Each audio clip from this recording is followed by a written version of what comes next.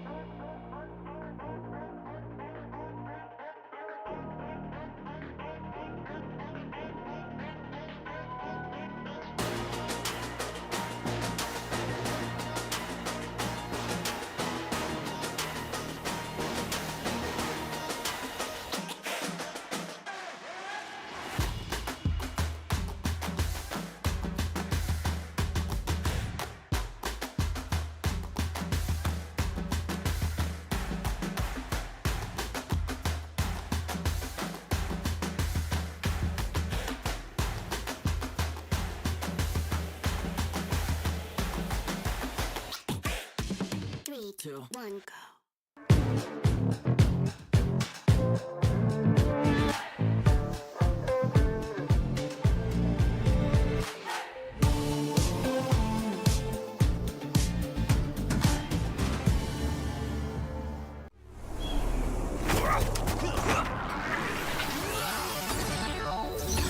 Ready, set, go.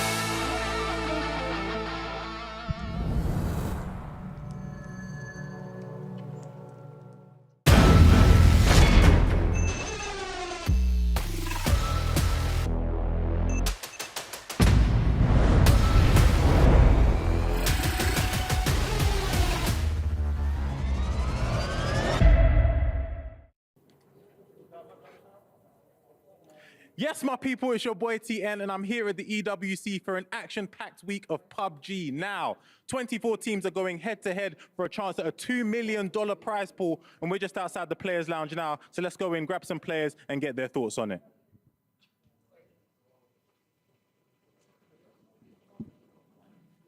I'm here with the guys from Team Falcon, Snakers, and Rollo. First of all, guys, how are we feeling? Feeling good. I'm feeling good. Esports World Cup is sick, dude. It's sick. I'm feeling good. We've been here for a week. This whole event so far has been insane, but we had media at 8 a.m., so I'm really tired right now, but we're chilling. I don't blame you. It is a very early start. And in terms of like gameplay and nerves, do they normally kick in now? Do they kick in before? Do they kick in at all? They kind of creep up on you, but on game day, it'll probably kick in for sure.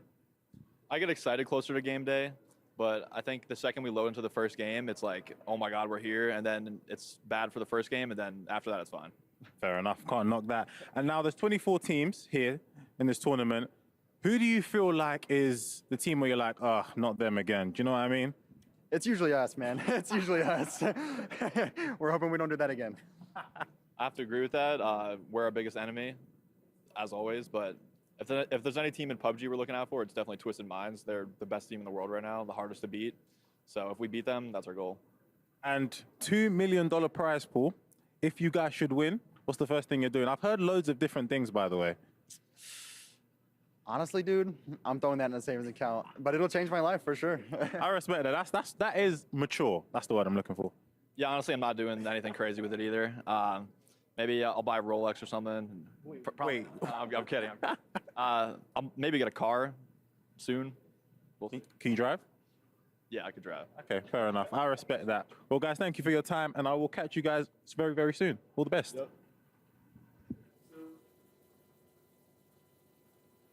Okay, thank you. Thank you so much. Oh, hey, didn't see you there. We are in the makeup room, and I had to get a little touch up ahead of going to interview some more players. Now that is done, let's get into it. Right, I'm joined by Sonic's very own Tigleton, my friend. How are you doing today? Fantastic, thank you. It's my first day here. Just had a breakfast of champions, beans on toast. It's rocking. That's a great way to start the day, to be fair. Now, talk to me about preparation for this tournament. Has it been any different? Has it been the same? What's it looked like for you and your team? The coach is military, so it's been an absolute grind. We've been double blocking scrims every single day. It's been like 6 hours a day for maybe the past 3 weeks. Just absolute grind mode. So honestly, it's kind of nice to travel and have a little bit of relaxation. The play lounge is beautiful here, and then we'll dial in for the next couple of days. And what are you planning to do in between, your sessions and in between the tournament? Just going to chill, enjoy Riyadh? What's the plan? I think it's important to relax a little bit. You prepare before so that when you're actually at the tournament, you can, take a couple breaths. So yeah, maybe I'll hit the pool or something. Fair enough. And talk to me a little bit about your group. Obviously, the pairings in your group. Is there a team that you're kind of weary about? I've heard a lot about Twisted Minds, so I'm interested to know your thoughts. Twisted Minds is a very talented team, but we know them pretty well because we played against them for so long. We kind of have a very difficult group, maybe the group of death, people will call it, but I think that that's not the worst thing. Sometimes in the easiest groups, we've failed before because people are unpredictable. So I'm happy to be where we are. Fair enough. And obviously, should you win, the money is a lot. I've heard different things. I've heard savings. I've heard I'm going to Dubai. Talk to me. What's your plans? That's a hard one. Maybe I'll buy a house or something. I mean, at the moment, everything's just invested. I'm pretty young, so I figure if I can just invest it now, I'll be happy later. Fair enough. That's a good response. Well, I'm wishing you and your team the best of luck, and I'll catch you on the flip side. Thank you. So as you can see, we are now inside the player lounge where the players are relaxing and resting ahead of a busy media day for all these teams. It's very chill in here right now. Things are about to get very exciting. And as you can see, they're just cooling, unwinding, playing a bit of racing, playing a bit of some other games as well. Let's go see what else we can get up to. Right, I'm here with Shavant's team manager. Now, talk to me, my brother. How are you feeling today? Good, feeling confident, feeling ready and prepared. We just did our immediate makeup day. We're preparing for the tournament now. So yeah, we're feeling good. And in terms of preparation, what does that look for you guys? How do you guys, prepare and lead up to a tournament as big as this? I mean, usually you start off with like a boot camp. Team does that for about 2 weeks. They use that time to come together and strategize for the tournament, look at different play other teams in the regions. All teams come to sort of the same region and play each other. So it's like that gives you a lot of time to prepare and sort of work on what you're going to do in the tournament. And then after that, it's just sort of an aspect of coming together as a team, working together and just making sure you're all on the same wavelength. And how hard is it to manage these guys? Do you feel like it's something that's pretty easy? They're self-motivated, or do you feel like sometimes you need to give them, a little boost up I mean, sometimes there's issues here and there. You need to you got to adapt and react to those pretty quickly. And some things don't go your way. You got to be, as the manager, you want to focus. They want to be the ones playing. You want to take all the responsibility away from them. So anything comes your way, you got to take it into your stride and deal with those problems. But I mean, I find it pretty easy. Yeah, so it's a rewarding job. And obviously PUBG is a very strategic game. There's a lot of movement, there's a lot of thinking. Do you feel like there's a team in general that you guys have almost like your bogey team that you're kind of like, it's always kind of annoying to come up against these guys? Twisted Minds, I would say. We're in the European League, so we play them quite a lot, and they're a good team as well. So yeah, I think you could say that about them. But I mean, all the teams are, at this level are all equally skilled and capable, and coming up against any of them is difficult. But that's what we look to get involved in this week.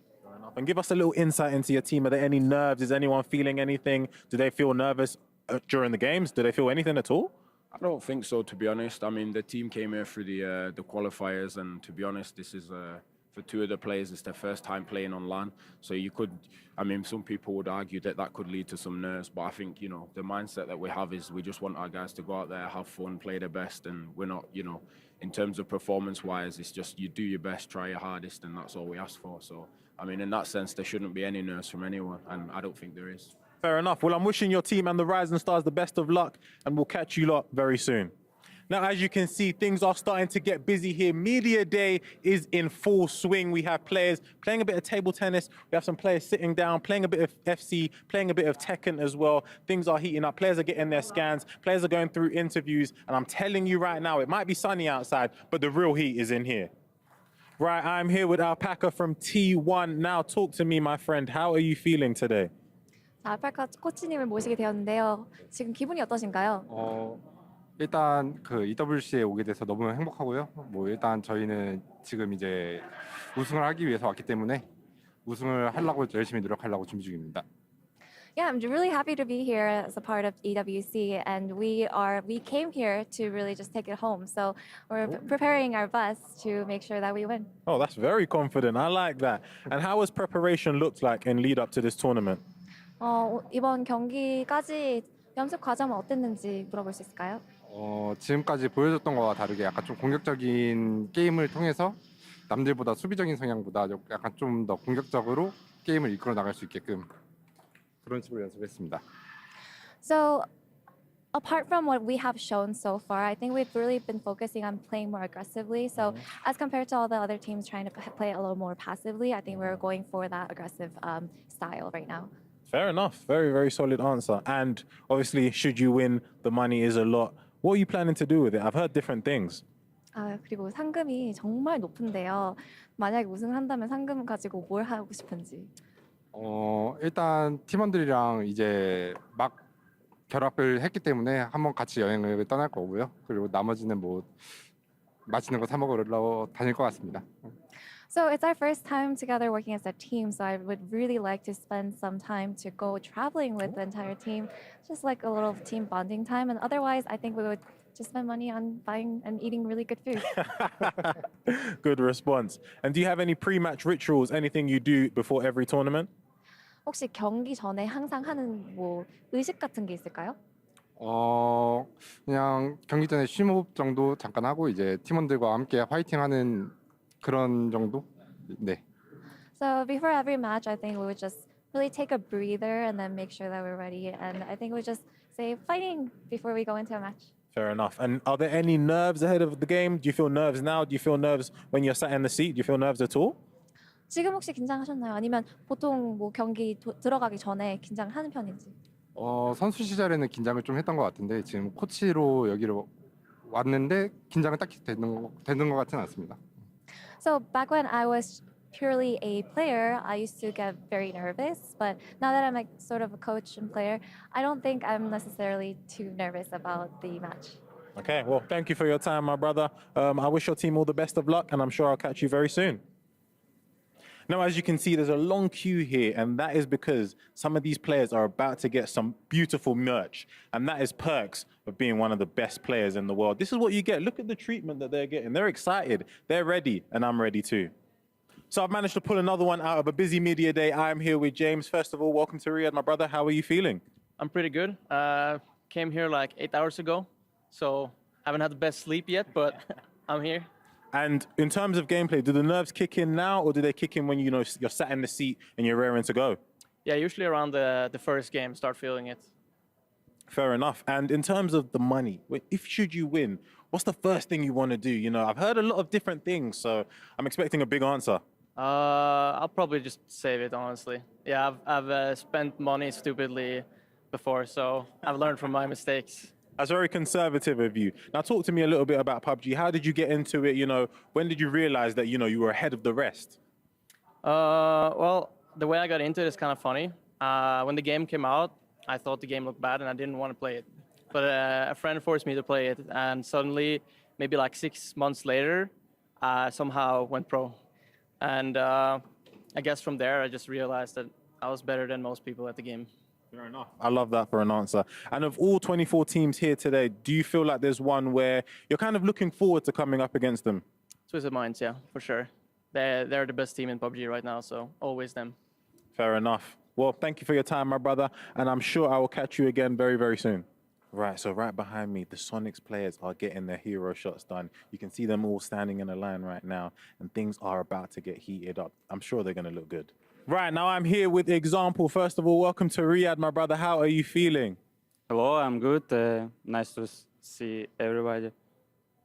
And in terms of preparation coming up to this tournament, do you do anything differently, or do you sort of keep the same thing going? We just did the same, play practice games with other pro teams and just some rankeds. Fair enough. And in terms of like the opponents, is there any team that you're scared of facing or looking forward to face rather? Just because I've heard from a few teams that obviously they're worried about you. I would say everyone is just good and play good. And this is the most stacked tournament with all the good teams. So it will be so nice to see. Fair enough. Good answer. And in terms of the prize pool, now it's a big prize pool. And should you win, do you feel, what would you do with it? That's the question. What would you do with the money should you win? Me personally, I don't know. I just will spend it for just... I don't know, maybe I will buy some accessories, maybe some upgrade for computer.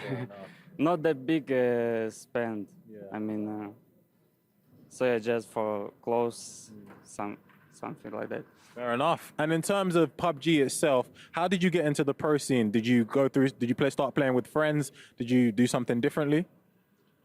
No, I just played solo, and just somehow through some streamers, I just came here, yeah. Fair enough. Well, I'm wishing you the best of luck, my man, and I'm sure I'll catch you very soon. Well, that is all from me today. We've managed to speak to a few players, get their thoughts ahead of the tournament. I'm wishing all 24 teams the best of luck, and for now, I'll catch you on the flip side. Hello, PUBG fans. Or, I suppose in this case, PUBG clans. Because this month is all about giving you new tools to rally your clanmates, so you can rise together and survive together.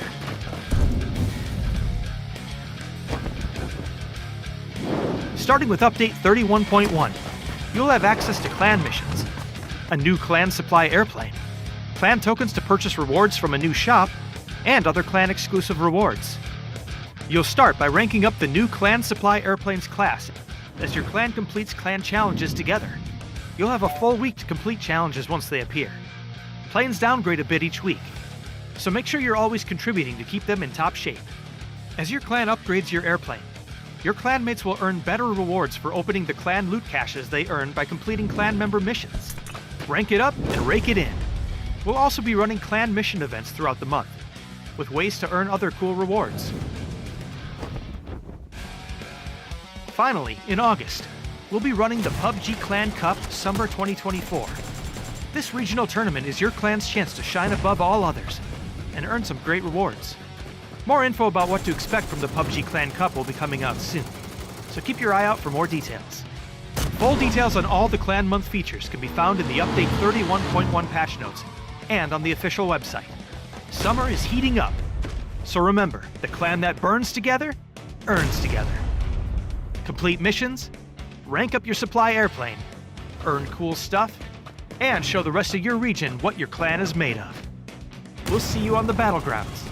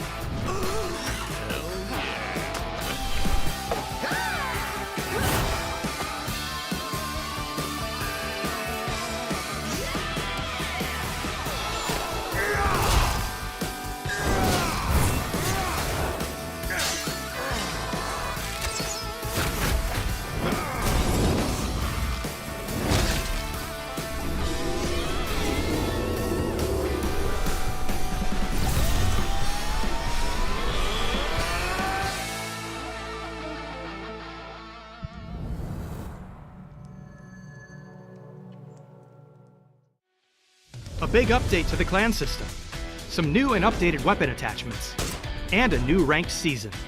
All this and more as we dive into the Update 31.1 patch report. First up, clans are getting a big update as we head into a full month of clan-related fun. Your clan will now have weekly clan challenges to work towards, and individual clan member missions to complete for various rewards. As your clan finishes clan challenges together, you'll start to rank up your new clan supply airplane's class. As your supply airplane improves, you'll get better rewards from the new clan loot caches you receive for completing clan member missions. Your clan airplane's class will degrade a bit each week, so make sure you keep at those missions to ensure the best possible rewards. In addition, clans will earn new clan tokens each time their clan reaches an XP milestone. These tokens can be used in the new clan token store, which lets you purchase things like new clan tag plates, sandbox mode tickets for clan members, hunter's chest tickets, and more. Finally, we've got a brand new weapon attachment coming your way. The new muzzle brake can be attached to ARs, DMRs, or shotguns, and will significantly reduce camera shake while firing, while also helping slightly with horizontal and vertical recoil. Some existing attachments have also gotten an update, so check out the patch notes to see what's new. There are also some performance improvements, improvements to Rondo's terrain, a new ranked season, and more. So make sure you check out the patch notes for full details. Update 31.1 is here, So assemble the team, upgrade your supply airplane, and trick out your gunplay with the new and updated attachments. We'll see you on the battlegrounds.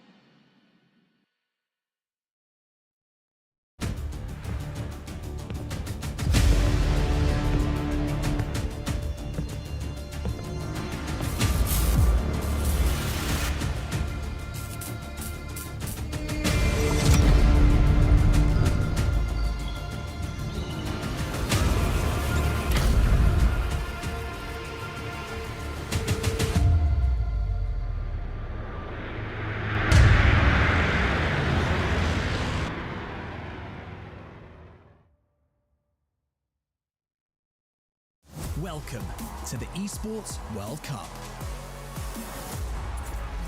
Get ready for 8 action-packed weeks of competition featuring the world's leading games, where the world's top esports clubs and over 1,500 players compete for a life-changing prize pool of more than $60 million, the largest prize pool in esports history. This prize pool will be divided into 4 categories: game championships, player bounties and qualifiers, with the remaining 20 million up for grabs in our cross-game competitive format, crowning the best esports club in the world. Introducing the Club Championship. Here's how it works. Each club will have the opportunity to field its rosters across multiple titles. The clubs finishing in the top 8 across each of the 21 titles will receive points based on their placement. For a chance to qualify for the Club Championship, a club needs to place in the top 8 in at least 2 competitions. For a chance to win, a club must finish first in at least 1 competition. Once the tournament has concluded, the top 16 clubs will take a share of the $20 million prize pool, with the first place team claiming the title of the first ever Esports World Cup Club Champion, as well as receiving a staggering $7 million in prize money. The action doesn't stop here. In addition to the competition, the Esports World Cup will transform Riyadh into the epicenter of esports fandom and gaming culture, with a massive immersive festival featuring gaming activations, community tournaments, pop culture celebrations, international experiences, and much more. This will be a historic event, so make sure you witness the action and see who will rise up and conquer the world. See you in Riyadh.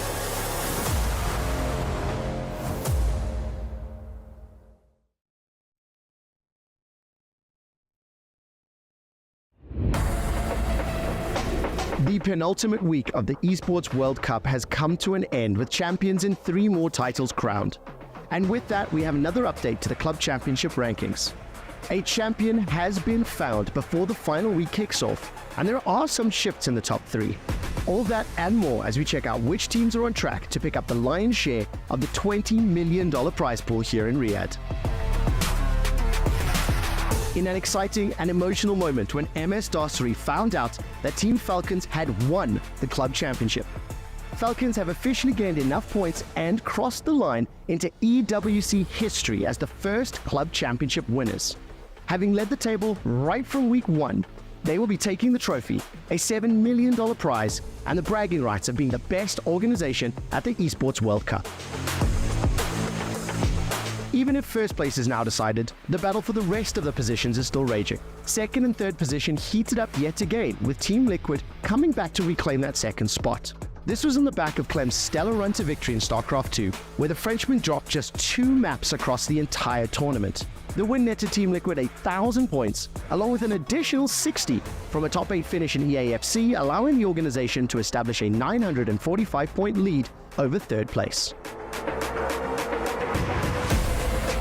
T1 were not in contention for any of the titles in Week 7, however they will have the final week to put up a last stand as they are fielding rosters in both Tekken as well as PUBG. And fortunately for them, Team Liquid are not playing in any of the 4 titles, meaning T1's fate is in their own hands. Gaming Gladiators maintained their 4th spot on the table, but were unable to pick up points in Week 7, with StarCraft 2 being their only hope. While there will be an action in both PUBG and Rocket League in the final week, the team will need a win in one and a top 3 finish in the other to climb the ranks to the 2nd spot. And rounding up the top 5 is Natus Vincia, who also find themselves in a similar situation as Gaming Gladiators. The team was not able to pick up any points in StarCraft 2, but will be in contention in Tekken and PUBG in the final week. And just like the team above them, only podium finishes across both titles is the only thing that will help the team advance in the rankings. FaZe Clan in 6th place seem to have woken up in the final stages, notching up a winning Call of Duty Modern Warfare 3. This puts them in the contenders category, as well as fielding teams in PUBG and R1. The final week will see competitions across Tekken 8, PUBG, Ren Sport, and Rocket League. While the top winner of our club championship is already decided, there is still a lot at stake for the teams who are vying for those remaining spots. Each placement guarantees over $1 million, and teams will have to put their best foot forward to maximize their chances of taking as much of the prize money as possible. Tune into the final week to catch all the action and see how the teams stack up.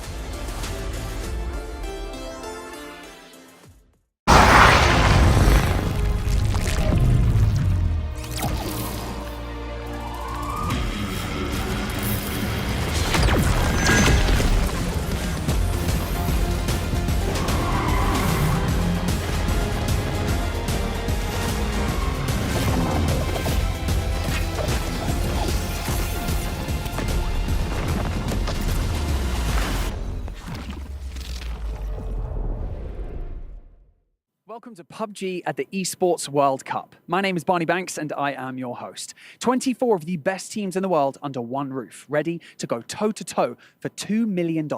3 days of group stage followed by our grand finals this weekend.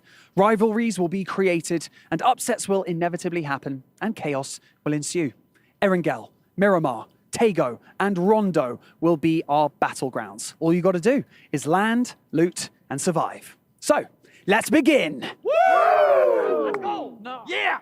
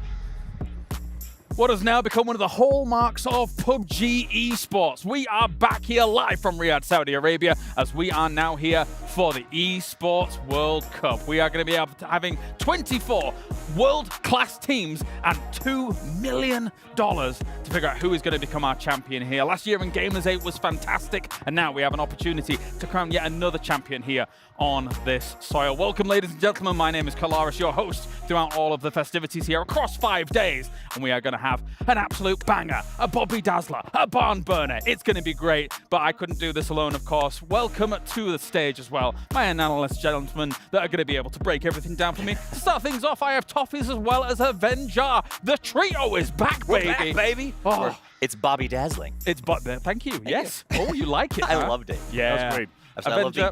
I love being back here with you guys. Yes, it's been good. It's been good to be back, of course. Avenger, we're going to have a great time, though, overall. We have the best level of competition we've ever had in PUBG Esports, and one of them is going to walk away as champion. Yeah, of course. And of course, these 24 teams here, everyone's been looking through and forward to this because it's such a prestigious event.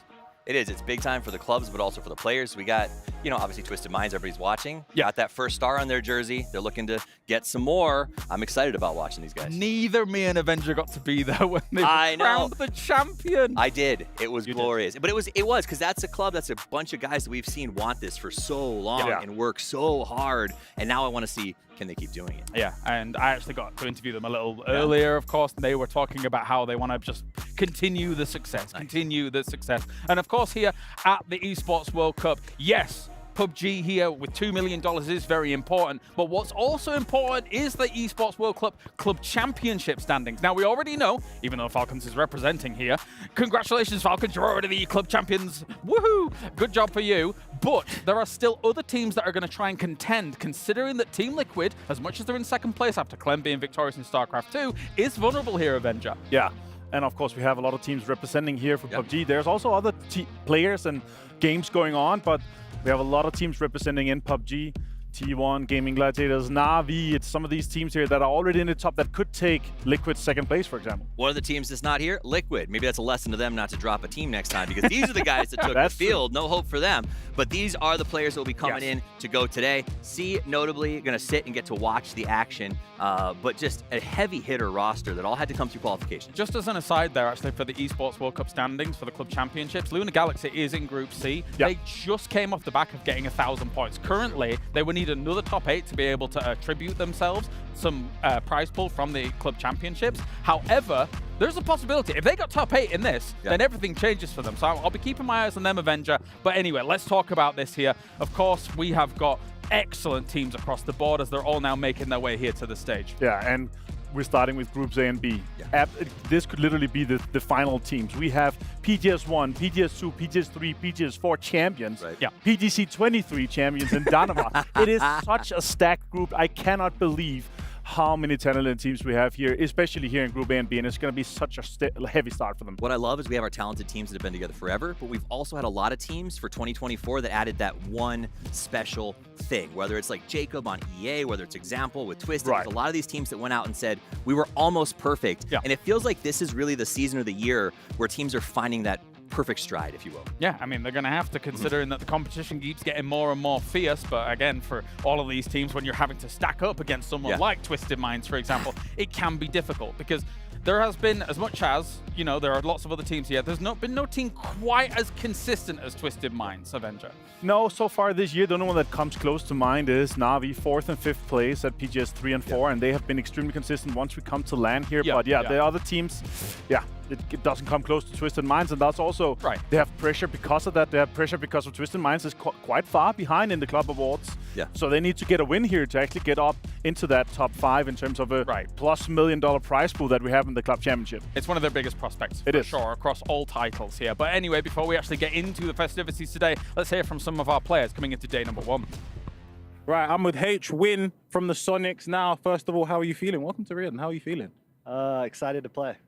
Love to hear it. And obviously your team is one of the teams that I've heard a lot about. So what has been your main focus this tournament, coming into this tournament? Yeah, just working on our team chemistry and our communication and basically just how we play off of each other. Nice. And are there any teams you're looking forward to coming against as soon as you land? Not really. Everyone's the competition. So as long as we're just focused on ourselves, I'm happy. Cool. Well, thank you for your time and I'm wishing you the best of luck. Welcome, welcome, welcome. How are you feeling coming into this tournament? I'm feeling good. I love Riyadh. I love this tournament. EWC is like big tournament. It's a pleasure to be here. And obviously, I've heard from certain sources that you guys are one of the strongest teams, if not the strongest in the competition. Are you feeling any pressure coming into this? No pressure, zero pressure. We will beat everyone. Ooh, I like the confidence. Well, best of luck, my man, and I'll catch you later. Right, first of all, welcome to the venue. How are you feeling and how are your team feeling? I'm feeling good. I'm feeling calm right now. I'm ready for the games. I love to hear it. And obviously being Team Falcons, you're going to have the crowd on your back cheering you on. Does that give you some added confidence going into it? If anything, it might actually be pressure, but I'm super happy to have it. It's super like supporting. But for the most part, just focusing on us. Love it. And are there any teams you're weary of as of right now? Usually it's just us, and that's why I want to focus on us and only us. All right. Thank you for your time, and I'm wishing you the best of luck. Right, I'm here with FaZe Clan now. How are you feeling? Welcome to the venue, first of all. How are you feeling going into the tournament? Feeling good. It's a bit warm right now, not gonna lie. But other than that, I'm feeling good. It's gonna be good getting inside. That's good. And are there any teams that you're looking for right now and thinking, oh, I want a piece of that action? Twisted Minds. Yeah. Dominate them for sure. Ooh, I like the confidence, man. Well, I'm wishing you all the best of luck, and I'll catch you soon. It's time, guys and girls, for PUBG at the Esports World Cup.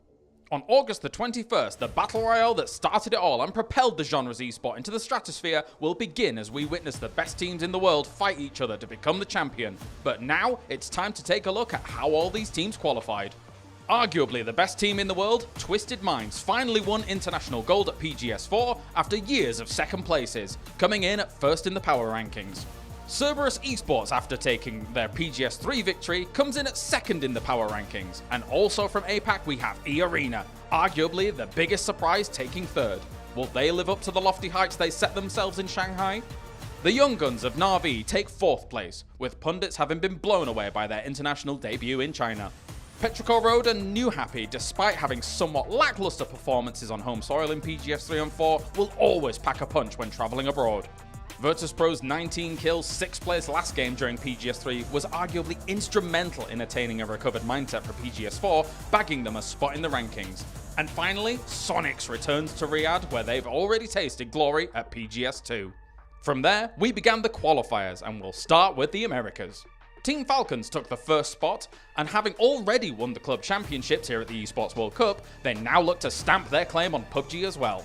TSM returns to the fold for PUBG before PGS3 and 4 and continues to attain the international spots, and Lunar Galaxy managed to take the third slot for Brazil and beyond.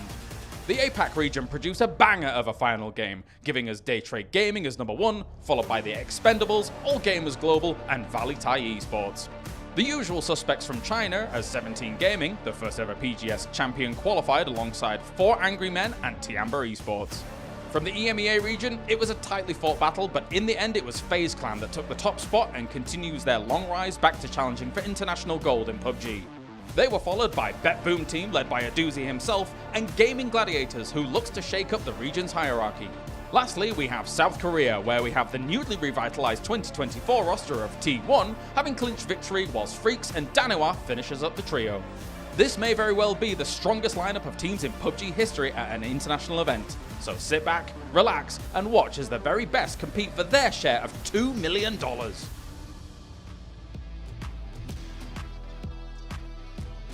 Alrighty, that's how it all shapes up. Of course, we've got plenty of teams to talk about as time goes on, but we've also got the prize pool to talk about as well. I alluded to it earlier, and we have got $2 million in total. $700,000 for first place. I'm sure some of the teams here have already got their eye on it. Toughies, considering that there's some big favorites coming in. I mean, absolutely. It's one of those things you got to sit there and you got to look at that difference between 1 and 2. And I think if you're a top team, you're like, hey man, maybe we do have to play a little more aggressive. I'd like to see Twisted Minds maybe get a little more active in some of the early games, saying, hey, that's a huge difference in payout. Let's go for the gusto. I honestly had the pleasure of talking to a few of the players, and they're saying with this, first of all, first focus, get to the finals. But once you get to the finals, you have to have just a tiny bit of luck on your hands, because only 12 games to win it.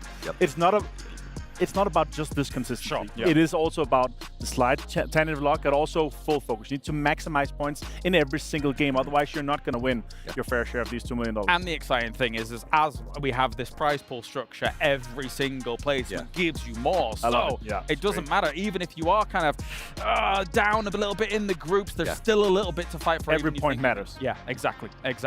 Of course, as well, we have our schedule. So let's take a look at that. Across the next 5 days, we are going to have our group stage and then into our finals. Now, it will be that 3-day group stage. But then it gets really scary towards the finals, of course. But for today, we have ourselves Erangels into Rondo, into Tego, into Miramar. The big question mark. Good old Rondo. I say old. It's very new. Right. New Rondo. Yes, last time that we revealed a map, we saw the plane crash as many times as we could count. We did. Are we going to see some double paths here today to start out? I mean, I'm excited about Rondo entering and keeping the players a little fresh. it's such a big map. All the players, all the teams, they have not learned every single dip and every single place to play out of it. They're still learning as they go. It's so huge. The biggest map so far. By far. And you cannot have learned everything about this map yet. The fact that all of our other maps are 8x8, but they have a lot of water in them, whereas this, significantly less. So all of these teams are going to have to deal with that. A slight tangent also to the map is it's a little bit hard because we still have land ratio, circle 4 shifts away from water. Sure. There's a lot of high grounds that considered land ratio. There's a lot of small lakes and rivers, small, tiny lakes that is also considered water. And all the players, if they've not prepared well enough for this, they will not know about all these things. Of course, I'll get your thoughts in a moment, Toffees, as we are now ready to take a look at how all of this tournament is going to shape up for the teams to try and become the champion. Welcome, ladies and gents, to PUBG at the Esports World Cup. The teams know what's at stake on this massive stage and have prepared in kind. Here's how the action will unfold. We're kicking things off with the 24 top-tier teams, splitting into 3 groups. Each team will battle it out in a total of 12 matches during the group stage, showcasing their skills, strategies, and teamwork as they fight for a place in the finals. Only the top 16 teams from the group stage will qualify for the finals, where they'll face off in yet another 12 epic matches where glory and riches await. With the staggering $2 million prize pool on the line, the pressure is on. Will Twisted Minds and Cerberus continue their success from the 2024 Global Series, or can contenders from the power rankings such as E-Arena, Na'Vi, or Sonics steal the spotlight? So, who are you cheering for? And who will claim the honor and glory of becoming the Esports World Cup champion?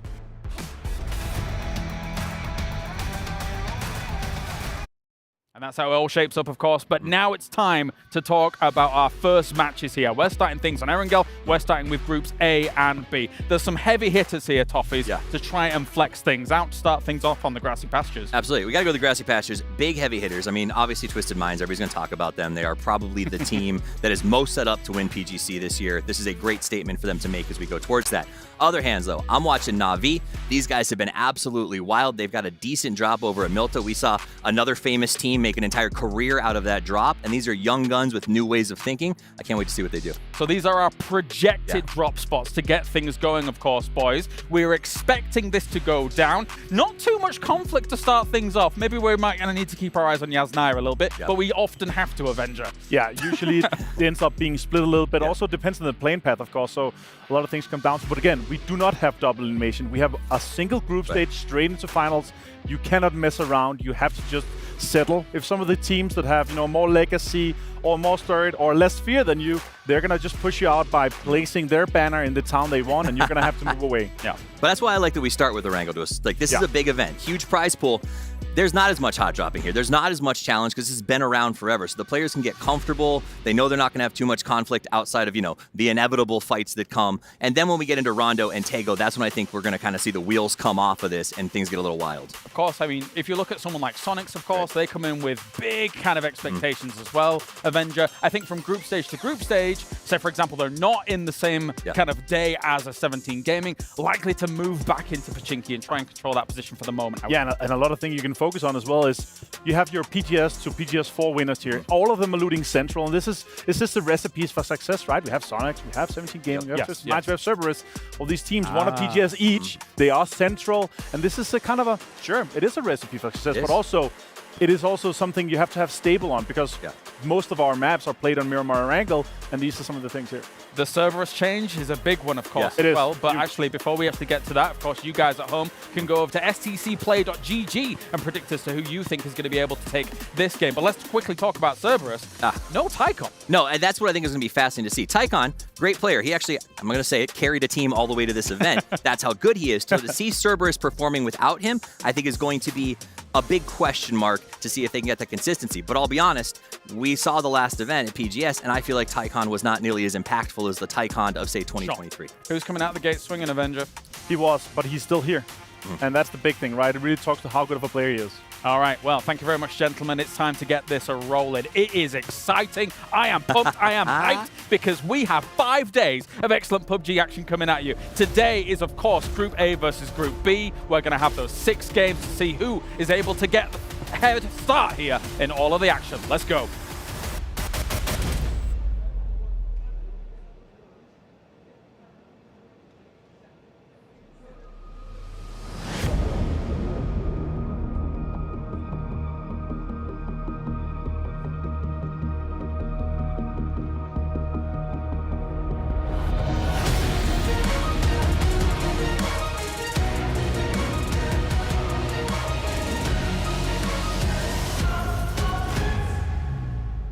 PUBG fans around the world, coming to you live from the STC Arena in the heart of Riyadh. Welcome to PUBG at the Esports World Cup. My name is Barney Banks and I am your host alongside the incredible Sandstorm.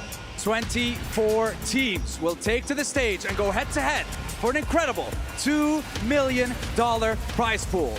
Rarely do we get to witness this level of competition, this caliber of teams all together under one roof. So, get ready for rivalries, get ready for upsets, and get ready for absolute chaos! And probably some trash talk along the way, because just 16 teams will make it through to our grand finals. That means the next 3 days of competition will be a mad scramble for points. Hold on to your hats, because this stage is going to be set ablaze. I can't wait for this, Barney. We get to close out the Esports World Cup in style. So, with that being said, it is time to introduce our teams and our competitors to the main stage. Starting off with your third place team in the EMEA qualifiers, Gaming Gladiators!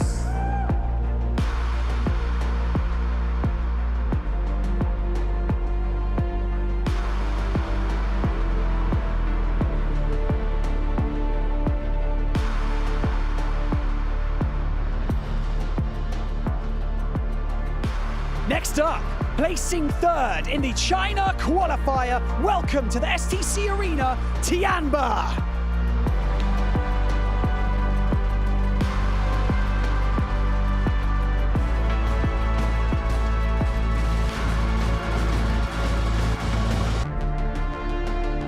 Sixth place in the global ranking. Second place at PGS3. And your Gamers 8 champions from 2023, Sonics!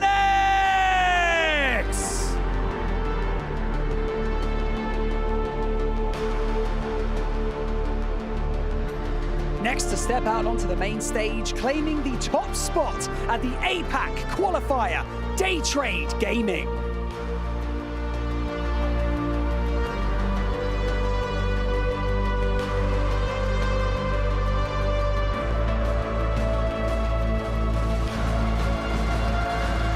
Currently 8th in the global ranking, looking to make their presence known, NH Esports!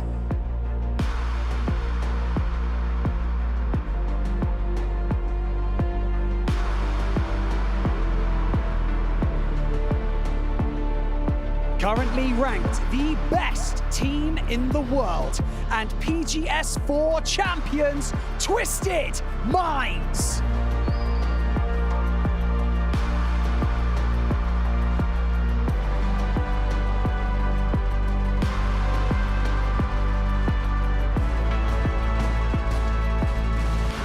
Your second place finisher at the APAC qualifier for the Esports World Cup.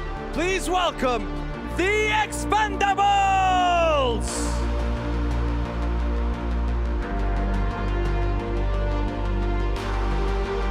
Finishing in third place in the Korea qualifier, and your current reigning world champions, Danawa Esports.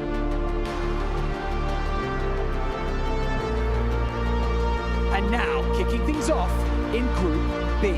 Claiming second place in the China qualifiers, 4 Angry Men!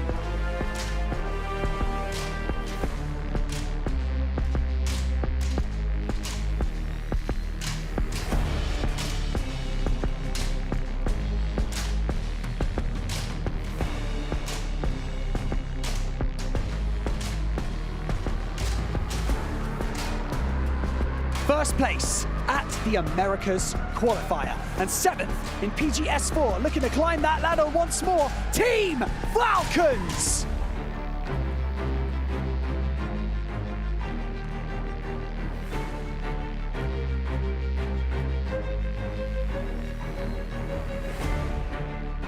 Fourth in your global ranking, and top 5 in both PGS3 and PGS4, Na'Vi!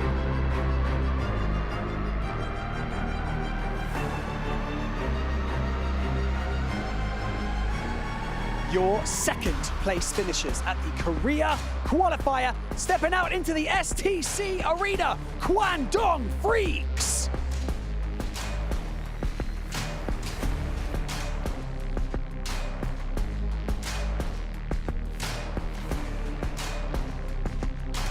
The best team in their region, claiming first at the EMEA qualifier, FaZe Clan!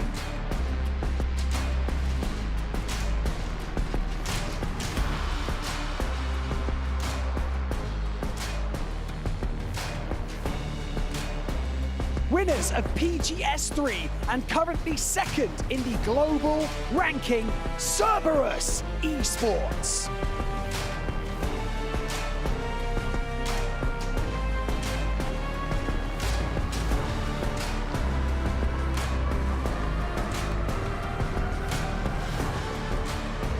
Qualifying in first place in their region from China, and now joining us here in Riyadh, 17 Gaming!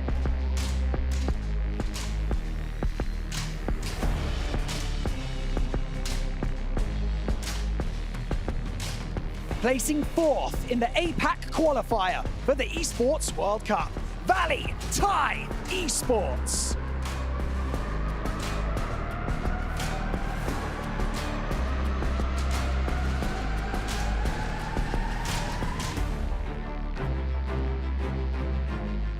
Moving over to Group C, third place in the Americas qualifier, Luna Galaxy!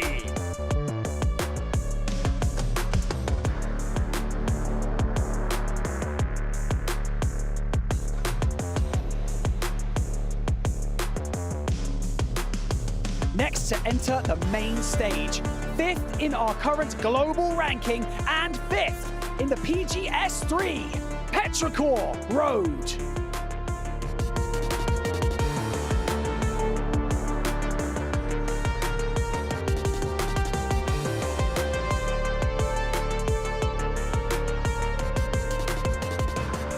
Claiming the top spot in the Korea qualifier and looking for their first place here at the Esports World Cup.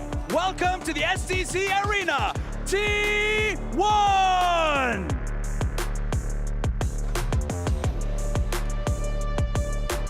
Finishing in second place at the Americas qualifier. Welcome to the STC Arena, TSM!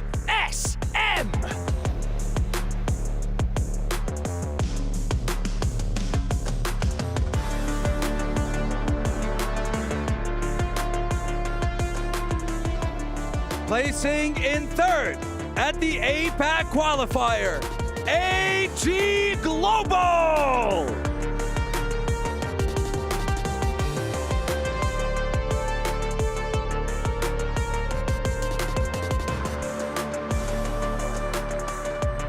Third in the current global ranking and second at PGS4. Can they claim the victory here at EWC E Arena?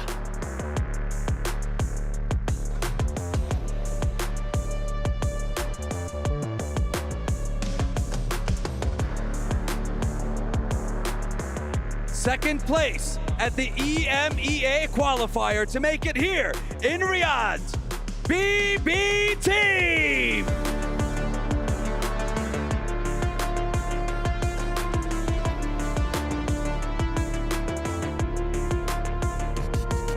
Seventh in the global ranking and third place at PGS4. Make some noise for virtus.pro!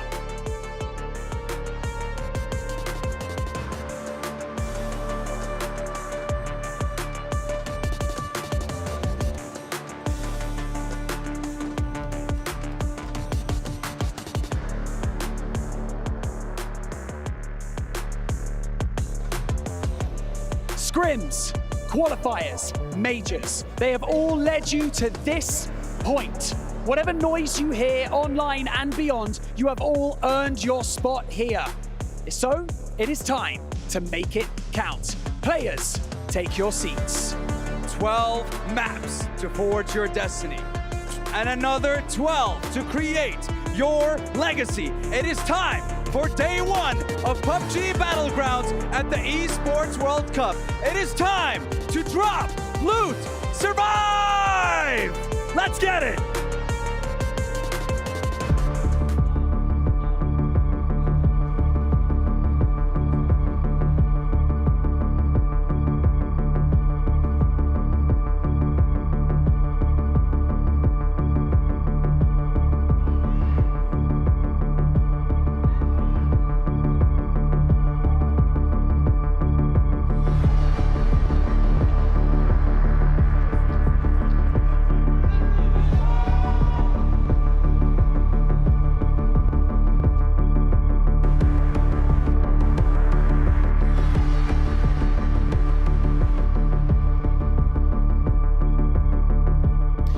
Are you hyped? Are you ready for what may just be one of the most stacked PUBG esports lobbies we have ever seen in all of PUBG history? Well, then you're in the right place. Then you're ready for what's about to happen. I'm Joby, joined by Godspeed, and over the next week, we will bring you all the action coming your way along the rest of our fellow amazing casters here at Riyadh for Esports World Cup. What a great intro, seeing all the guys on stage. These guys look pumped. Godspeed, they're ready. It's got me so excited. I mean, what an event we have here. This is the pinnacle so far of what we've seen in PUBG, the prize pool, the stakes, the teams involved. As you said, I mean, the desk could not have nailed it even more. It is just so stacked. Yeah. The talent here is unbelievable, and the play we're going to see is also going to be unbelievable. I mean, of course, we'll be diving more into Group C, but they're not playing today, so I want to keep our focus on A and B.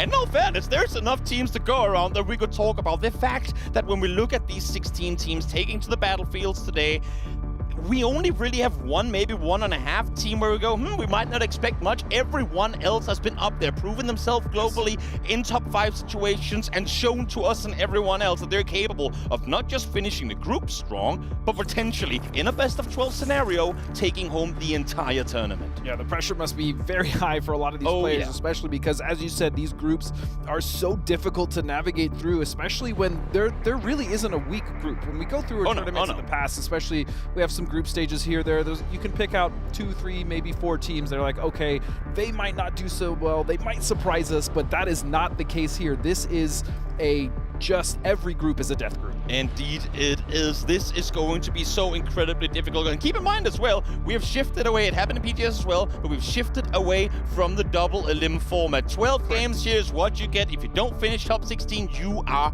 out. And in all fairness, all of the groups that we have here, predicting a bottom 6 or bottom 8, I mean, it's practically impossible. Don't ask me to. I couldn't because, again, I mean, just looking at Group A, Danawa, who wasn't even at PGS 3 and 4. You have Day Trade, who slightly struggled. Gaming Gladiators, the up-and-comers trying to upset the status quo. New Happy Sonics, the Expendables, Tiamba, Twisted, and then 17. Cerberus, who just won, finally for APAC, claiming a title at PGS 3. And then 4AM making their appearance back. The Freaks, Navi, Falcons, Valitai. I mean, you might as well just list the entire 24 teams. Not yet. We'll save C for tomorrow. But yes, this is going to be an absolute slobber knocker. We are just a couple of minutes away from game, and while we're looking at the venue, looking at all the players here, I want to bring your attention to something I think is amazing that we have this time around. Look at the coaches. Look at where they're stood. For the longest time in PUBG esports history, coaches have been sat out back watching the games. Now they're on stage. They're stood behind the players. They're watching their POVs. They're not going to be communicating during the games, but they're watching the POVs, and they will be right there as soon as they fall out, or if they win the game, to give feedback. Instead of the whole backstage communication thing, they're there. They are in the game with the players. And that's the importance as well of having a coach so close. Yes, they can't communicate during the game, but immediately not having to get up, not having to wait to go see what your coach has to say, maybe give you immediate feedback on the stage so that you can set up and get ready for that next game. And I personally am a huge fan of this addition, and I hope it continues. See Roth here studying again, as we heard for the desk as well, the projected drop maps. We oftentimes see it where everyone goes in and goes, this is where we're going to go, and they go, nah, bait it. We went somewhere else. So it makes perfect sense that these IGLs for their respective teams are double, triple, and quadruple checking their lists. Do we have everything ready? Are we as ready as we possibly can be before these matches start in just a few moments? And I'm very excited to see how you know, Cerberus being in this lobby with, again, that change of Tycon coming in now. What is their performance going to look like? Because it was so good during PGS3. Definitely was. There's a weird world, though, in which I would say they might actually end up faring better. And you go, wait, they won a PGS event. How can you do better? The thing is, the games where they didn't play well in the previous PGS events, which, I mean, there were a couple of, not many, but a couple, was in situations where I feel like Tycon went out and did things that his role didn't entail. They clearly, I mean, Cerberus has clearly gone out and said, yes, we are a three-headed dog, but we are Himas and the boys. And Himas is the spearhead. He will take fights. We will support. So whenever you leave Tycon, who might not be as capable as Himas, but in the same top echelon as him, when you force him to play a contain, force him to sit tight and go, bro, hold this ankle. There might be somebody coming. There might not be. In the meantime, Himas gets all the fun.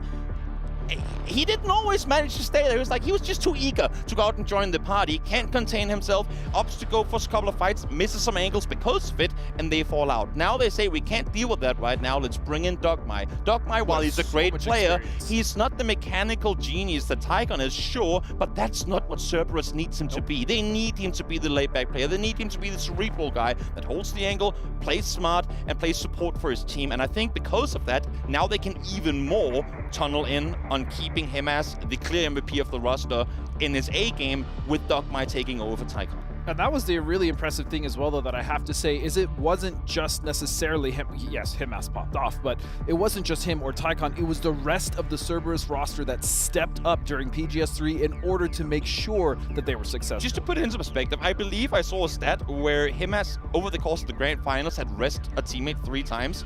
The rest of the team combined had over 25 rests, and like 11 or 12 of those was on Himas. You saw it as soon as he gets knocked, 2 guys are instantly there to get him back up on his feet. But yes, to again praise the other members of the team. Of course, you have Sololzi and Haisaki, who as you said, they're the enablers. Yes, they absolutely are the enablers, but they can still shoot. They can still put out the damage. They were still getting knocks and kills and getting points on top of the incredible performance that Himas had. So definitely. I'm very much looking forward to see how they're going to perform. Obviously, the Sonics coming in have a lot to not necessarily prove, but they have a lot that they can show that they didn't necessarily get to show. Yeah, I mean, it's absolutely insane to me. Just the storylines. Looking at, again, the list of these 16 teams playing, there's so much to go into. The Wrath roster change onto Falcon. I actually love that. I mean, again, we saw them play through in the PAS qualifiers. Wrath stepping up, not just as I'm the IGL, but top fragging for the team through the quals as well. He is a phenomenal player, and I think he's going to gel really well with that team. I think most importantly, his attitude. Wrath's attitude is one of the best I've ever encountered in any of the players, and I feel that he brings such a positive element. But you know what? I believe it is finally time to kick off EWC PUBG as we head into the tried and true classic of Erangel. Get hyped, everyone. The plane is in the air, and we wouldn't want to start it any other way. Plane path as fair as can be as these boys take to the battlefield for the first time in this tournament. This, for those of you guys tuning in just now, is the first of 3 group stage days that are going to be absolutely insane. Top 16 of the groups will go straight through to the grand finals, so it's pretty clear. Make top 16 or you are out. There's not many chances, only 12 games. You realistically have 1, maybe 2 disasters that you can go through before things are starting to look grim, especially again with the level of play, the amount of points I'm sure some of these top teams are going to be accumulating will be difficult if you're on the bottom. Yeah, definitely will be. We see the drops here again. As the desk talked about earlier, not usual that we see too much hot dropping going on Erangel. This is the tried and tested map, and therefore usually commotion ain't to be seen here in the very early stage of the game. Having said that, there does tend to be teams fighting over vehicles. I'm looking down towards New Happy and Cerberus, who are right next to one another, but it seems like they're both going to back off, and it's going to be Cerberus to claim a vehicle early on. Yeah, just stretching near that crossroads to try to find a vehicle, as you said, but rotations also, I mean, when you have group stages like this and you have events where it's a mix and match kind of situation, that's an interesting circle. You gotta love that if you're Falcons, but if you have a situation like that, rotations aren't necessarily always going to be the same. You may run into a team in a spot that you normally use to scout, kind of you're static, and all of a sudden you're in a fight that you're not expecting, and that can be very stressful, especially when you're kicking off the first game, Toby. Yep, exactly. Well, we see here, East is where we're headed. Plenty of space to maneuver for teams that are, again, I mean, with a pretty fair playing path. Scattered pretty nice, spread out nicely across the map. There's easy transition rounds over the north of the map. You could even go down over military, should you really want to try and play it safe and rotate in, should you be new happy, maybe day trade as well as they start grouping up and making their way further east. Curious to see off of here how Tianba is going to rotate here early on. They're starting out in Georgia Pole, committed South George. They have a split, a couple of guys north as well. Of course, they know that it's all up for taking, so might as well just link it. But curious to see how they're going to play. They like to play center positions, take control. Pow, phenomenal fragger. And now with the addition of CC, former new happy player as well. Very curious to see how aggressive they're going to start things off. And they have options for their rotations, right? They can go north. Generally, you would look at a circle like this and imagine that the southern rotation would be rather stacked, especially with all the teams looting down there by farm, as well as New Happy just on the coast there, right on that west bridge. But they could potentially come in late. But as you said, the problem with that is Tianba is very much a central team. Definitely, yeah. James growing a bigger beard since last time I saw him. As we take a look at Vex on camera, James on the screen, shadow punching again. It's the first game these guys are playing on stage. Got to get the clicks in. Got to make sure the mouse and the keyboard is positioned exactly as you want it. Warm up those hands, James. You know you're going to be needing them as this tournament goes on. And what a stage that is, Toby. Oh, yeah. This is one of the coolest stages. The desk is the coolest desk I think I've ever seen. Those boys killed it as well. So, yeah, the setup here at EWC, no surprise, is world class. Exactly. As we look at all these different teams looting up, you know what? Kudos to 17. They won Pachinki. It took them like 4 years, but you know what? They claimed it. It's theirs for the keeping. We'll see how long it stays that way, but at least for now, 17 will get plenty of time to rotate on out. I'm not expecting there to be too much commotion. Having said that, Twisted Minds, especially in circles like these that go east, does actually tend to try and set up trap plays in and around the east side of Potato Hill. So maybe we'll see Twisted come up with a sneaky play like that again. Yeah, we've definitely seen that before, as you stated, and specifically with the way that this circle has kind of positioned itself, there should at least be 1 or 2 rotations that they might be able to catch, maybe pick off a player. Yeah. As I'm also looking now at the Expendables just right above FaZe, just hanging around that Milta area, and Falcons as well. They're going to find themselves in a very nice position. They originally had a little bit of a split there with the loot, with Lipovka, but now they're settled in, and again, they should also be able to dictate some rotations. I like Falcons not splitting out too wide here early on. Again, it's the first game. You want to come off this game, look through, okay, do we actually have more space than this? Rather play too close than lose a guy early in the first match of the tournament. Play close, play smart, and don't take too many chances right off the bat. But that's always the problem, right? When you're given center circle in circle 1, it's you have so many decisions to make. Yes. Do we actually go for that split? Is this risky? Do we have the opportunity to take maybe high ground and low ground? Can we support the other split from this position? So it becomes a game of very difficult decisions to play there, as Flood really didn't like that door, but he will be getting on top of that Prio building there. Yeah, the tallest guy. Got to break it in half sometimes to see if he can use it for vaulting. Does so successfully as Twisted Minds, we talked about them just before, setting up a bit of a 3-1 split towards the east side of Potato Hill. Expendables have seen them, though, but they, too, are in a 2-2 split. So Cloris just trying to get some info right now, wanting to, I mean, preferably get a knock to know exactly who's around them, but also just, you know, pop some tires, scare them off. 17, you can see looking towards the north. They have Cerberus just on the other side, though. This could be the first fight. Cerberus is going to be right there on death row, taking some shots, and fortunately for 17, no damage, or really significant damage has gone through here, as Haisaki now moving to maybe get an angle. One of the members that had to stop. I was going to say, they're running straight down the middle here, and even if they do get away from Twisted and Cerberus, they have Expendables just on the other side, facing a split to contain them as well. 17 thought they were going to have space out east, but not to be. Example will find the first knock and elimination of this tournament, as we see if at least the remaining 17 players can get out alive.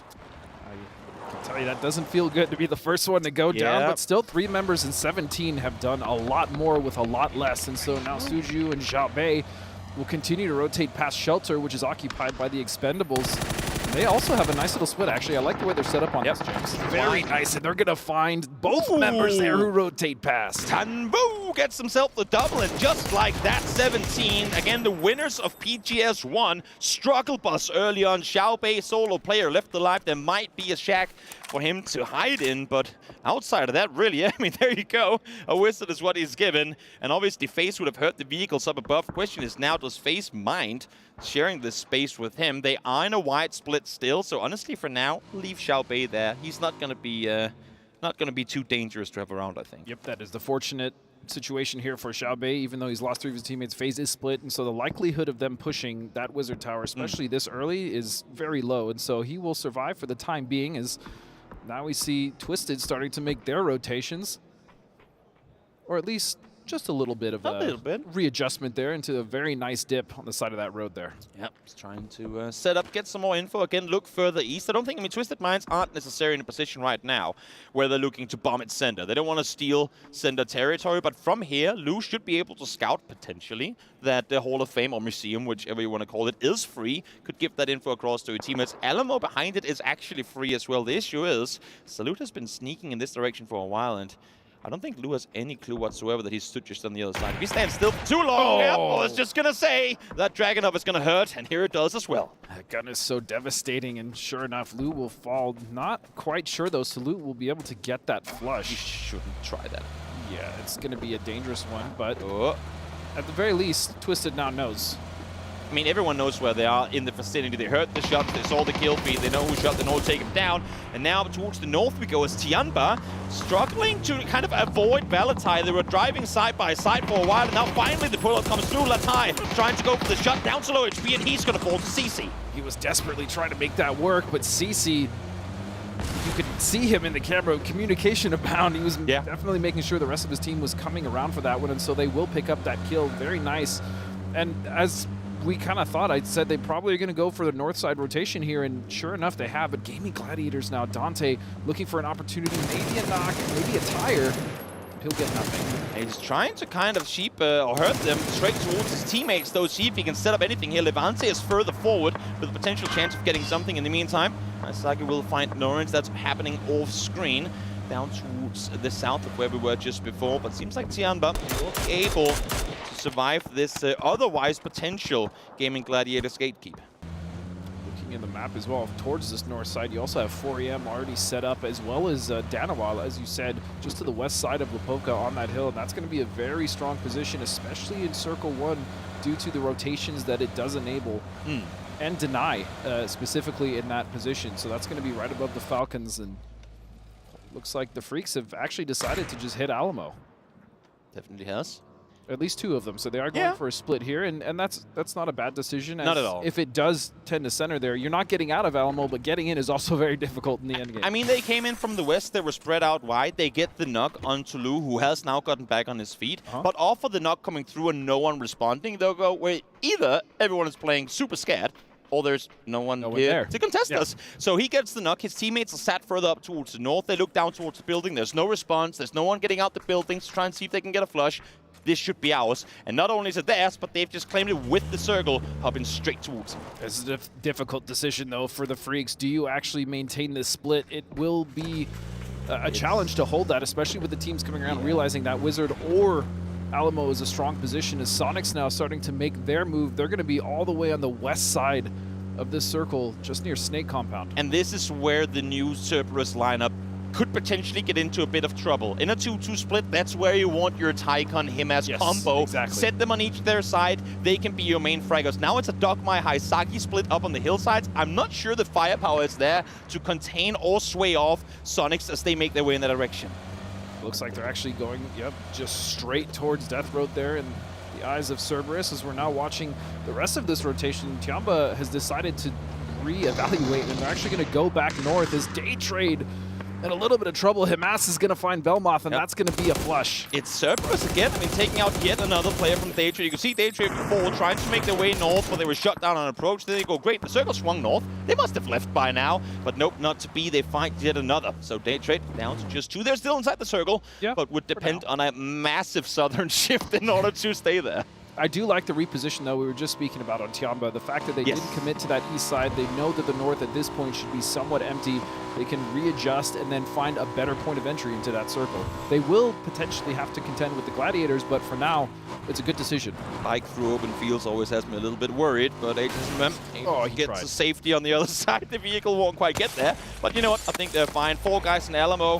What more would you want? 4 angry guys. 4 angry mans in Alamo trying to sit tight and hope that more circles swing their way, because I'm not sure those tires are longing for this world. No, and that's the problem when you commit early, right, to Alamo or positions like that. It's just that. I mean, you once you commit to that, you're stuck there, because especially if other players or other teams see that you're there, they're going to take out every available tire and make sure that you are stranded. And getting out of there is almost a death wish. Yeah, and now for the most part, everyone has gotten into the positions they wanted to. Tiamba still trying to figure out where they want to go, and as we mentioned the name, actually taking a fight towards the north. CC is going to fight Levante. He was in a bit of an off position. Game of Gladiators were in a 3-1 split, 3 in heaven, 1 kind of whole thing scouting towards the north. But when all of Tiamba comes rocking up on you, even if you're Levante, it's a bit much to try and take out that entire Chinese team on your own. That's what I was worried about, though, with that rotation readjustment there, that they were going to run into Gladiators, and sure enough, they, as you said, found Levante, and so now with 3 members, they still should be able to hold heaven here, but it's going to be a hell of a lot harder, especially on the north side. I think, also just to stay on Gaming Gladiators for a second, I think they're a team that not a lot of people expected to make it here, so kudos to them for finishing out in the top. Curious to see how they're going to fare here, if they are going to be able to perform against, again, I mean, as we said earlier, arguably one of the most stacked global lobbies we've ever had. But you still have to give them credit. I mean... Oh, yeah, for sure, for sure. It's just being in a position right now, especially where they are in heaven, the fact that, yes, they lost one. I mean, they showed true grit when it came through to the qualifiers. So I imagine, you know, once they kind of shake off the initial game jitters, if they even have that, they're definitely a force to be reckoned with in this lobby, which is, once again, just out of control. A lot of open space in these coming circles. Where will this one take a center once more? 4 AM happy with this one. As we saw earlier, they committed all 4 to that Alamo position. New happy now for the first time, really making their way inside this circle. Scouting in from the south side. They saw the 2 from FaZe leave just before you see them here. Gustav and I believe that to be correct, see, trying to make their way to shelter. They will get there successfully, but that vehicle probably isn't due for another rotation. At least for the time being, a little bit of a tenuous relationship here between the Expendables, as they're not going to be necessarily pushing down or over the hill, so FaZe will be safe, as now Sonics, who have been just stuck on the edge for the most part, are going to be rotating in towards new compound here. Let's see what they can do, as they're going to have multiple teams to contend with. Mainly the one I'm thinking about, if they don't go further north, is going to be Twisted. Yeah. Yeah, a lot of teams are trying to find their way on in, but it kind of goes to show this lobby, a lot of edge teams, and this time yet another case of just that. Tiamba trying to take the fight to Gaming Gladiators. They should be aware that it is them. They just took out one of the players, but if they aren't, and they get a knock, and they now know, great, we're in a 4v2, we took out one just before, that should be a full commit push right off the bat. Exactly, especially since Heaven is just now on the edge, and they should at least be able to see what their next play would be if they can get rid of Gladiators, but doing a good job of setting up some smokes as well as some utility there. I like nice Linshu damage. playing. I mean, this is a very, very nice split screen. Linshu up on the north. You can see now the flank around the side trying to get some off-angle positions. Problem, yeah. Really, really nice playing, but they got to keep in mind there are players towards the east. Danawa is still maintaining a very wide 2-2 split, and the reason we are seeing so many teams on the edge here is because there's nothing to come for in the middle, but as I say that, CC finds Pin. Beautiful knock, maybe time to bring Linshu back down into the fold here. Is in the distance we see, actually CC getting knocked by Deal. Yep, Deal. It's going to be a huge knock, and it opens a big window for the Gladiators. Definitely it does. They were down to just 2, but they say thank you to Danawa over towards the east. Pow Pow now down to low HP as well. Linshu is caught in the open. He's going to have to try and back off, and Gaming Gladiators might just stay alive because of the knock that we just saw from the, I guess, new star in Deal and Danawa. An absolute bone thrown to the Gladiators now as they're trying to finish this off. Rocks on the top of that roof. He's going to find another knock. It's just down to Pow Pow. Yep. Well, I mean, if there's a player to do it, Pow Pow has done it time and time again. And Danawa, you know what? They got the knock. They like what they saw, and they want to get points off of it. The thing is, they still have Vikari all the way down towards the south. They've left Deal behind, so they're only rocking up here with 2 players. Could be dangerous not to commit the full team, but I also respect the fact that they don't want to overcommit. Yeah, Dante really is kind of stranded, maybe going for Pin as the play here. But as you said, Danawa and Inonix with the perfect killer instinct now, realizing that this fight is between 2 fractured teams. Yeah. Phase 3, closing into Phase 4. For those of you guys who don't know, Phase 4, once we hit that, if you get knocked out there and you don't have a jammer pack, there's no point in going for the rest, because that could be issues, and now even more issues. This was their backstop. Hikari really had one task here. Do not get knocked. You're alone, my friend. We can't get to you. And just like that, Dano are down to 3, and that might make them think better of this next play as the circle swings south. Yeah, as you said, the problem now is that they're fighting for space that's not even in, and so I think this is the play they absolutely should pull off, and they do indeed. And meanwhile, it's going to be GG versus Yama just trying to salvage this fight, but this needs to happen just as fast. Yep, indeed it does. They're out in the blue. Rocks trying to get one, will succeed in finding the knock on Linshu. Pow instantly there with the trade finds Dante. They're all down to low HP. You can see how the blue is tanking them now. Pow wants to get up on the roof, but obviously don't want to overexpose himself as he puts up his last first aid. Haisaki with the what? What were you saying about Haisaki not being able to hold that firepower? That's a quadruple. I'm not sure what happened. I'm sure we'll get that in a replay at some point, as fights are now happening down towards Shelter as well. Rock's looking forward. Pow on the roof. We're sticking with this fight for a little while longer. You can see they're trying to get the angles, but the bit of balcony is helping Pow, at least for now. No, but again, props to Gladiators for getting 3 members back up at the very least. Rock's now healing. Again, this is starting to become very troublesome, though. How do you leave here, though? I mean, they should have the vehicles Where do you downstairs. go? The problem isn't even how do you leave, but where do you even go? Exactly, and I think that's part of the reason why they're staying with this fight. They know there are points to be claimed here. They can't be guaranteed there are points to be claimed if they leave. Pin is going to be found. Sonics, again, playing it slow. They've stayed on the western side of these circles for a while, and they too see the Brutes teams up north, and now they want a piece of it. Pow will fall. Rocks will go down to the blue immediately after, and I do not think that Gaming Gladiators will survive much longer in this match. Especially because there's a UAZ, I'm pretty sure, blocking that path for them to go up. But this is, I mean, Shelter is an absolute mess. Aside from FaZe, obviously Twisted Minds as well, stuck down there. He got run over by the exploded vehicle. Should be able to get rest, though, as Sonics now, I mean, they have run the full circle, full 360. They came in from one side, swung all the way over to the other. Valentine will fall, but here comes Sonic straight into the open arms of Daytrade. This is a big opportunity. Flash still alive somehow, but he will go down. Kickstart readjusting to get that heal, and Sonics actually take this fairly clean. And they have to keep running. They have to keep maneuvering further forward, but they're running straight up towards Falcon's. Dano are now flexing out behind him. Sonics in a very tricky sandwich, and they have to commit to prison proper. Get up on those walls, see if you can grant just some sort of cover, because they know that staying out there in the open, I mean, that would be them dead. Well, the other issue here for Sonics is even if they do secure this position, they still have to worry about the teams coming off the high ground, which very much have open angles on them. And meanwhile, again, this Shelter fight has been a mess. The Expendables, FaZe, Twisted, Valley Tide was here earlier as well.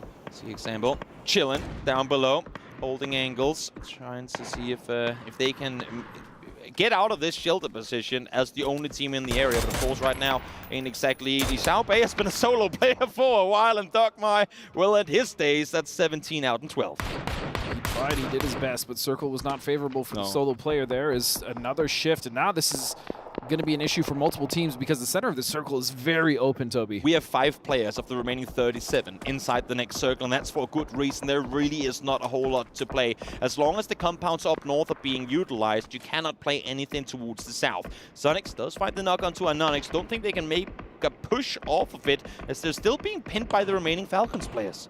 Yeah, they still need to go in. They're going to have a little bit of cover, but again, that high ground of the south side there is going to be such an issue, especially with Na'Vi already set up there. And you even have Falcons now trying to figure out how to get out, because they're going to have to get out in behind Sonics. Exactly, and you see now, I mean, Roth is doing everything he can, feeding info across to his teams off of what he sees, off of what he hears, but he too has to get out of here at some point. He knows Na'Vi is set above him. But with the remaining teammates inside the circle, they cannot risk trying to go out and play Saving Private Roth. They need to focus on what's inside the circle and to go, Roth, you're a boy, but you're on your own, mate. You're a boy, but you're going to have to become a man right now, because he's going to have to play this one solo. I mean, there's something for him to play in that little bowl, but it's so open to Na'Vi on that south side as 4 AM now starting to come in. The north side of this circle is about to become very, very congested, as this is a good hill to stop on for now. It's not quite in, though, but Loki as well, the solo player from Danawa, is going to find at least a knock and most likely a flush here. Every single point you can garner here. You want to finish top 16. He gets the knock, can't quite get the flush out. Pian is there to do damage in return. I'm not sure they're going to get or have time to get HS up, though, as now Freaks start pushing on forward. And the Freaks have been doing very well to actually keep all 4 members alive. Of course, as I say that, Snakers will find the knock onto Salute, but they still have to make this push forward. They have to get rid of these members of 4EM just to be able to find a foothold into the next circle. This might just be Sonic's exit ticket. They see the fight to be a get back, and those cars make your way up north into the open fields. It's always not favorable for long, but 4AM down and out, that's confirmed. They see Quantum Freaks, 2 players knocked in the kill feed. I'm worried that all of their tires were popped, because if not, then I would have thought they would have definitely tried to go up north, tried to get out of this tricky prison position. It's a much more favorable rotation than going straight into the Falcons, but yeah, I think you might be right. I don't believe they have the vehicles necessary to make this. They are on cast now. We, of course, can keep track of that on the map feed. I strongly encourage all of you to have the map stream open, as well as you watch this game, whether it be on a second monitor, on another browser. Always have both those streams up so you can keep track of everything going on. Still the Expendables coming out of Hall of Fame, as you said, just doing a very good job. 4 kills already, kind of stunting this push here from the Freaks. As Heaven now trying to heal, just still barely not in. This is not in. Nope, not at all. And they have to make their way further forward, but that's a rough dossier. It's seen better days. Let's put it at that. Expendables up to 5 eliminations, 5 kills already, as they try to garner themselves some more. Duck Shoes holding the ankle here. I mean, for FaZe, how the hell do you get out of here? I'm not quite sure. You just might not be able to. You flash and run. Yeah, even if they get to the entrance of that, I think that RB, especially if Exploded, will block that, as Hakatori with a huge nade will find Kickstart to start the fight off here between these two. Massive. They want to contain them. They want to keep them down below, preferably force them into Falcons. Always try and keep opponents at a distance. Now, though, with Soset falling, that's dangerous. The Dragonov at this range is a one-shot to the head, and you're down. So, dangerous to overpeak now that they know that Dragonov is in the hand of the Shrimsky, I believe it was. At the very least, Sonics do have a little bit of time. They bought themselves some time with that knock onto Soset, and so they will be able to recover, but they still have to fight up this hill. Hakatori doing an amazing job at being a thorn here in the side of the Sonics, continuing to reposition on that high ground and just harassing them. Well, Sonics running out of smokes, I believe. They are starting to go over to the smoke grenade launchers. Instead, HWin just 1 smoke left to work with. They want to say, they hope to stall for long enough that Na'Vi has to look elsewhere. And I think it's actually worked out for them. Na'Vi opting to go back towards the north now. They didn't get what they wanted. They got the first knock, sure, but they had to back off. And now this fight that we've been waiting for forever finally pops off. Vex finds one, Jeans finds the other. Cloris left alone down the other hillside alongside Delrin, trying to stay put, but nothing they can do to help their teammates. Well, you ask how FaZe was going to do it, and it seems like brute force was the answer there, Toby. They came right up on this entrance, and they got the knocks they needed. They should be able to recover Fex as well, as the Sonics now making their push on the Falcons, who it looked like were trying to look for another position to play, maybe on the outside of that hill towards the dip, but it's just that ridge is not good enough. I do like the play from Sonics here, though. Instead of smoking themselves off, they're throwing all the smokes down the hillside towards their opponents. Block their vision, not your own. That way you can maneuver further forward. The issue is they still haven't dealt with Na'Vi, and they're looking over this hillside now as well. Take down Solo HB Shrimsy. Solo player trying to make a run forward. Utility flying in those smokes, trying to find Shrimsy or any of the players from the Sonics trying to flee away from Na'Vi, but it looks like the Expendables just getting rid of FaZe. Off in the distance, Relo now in a little bit of trouble. Flood with a double. Solid double coming through from Flood, looking to try and see if he can at least confirm the points here before Kickstart peeks on forward again. This is the issue. Kick has to constantly be concerned with Na'Vi on the other side while trying to actively take a fight forward. As he jitters a bit on the tree there, but still, I mean, Flood with 5 already. What a game for him to start off this event. Very, very impressive performances now. Twisted Minds try to make their way on out. Cerberus trying to fend off. Example with the double as he runs on out. Sololsi trying to get him down in return, but the damage is already done. Solo player now left alive. And what a try, but they somewhat cripple Cerberus now. As you said, just Sololsi left alive. Na'Vi now making their play, holding that south side for so long, and he'll go down. Finally down he goes. 4 teams left alive. Na'Vi with the potential to get back up to 4 alive. Falcons lost Roth earlier, so they're down to 3. Expendables bruised, but with plenty of kills so far in this game. And then Sonics, Kickstart, doing everything he can to stay alive as Cloris now falls to Divx. So far, Na'Vi have seen just absolutely unstoppable, as I say that. Delwyn will find the spray, the last member up for the Expendables. It's a 4x at a distance. Solid shots coming through as he goes for the second. Can't connect first time. Hakatori now, though, knows exactly where they have him. They have 2 players down. So Delwyn, can you make a play now? Soset fallen. Now there are 3, but you still got to get Cloris, and it's not going to happen. It was a nice try, but as you saw, every reposition he tried to take was in line of sight of Na'Vi, so Diffix will be picked up here. Has Falcons lost kick? Okay, no, now they're looking back towards the right side. I was going to say he's down towards the wizard that they were at before, but I think what happens here is Falcons, here's the fight on the other side. They go, great, they're going to deal with everything on the west. Thank you, Na'Vi. In the meantime, let's play the circle. Let's fall back, allow Kick into this position. If he wants to leave this house, I mean, sure, he'll get a placement point extra for staying alive, but there's no way he's getting out.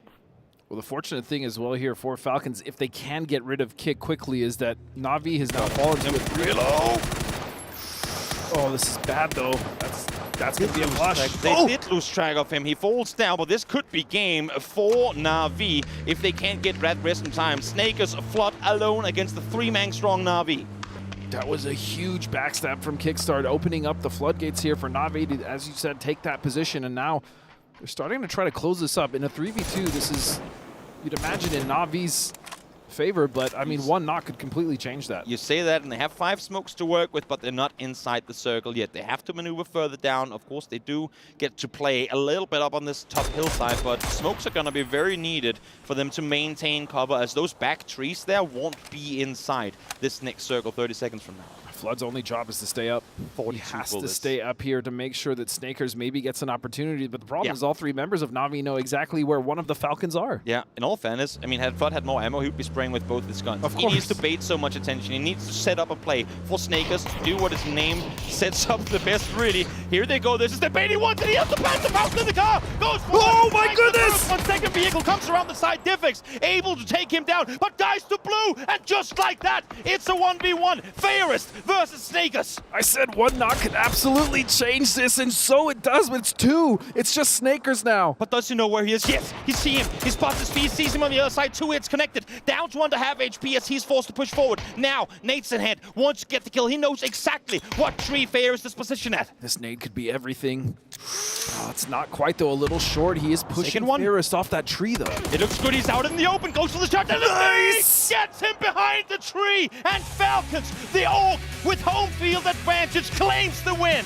And what an unbelievable finish to the start of this event. I still can't believe the nade, the spray, the fact that they had to do that with 3 because they lost Roth earlier. And look at that instantly, Trevor, the coach. He's been stood behind there. He's been jumping around like a crazy person. Enjoy for his team as Falcon prevails. What a game. Kick came in with the backstab of backstabs. I thought they were done for, but Flood had a Panzerfaust up his sleeve. Flood was the absolute MVP of that game for them, no doubt. He had 5 kills before even going into that fight. The Panzer absolutely shutting down that vehicle push, which was wise. I mean, you knew there was only 1 member on that rock. If you're Na'Vi, you go for that risk. But I don't think they could have known that there was a Panzer waiting there. What a finish. What a crazy start. Falcons, phenomenal beginning to this one. But we also got to hop over to APAC. Cerberus, Expendables as well. Incredibly impressive start to this tournament. I still can't get over that Panzer. It was so perfect. And then he slid into the blue, so of course. Oh. Absolutely insane. Highlights here, of course, on your screen of how this map played out. But we will now go back to the desk and let them break down all the action that we just saw here in the first match of the Esports World Cup. And with that, Falcons takes the first win here on the stage. They've been here already for a week and a bit, practicing on home soil for Team Falcons, and they get a win on the board. They're going to roll with that. This is a team that is going to take that and absolutely swing for the fences, Toffee. You know what? My dad always told me Roth was a good investment. I think he was talking about IRAs, but in this situation, it's working for the Falcons. I don't know if it's the attitude, I don't know if it's the excitement, but we talked to him yesterday. He was like, this is the team. Our mental is great. They've been here for a week, like you said, training with the people here at the Falcons facility, and they come out #1 right out of the gate. Yeah, they're coming in here just for the victory lap. Yeah. They all won the club championship. Let's Hooray. see how they can do in PUBG here. And they start off insane. Flood. What an insane game. You can see Trevor celebrating with him, and he's like, you were destroying, giving him the confidence that these guys needed to continue this. Before they even took down Sonics, he'd already done himself 500 damage in this game. So brilliant stuff from them. 21 points go the way of Falcons. That being said, though, other teams were looking to usurp that position. Cerberus, of course, Hisaki absolutely popping off. Na'Vi doing a lot of work. I mean, let's talk about the Panzerfaust. That was like cinematic towards the end, Toffee. That was insane. It was great. It was the Panzerfaust, but also the Diffix like spinning sideways in the car, hitting that shot at the same time. It was literally like one of those movies where it's like the sniper down the scope and the other guy lines up the shot. That was hot. Yeah, that he managed to hit that was just insane there. But also get the kill with the Panzerfaust and get him overall, but also push him that far out that there's no way he survives the blue damage at all. And then Snakers cleans up, secures the 2 kills, but also wins the 1v1 in the end there for them to get this home. Love Falcons. Got to give love to Na'Vi, though, right? When we talk about PGS, this is probably one of the most consistent teams outside of Twisted Minds, and here they are again, playing so gosh darn well. We saw a moment there, of course, where Example, as well as Lou, really put so much hurt on Cerberus. It did feel like Cerberus had a good position to potentially play this from here, but when Twisted Minds wants to cause you a lot of hurt, apparently they're just willing to do it anytime, any place. Yeah, and the fun thing is that it was the case for both last teams, right? The Expendables onto Na'Vi, Sonics onto Falcons, that made them lose players on both sides and made it force into a 1-1 here in the end. Which, if I can start every turn with a 1v1 in a skill-based field fight, I'm more than happy to do so. It was a little boring, let's be honest, at the start of the game, but the ending was well boring. Yeah, the circle was boring. But the game was interesting. Well, the opening, this was a master's class in movement and strategy, and the end was just really understanding weaponry and making the most of everything. Yeah, for sure. I mean, when you look at how these circles towards the end boil down as well, not exactly the easiest start for these teams, right? You've got areas near the prison where kind of Falcons is hiding out for a little bit. You've got players south of Shelter or adjacent to Shelter from here. But aside from that, teams like Freaks, for example, trying to take a position up towards the north. There's nothing to play. Can't really play it. No. Overall, it's just 2 places. You either play the prison or you play the Shelter side. You try to be the team that comes out on top. And if you're not the team that is kind of closer to the center, you're just going to get gate kept if you don't get out too early. I think that's the hard part about that entire section of the map, though, right? Is like you have to play that top bottom. Like Na'Vi didn't have a lot of rocks, but they did what they had to do. They moved over, they cut the left side, they pushed back to the right. And that's one of those games where you say to yourself, okay, listen, we might not get the circle. We need to walk away with the top 4. And the teams that came out there, they're the teams who are finishing so well at our last event as well. Well, let's take a look at who the MVP was. Is it Flood? It has to be. Hey! Well-deserved. What a brilliant start from him, right? Almost 900 damage coming in. The 6 kills going his way as well. Toffees, Flood looking awesome in game 1. It has been a big month for Australians on social media. Maybe that continues here as Flood puts up a respectable performance. Really nice, 800 damage. And I think, honestly, him here with Roth on the team opens the door, I feel like, for Flood to be this more of a superstar that he has deserved to be for a long time. For sure. He's incredible in terms of mechanics, but his past rosters have needed him to be more of a support style of player. I think we're going to see him cut loose here. He is a mechanical, very good player, and I love that Roth can come into that kind of more of a support/hype man. And them getting a win like this to the start, this will be exactly what these guys need to roll into this. 800 damage, though, almost 1k club for Flood. Nice to see.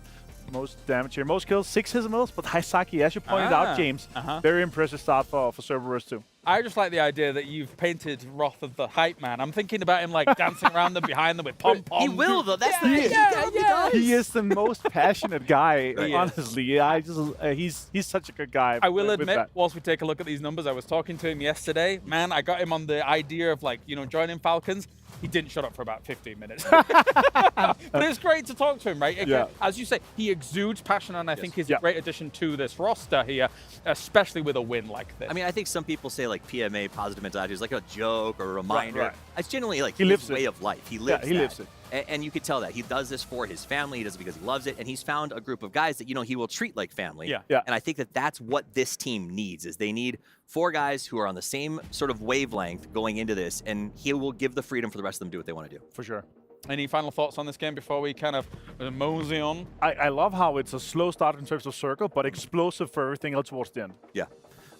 I think Na'Vi is blowing my mind. They blew my mind at PGS. They're going to keep on going. These guys are crazy. I'm so happy to be back with 3. Anyway, we are done here for now. All right, we have got a break on the way here. When we return, one more Erangel on the way, and things get chaotic after that because we've got Rondo, Tego, Miramar to go. Day number 1 here at the Esports World Cup. Yes, please. We'll see you in a few.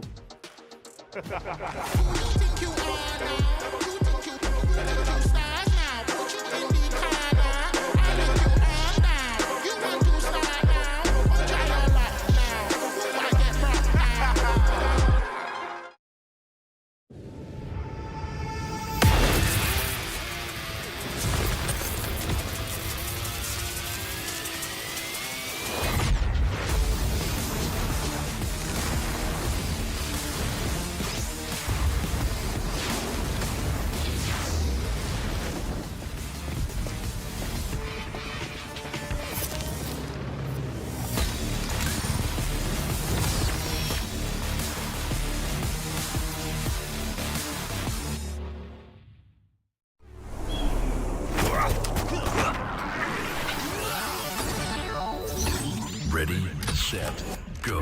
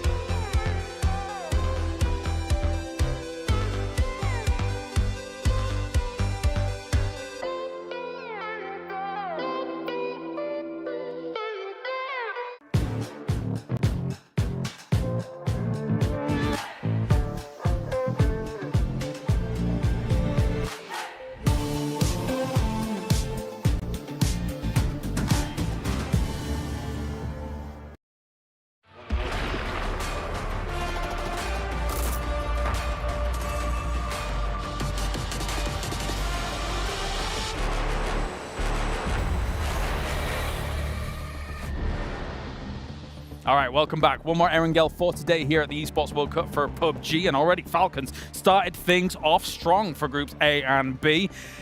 Considering that they've been here for a little while, they're very comfortable about how things are going to go down. Wait, what, did that just say 77% for Falcons to win the first game? I mean, if they ask the audience out there. Oh, yeah, okay, so audience voting in, they're tuning in there. Yeah. Yeah. Well, also, if you ask them after who's dominating in that first game, like you watched the Falcons, you're like, okay, I got to give them a good percentage chance of taking this thing at this point. But let's talk about it, right? The fact that we had our first Erangel, right? The circle was over very far to the east. Toffees, obviously, these teams on the western side had a bit of a hard time to rotate. I was surprised that it was 17 gaming to go take so many casualties on a rotate from Pachinki to try and find themselves a spot. I think that's one of the issues that I have with 17 lately. It just feels like they're not, it's almost like they've settled into this Pachinki and push situation where they're not adjusting, right? Whereas the Sonics, they got deep in that game. And the thing I love about them, you look at their drop spot, they've gotten good because they've become a flexible team. They used to not be, they are now. They saw that, they drop wherever they need to, and they're willing to move around those hot spots to find better ways in. And I think that's what I'm enjoying. I don't think 17 has had that flexibility and that willingness to adjust really for a long time. A little bit of pressure on them as well now that they're coming here. It's a big event. What we saw from them at PGS 3 and 4 was not exactly impressive, right? And now they're back with what we would call the main roster compared to having Show there. The correct roster. The correct roster. And they should be performing at a level that we know that they're able to perform. These guys are a top 8 team. Yeah. So that's where we want to see them. And also, they have super high priority and some of the best locations on all maps. So. Well, it's not just a case of they're a top 8 team. A lot of people would argue, I mean, they were second place at World Championships. They've won a PGS. They should always be in the conversation as the champion, you would think, Toffees. You'd think so, but this is one of those brands that I think is kind of standing on their past. It reminds me a lot of FaZe. This is like FaZe is a team, too, that we talk about in this sense of love and worship and FaZe Sundays, and 17 will always stand up, but their rosters haven't done it for the last year or two, or longer in some situations, and I think that maybe they're kind of cashing checks on old bank balances, and I need to see them step up and perform a little better. Well, of course, we can actually listen in to Falcons, who were just able to take that victory, so let's check in and see what they have to say during the win. I'm accurate marking, okay? Let's go! go! That's how you go! That's the hype. That's the comms. Let's go. That's the hype man. Let's go. Right? I mean, he's just in there. That's great emotion to see from these guys, though, right? They understand that every single game is going to matter here on a stage like this when you're competing for $2 million. And Falcons, obviously, admittedly, they probably had a lot of expectations of them, considering everybody else did so well on their team. It is a kind of top 3 prio in terms of the circle. They should be in there. They should have it. But you also, even if it's a home turf circle, you have to show up and you have to turn it into a win. And they're able to do that. So it's good to see. That is a very good point. When we talk about the teams that made it deep in that one, when you talk about the prio position, we're looking at Cerberus, we're looking at Na'Vi, we're looking at Falcons. Agreed. They all had really good start positions. And so we'll see. If it shifts over to their side, maybe that switches up. But for me, if I'm the other teams, I'm worried because in that game, the top 7 teams were all the teams that I expect to advance out of this group stage, and they're starting strong. That's worrisome if you're somebody else who's trying to catch up here. For sure. It is tough. It is tough. I'm just checking all the other positions here. And yep, some of these teams might have a bit of a hard time adapting from just one game to a second game here at the very start of this. But thank you very much, gentlemen. It is now time to head into Erangel once again. You guys at home can go and vote on stcplay.gg as the Falcons currently already flying high to start things off. Let's see if they can continue that in game number 2. Breakdown there on the desk, boys, and what a start to kick things off here. The Panzerfaust out of the pocket to get themselves the win as we now set ourselves up here for match number 2. As you can see, the players are getting ready as Toby, and Godspeed will get you through yet another Erangel match. An absolute banger, and I'm actually very happy that we're starting on Erangel, right? Set the pace, and then we'll introduce the chaos of Rondo, and then we'll introduce, Tego and Miramar. And Rondo is a whole conversation we're going to have when we get there. But at the very least, these guys are getting the opportunity to set the tone for themselves, and then we'll head into the new. Exactly. It's going to be absolutely phenomenal. And honestly, I mean, Martin mentioned it as well, the pacing of this first game. We're talking about easy playing path. Everyone got to loot where they wanted. But those circles, while it was somewhat center, were not easy to maneuver. Not easy to maneuver at all. So shake it off if you haven't already. If you're a team that struggles 17, for example, early on, and get yourself ready for this next match. Yeah, and I'd even like to touch on Steve's point about the Sonics, right? They have been more malleable. They are willing to kind of take these drops off again because they don't want to contest with 17 because 17, even if they lose, may not leave, right? And so they've had new rotations. They have new set points where they go to scout. And they stayed on the edge of that circle for quite a long time before finding at least a position to come in and getting some kills. One thing that I took away from that game, which kind of leads off of what you just said here, is that we saw a very, not casual, but very calculated approach from many teams. So normally in these circles, you'll see teams get full speed send it, try and claim something. There really wasn't much of that, middle.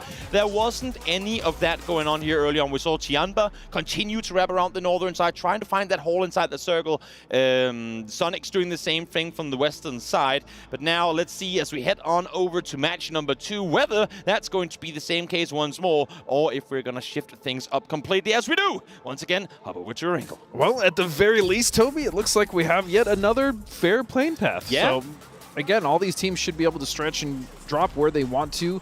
Hot drop's probably not going to happen again, but, we saw some early game fights for cars at the very least. Yes, if anything here, that's going to be exactly what we're going to see, because there are teams, while the playing path is straightforward, it's very just south to north. For the teams that want to go hard east, for the teams that want to go hard west, they have to stretch over the top of teams that are landing in the positions they're kind of reaching with their parachutes. They want to get cars and keep driving, for those cars, quote-unquote, belong to the teams that are looting in the area where these guys are landing. So it's going to be hard for some of the very east and western edge teams to get cars without having to contest, that's for sure. Yeah, and even for a team like Twisted, right, who generally always get their cars at apartments, right, they had a good rotation in initially. They took that dip with Lou, even though he got knocked. They found themselves losing 2 members early when going to shelter. Yeah. Yeah, it's definitely tricky when you have these circles that swing east the way they do, and I think a lot of what we saw in that game comes down to, honestly, massive round of applause to Expendables. They knew exactly how to four-man split a position that really no one dares to do oftentimes. In that position, how split they were when 17 came across early on, incredibly impressive to see, and I mean, that's part of the reason why they were able to run away with 12 points that game. And the thing I loved about it, as you said, impressive, the fact that they were able to get kills, right? They weren't just sitting there. They were able to get kills. They kept 4 alive for quite a long time before finally getting wiped. And so I think that was also something to very much look at how the Expendables have started. But look at this circle. It's going to go all the way to Stalber Yasnaya, and it's going to be a nice one for Danawa. Imagine if we got a circle finishing up on the remastered Stalber Mountain. That Wait, Danawa and Day Trade, actually. Danawa and Day Trade were kind of looking for this position for a while. And honestly, I think if you're a Day Trade right now, you're going circles, please keep coming, because I think Danawa took all our cars. I mean, they at said, least for the time being, Day Trade is okay. Day Trade, if you're going to go for the high ground, we'll take your vehicles and dip. And that's exactly what happens. Yeah, Guman or as you say, on a bike. Good thing for him is that Tiamba was also rotating early, and they have yet to find any guns. You can see Pow Pow really hoping to get a gun early on, but not speed. But also at the same time, look forward. Is he going over the bridge? Is he going North George? Or is he going South George? Because I would imagine that Tiamba is going to opt to flex further west and get the loot game going. Yeah, and you can see even Human there was like, I'm going to stay on the coast just a little bit more, just in case. But you see another member here of the Freaks. Actually, it's going to be Lou and Salute now. And this is the early game positioning again. I mean, Lou not always up in this, we call it the garden compound, but this time around, I mean, flex out early, try and take some extra control, try and force Salute to think better of it for games to come. But I think with the UMP, he might want to swap over to the Mini. Don't think he even has a sight on that thing anyway. So is it an iron sight? Yeah. Does he get it? Does Lou manage to get the iron sight? Nah, not to be. Just Loot. Again, watch him leave. Feed the info across to your IGL and be aware that something like this could happen in the next wrangle they get to play tomorrow. Yeah, especially because Twisted could very easily set up here if they wanted to, right? Definitely, they could hold that bridge. They could also hold the bridge towards Razak if they see the other members of Freaks leave. So definitely a strong position for them to cut off some rotations if that's the choice that they want to make. And even looking at Falcons here, our team just, again, who won the last game, just casually looting, very comfortable for the now, and they have the entire east to rotate on. As you see, Flood has already taken a position right there in the center of the circle. It's actually kind of brave when you think about it, the way that Quantum Freaks are currently split. They're in a four wide early split. Yeah. I mean, Salute was in Rossok, but left with barely anything, meaning that the IGL and team has said, you know what, we need you up here, we need you positioned from where we have a circle, circle spot locked down. This circle, should it swing west to where you're currently seeing Quantum Freaks, it's going to play out a lot like the game we just saw. A few compounds in play. If you have them, you're golden. If you don't, you're going to be in trouble. So Quantum Freaks valuing a good position over potentially the optimal loadout. Because they had all of Rostock available, but only one guy looting it. They were out there early. They wanted a good spot. And now they might actually, up in the north, be running into Gaming Gladiators. In the meantime here, Kiss from Valatai hearing the vehicles of New Happy, but not too much commotion is going to come off it. That's also another positive there as far as praise goes for the Freaks, because if you notice, they got there before Gladiators, and Gladiators were much closer, and they were all very much condensed in Severny. And so I like that from Freaks. They realized they were split. They realized exactly what their plan was, and they executed well. They got out of danger, and sure enough, they have a position now that's quite desirable. But again, the shift could change that, Toby. If this goes east, that's a big problem. Definitely is. And this is once again, I mean, Tuffy's brought it up on desk before, how 17 has kind of become the Pachinki and Sprint team. This time they're kind of doing the same thing. I mean, you have Xiao Wu flying up towards the north, towards that compound, or house, I should say, just west of Yasnaya, and the rest of the team to follow. He has a position locked down, but while scouting, has had a hard time properly kind of feeling for where the opponents are positioned, where 17 is now going. So Little Ghost is going to be the spirit of this rotation for the remaining teammates, but it seems like 4AM actually backs off. I thought they were going to try and aggress on a potential follow-up, but no, they give them space. That's a very apt description coming from Steve, because he's absolutely right. If you look at 17, that roster mechanically are disgusting, and they generally do win their gunfights, but where they've actually struggled the most, especially in the last couple of events, is just being out-positioned. It doesn't matter how good you are mechanically if you have the worst position on the map or one of the less desirable ones. Teams above you are just going to pick you apart, or teams in a much better position to do so, and that's exactly what has happened. 17 has really kind of failed to adapt as far as, I would say, macro and rotation-wise to what's been happening in the last couple of events with the meta, so that's something that they need to work on, or I hope at the very least they have worked on before coming into this event. Yep. Especially now that, I agree with James 100%, they have the correct roster. Oh yeah, definitely do. Definitely do. Expendables, set on the northeastern side of the Asnaya Fields. In a 3-1 split, they've left Clurius down on the southern side, trying to maintain a bit more control there. And then now we hop over to New Happy. New Happy, a roster that was massively improved with the addition of Longsker. Incredible firepower out of this Chinese man. Him alongside Ming Ming is... The way they're playing the game is effectively the Chinese Cerberus with Tycon, as it was before. They have so much firepower. The issue is with how Nan and... my brain is not working right now. How Nan and December 12th is running the game. I don't always feel like New Happy is utilizing the amount of firepower that they have available. They like to play these slow edges. You can see how they're kind of trailing Sonics here. They like to just play control out on the edge to then potentially go aggressive later. But while they have some of the best firepower in the world, I don't necessarily feel like the decision-making is always up to par. Because normally in that mid-phase 4, phase 5, where they would take fights, they have already lost a player early on. So hopefully this tournament is where they're going to kind of untie that knot. And to your point, I mean, we've seen what they do with a strong position, right? They absolutely farm. And so... Yeah, exactly. Yeah, I would put them in somewhat of a similar category as I would 17, but look at that turn, Tig! Wow. That was one tick. You still got another 3 to go, and you're out of ammo, my friend. Let's just send it in the water, or does he not? They come flying forward. But Longsker, full aggression in the water. He goes. He has to try and reposition, and now Tig is the one with a favorable position. Oh, but all of a sudden, on trying to provide some cover as much as he can for Longsker here. The nade will come out. Team is there to help him. Yeah, now you see Kick as well. Other members of Sonic starting to posture to help this fight, and they absolutely need to. Shrimsy goes down, though. A lot of damage done on both sides. Sonic's forced to kind of split out and try to take control. Shrimsy will fall, as you said, because of it. Kick isolated on the shack on the other side. Adrian up on the hillside trying to grant some overhead protection for Tiggleton, but it's not really happening. Good thing is that Tick can stay alive on his own. Longsker goes down. Nan with a chance really right now to leave, but as I say that, the tire is popped. He realizes he's got to reposition that vehicle as soon as possible, otherwise he's not going anywhere as the other member of December 12th Kickstart. What a shot. Incredible shot to kick things off, or kick things off, really to finish things off here. Kickstart things off? Kickstop? Yeah, I don't know. As Nan now again, broken vehicle. Does Sonic stay here? Do they do this to assert dominance and say, you know what, if you're going to try and take out one of our guys, we're going to sit around until it's done, and there it is done. Sonic's annihilating New Happy. Well, it was at the cost of Shrimsy, but I will be honest with you, Sonics will take that all day for 4 kills. In a situation like this where Tick gets pulled up on out of nowhere, they're far from the circle, rotating on in, getting 4 points, 1 eliminated player there on their part. Again, yeah, you take those. I missed Shrimsy already.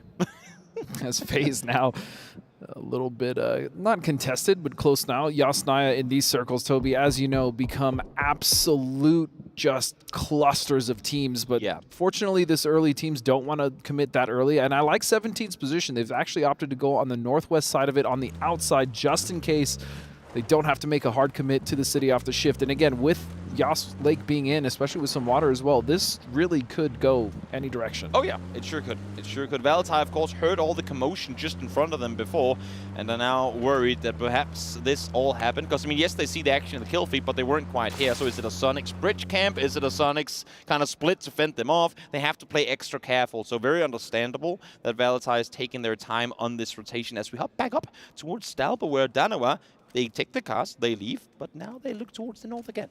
Yeah, potentially trying to hold out Day Trade, especially, as you said, knowing that they don't have the cars available, and that's going to be a northern shift indeed. So the teams down to the south will now have to find a different way in, unless they want to contest with themselves. This actually makes the southern rotation very, very difficult for most of those teams. Hard to wrap around. Na'Vi will start set rotation, and it's going to grant them 2 crates should they opt to stop and go for them. Tianba, plenty of space up towards the north, at least for now, as we saw the crates there. So set, unfortunately, looking west rather than towards the shoreline, which makes sense. But in his game, I mean, he already had a level 3 vest. He's fine. Yeah, he's fine. And Day Trade is just like, you know what? Take our cars. We'll just take the circle. Yeah, I mean, if they keep going their way, who's gonna need them, right? Yep. Stalbot under full control again, of course, for them as 17 now. They it paid off the rotation they set up earlier, but now the second one to come straight up towards Day Trade territory. Tiama now as well, like you said, just preferring northern rotations, and it makes sense, especially from where they're looting, and they've actually gotten a nice position here just underneath as 17 as well making a rotation, and FaZe just running straight into Danawa. This is dangerous for FaZe as they're going to take some damage, and that's going to be 2 knocks. Easy for Anonix. Solid shots coming through from Anonix, finding the double. Vex Team's down early on. Gustav out of the vehicle, but there comes the off angle. And Anonix again, able to find the third deal. Able to, I guess, bait the focus of Gustav for a second, forced him to look the other way, and that's going to allow for Anonix to get himself a 3-piece. And now, down the hill comes Xiaowu. 17, they heard the action, and they want this position. And they absolutely love going for those third parties, as you know, and so that will be a flush on Hikari as well, as they continue to try to take over this position here. In fact, they do. They now have forced Danawa off to the sides, off to the edge of the cliff. I mean, timing could not have been any better. I was a little worried for 17 again. I mean, and it's the same thing that happens for FaZe. It's uphill rotation. There's no way to scout it properly unless you're using an E pickup. There falls Correxy. Glorious is going to be the man to take him out. So FaZe out in 15th, but it's such a hard rotation to have to make up from the southern side. You can't really approach it any other way than what 17 and FaZe did. The issue is 17 came up because Danawa hears 17. They're now ready. They're now on alert. And then right after them, there comes FaZe. Danawa weren't able to get out of their kind of positions in time to deal with 17. But when FaZe was there, Danawa was more than ready. And Danawa is more than okay now, but the issue that will arise is when the teams from the south start to come up, because they're very open on their backs, and so they may have to make a decision somewhat quickly here whether they want to take this fight or just wrap around. And taking this fight, especially with the way that 17 is spread out, is probably not the wisest decision. And I'm still continue to be impressed with the Expendables and the decisions that they're making, consolidating in those splits, going back out when they realize that there's not many teams around them. I really like the way they're playing this. Also, I mean, for the splits they set up, it's not prime real estate. I mean, yes, okay, this corner compound or corner building is a good spot to scout from. You have the angles here, but this is not where they were fully located just before. They had 2 players further up the hillside, kind of in the open, but hidden behind trees, waiting for the perfect time to pounce and then executing. It's very, very nice to see. Yeah, it's unorthodox the way that they play some of those splits and positions, but that's exactly why they're so successful. And look at Inonix here with a beautiful spray down, just instantly melts 2 members of FaZe. Deal, a player that we're hopefully going to see a whole deal of as this tournament goes along. A player who I think has arguably the most pressure of anyone in this tournament. You're going in and effectively replacing Seoul on a world championship team as a guy with no LAN experience. I mean, that's that's a lot of pressure on this young man to go out and perform. And well, to kick things off here, he did exactly what he had to. Yeah, to say big shoes to fill would be an understatement, but, you know, sometimes pressure creates diamonds, right, Toby? And so we'll see how Deal does here at this event. As Sonics now contesting a little bit here with Tiamba, they did make that rotation to the north once they dealt with the team of New Happy.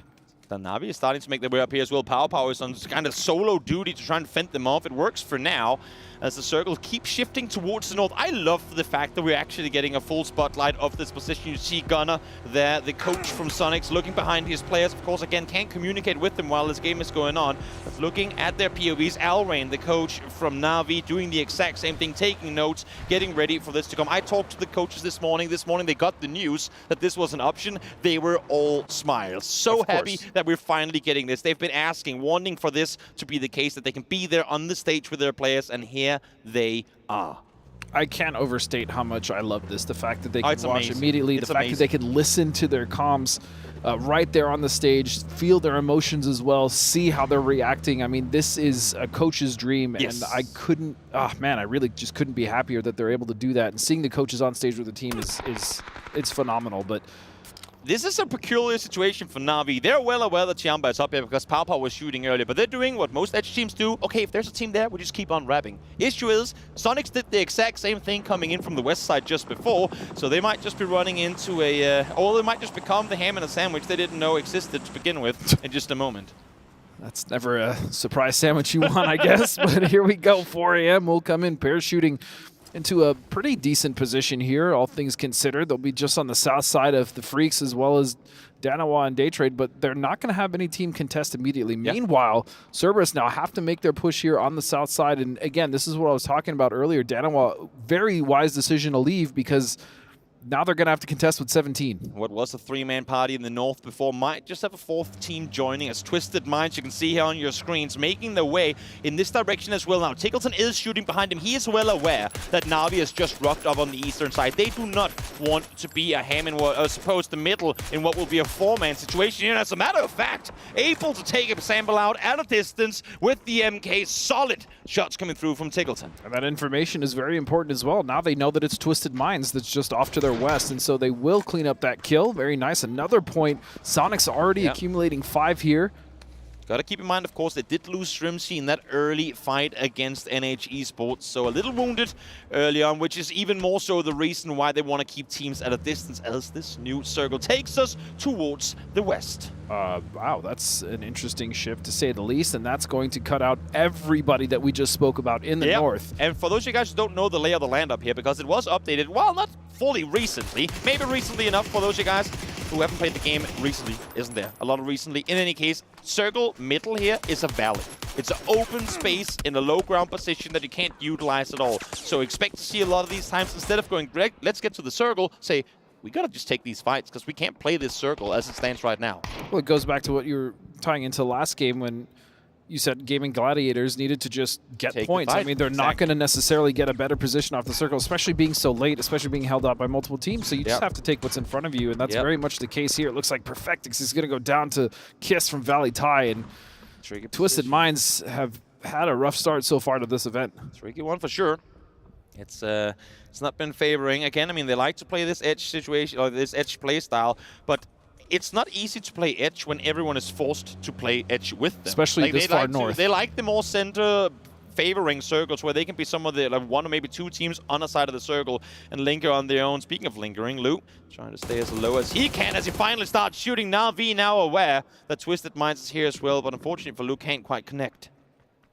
And Na'Vi now getting out, just kind of looking at their back. They do have somewhat of a ridge to play on this north side, but it's really not all that great, and they're going to have to contest with Megaloss actually in a good position there to also receive anyone coming in on the north. So I really like that from them. Meanwhile, the Gladiators now having to contest with Cerberus on the south, and this is what I was worried about for them. Yep, it was 17 to kick off the fight with 1 going down. Now Dante falls as well as Iononyx and Danawa continue to dish out damage on the eastern side of the circle. Tianba down and out as they reach kill number 5. Cerberus, though, pushing on forward. Help came through from 17, and Cerberus will gladly take the kills on the other side of this hill. And it's just down to Rox. What can he do? As 17 now starting to make that push in behind Cerberus. They've heard this fight, and we saw earlier what they could do, especially with the shots that were being fired from Danois into FaZe, and they are absolutely going to pounce. That is what they do best. Yep, Cerberus, tricky situation they find themselves in. Yes, they get the points, but you got to continue moving forward. You have Rock still alive on the other side. You have 4M on the hill up above as well, and 17 from the east side with potential angles too. Rock's going in the car, trying to get out of there, but it's not going to happen, so Lolsey gets himself his 3rd. Yeah, but their consolation prize is now 2 members knocked in a very heavy blue. And so I'm not sure they'll be able to recover both. Maybe 1 member as we now move to Daytrade, who finally are getting in a fight. They lost to Enodol early, though, and so that's going to be a 3-person team trying to move into this edge with Danawa, who have just been expertly navigating this side of the circle. And they have actively decided to take this northern side valley. You see Loki is on one side, Deal and Iononyx on the top right of the screen is on the other, trying to make sure they're not missing anyone. They don't want to have a situation like we saw in the previous game where Kickstart comes up and backstabs you. They want to make sure everyone outside the circle are down and out, and then we focus inward as Diffix finds himself a double with the Omen. Pow Pow solo player left alive for Tianba, tries to make just something happen for the team. Na'Vi also want to be moving into this position now if they can, and Pow Pow is just, I mean, he is in a world of trouble as he's now been spotted out by Kiss, who's done quite a lot of damage actually so far this game, it looks like, from distance, harassing other teams. But now it's also up to the Falcons to move on to this position on the east side against Danawa and Daytrade, who are waiting in the wings. Yep, Pow Pow down and out, and thus falls Tianba in 13th place. We will shift all the way out of Stalpa now as well. As you said, Flood, alongside the rest of the Falcons team, has to get out of here, but Flash is well aware of where Snakers is positioned, and there he goes. Probably one of the easiest knocks there of Flash's career, but he takes those, and you take those all day as Flood now the final member. An astonishing game.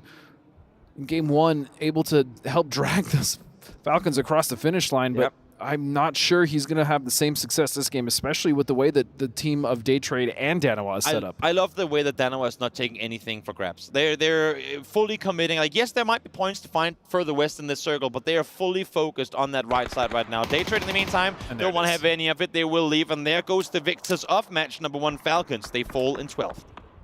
Well, fortunately, they put up quite a lot of points in the first game, and so they'll be okay for now. I'm sure they'll have a talk with Trevor as 17 and the Expendables as well, starting to encroach on 4EM's position. One of the members of 4EM is knocked, so they are going to have to back up a little bit, which is going to buy some of these teams room to move into this circle as it is closing, and this is phase 5. Yeah, the fact that Cerberus has actually been able to reset on that western side and are now containing 17, who was doing the exact same to them just before. Incredibly impressive how they managed to readjust. Doc Juice not going to push forward. He is the anchor player. He's sat here, listening to footsteps, trying to see anyone coming in his direction and feed info across to his teammates.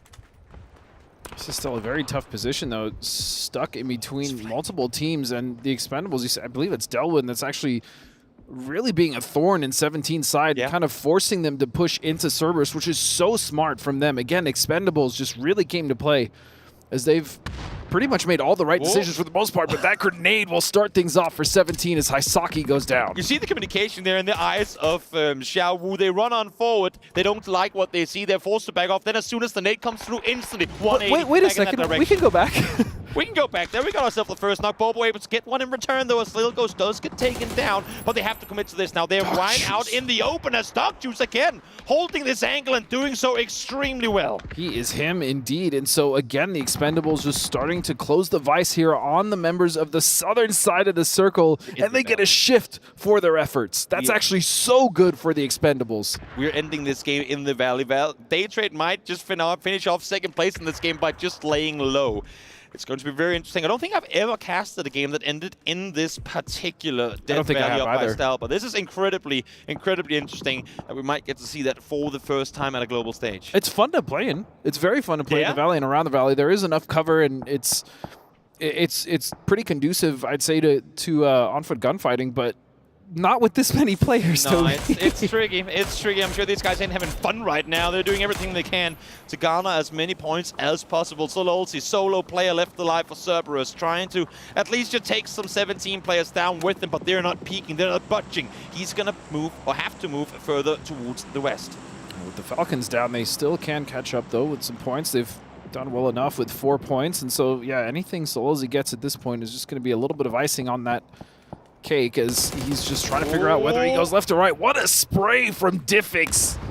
Solid melts shots. Lou. Solid shots coming through from Na'Vi as they continue to maneuver further forward. Farid, no, Vest doesn't matter. He's going to push forward regardless. Box kickstart just on the other side as Na'Vi claim kill number 5. New Happy in the meantime, almost up to 10 kills as well as we hop back to Sololsi, who is continuing to try and suppress on the other side. And at this point, I think he just conceded. He goes, you know what? I'm going to go for these kills regardless. Either I get you or I go down. Oh, and he's doing a significant amount of damage here. Look at that. Suju goes down. Xiaobei down to 1 health. He will fall, but now it's going to open the window for 4EM to come in. Yep, finally they peek on out. They've been playing tight for a while, only 1 kill so far, but they are still 3 players up, and there you go, 1 more point added, and the entire south secured. And with this new circle being where it is, they can now start and flex out the same way that we saw Expendables and 17 do so earlier. Yeah, unfortunately for Daytrade and Danawa, they haven't really had to contest with much. At least Danawa, the way you were talking about it, you're absolutely right. I mean, they were very careful. They made sure not to overextend, and they just wanted to control their little slice of the pie to make sure that that circle, when it did shift, they had something to play and not anyone really to contest with. And now that the blue is at their backs, they are comfortable. Valentine has been creeping on forward for a while, but now they're starting to pounce. Kiss able to get himself the double. Ferris, Diffix both down. Hekatori solo player left alive, trying to stay put, but he finds himself in a very, very tricky position. Smoke's really the only cover he has to play around. Valentine, though, not seemingly too eager to push on forward. No, and the Expendables actually are getting kind of picked apart here as finally Na'Vi will fall. And that's going to go in the hands of Freaks, I believe. Danawa again just kind of holding on and trying to take some shots over here towards this fight between Daytrade and Expendables, but because of that dip, they're not able to do so, and now the Freaks and Danawa will have to meet and have to move. Yes, they have to take this fight. Danawa, there's no way they get to get off that hillside and wrap her all the way around without Freaks shooting them in the back. And look at this again, I mean, Daytrade, they're just prone down in the valley below. The team tried to join them, and that's their APAC counterpart in the Expendables, but they were not allowed to play around here. And now Danawa is going to make the run. I thought they were going to play it a little safe on that northern side, maybe take the fight to Freaks. They could get themselves very, very caught out here if Freaks realize what has just happened. Yeah, they wanted to beat the timing there to make sure that they got away from the Freaks before they peeked over, and it looks like they will be able to do so. Multiple vehicles were actually available to them, so very nice move. Loki, though, might actually be trapped. Did he not get in the car in time, or It did was a they leave two-seater him behind on purpose? Oh, yeah, true. The RB was a two-seater. He couldn't. The coupe don't fit him in. Unfortunate. In the meantime, over on the other side, 4 AM now, again, as I said before, opting to start flex out, trying to clear their edges. They would have heard the vehicle from Danawa down below, and that's why they're aggressively going up here to try and make sure no one's going to push in from their side. And that was just a difficult rotation, regardless of how you cut it, because Danawa either had to deal with a team above or they had to get the timing, which they did, and then sit right under 4 AM. Also, I mean, in all fairness, Loki, as long as 4 AM from the hill up high doesn't spot him, could end up playing a massive spoiler. Should Freaks expect all of Danawa to now be on the other side. Yeah, but the problem is the circle is now starting to close in on Loki, so he's going to have to move and got to commit to a hill, which I would I mean, say to that point, the other members of Danawa aren't even in, Toby. Yeah, exactly. Do they go over and pick him up? Is that what Deal's contemplating here? Go and get him in the car?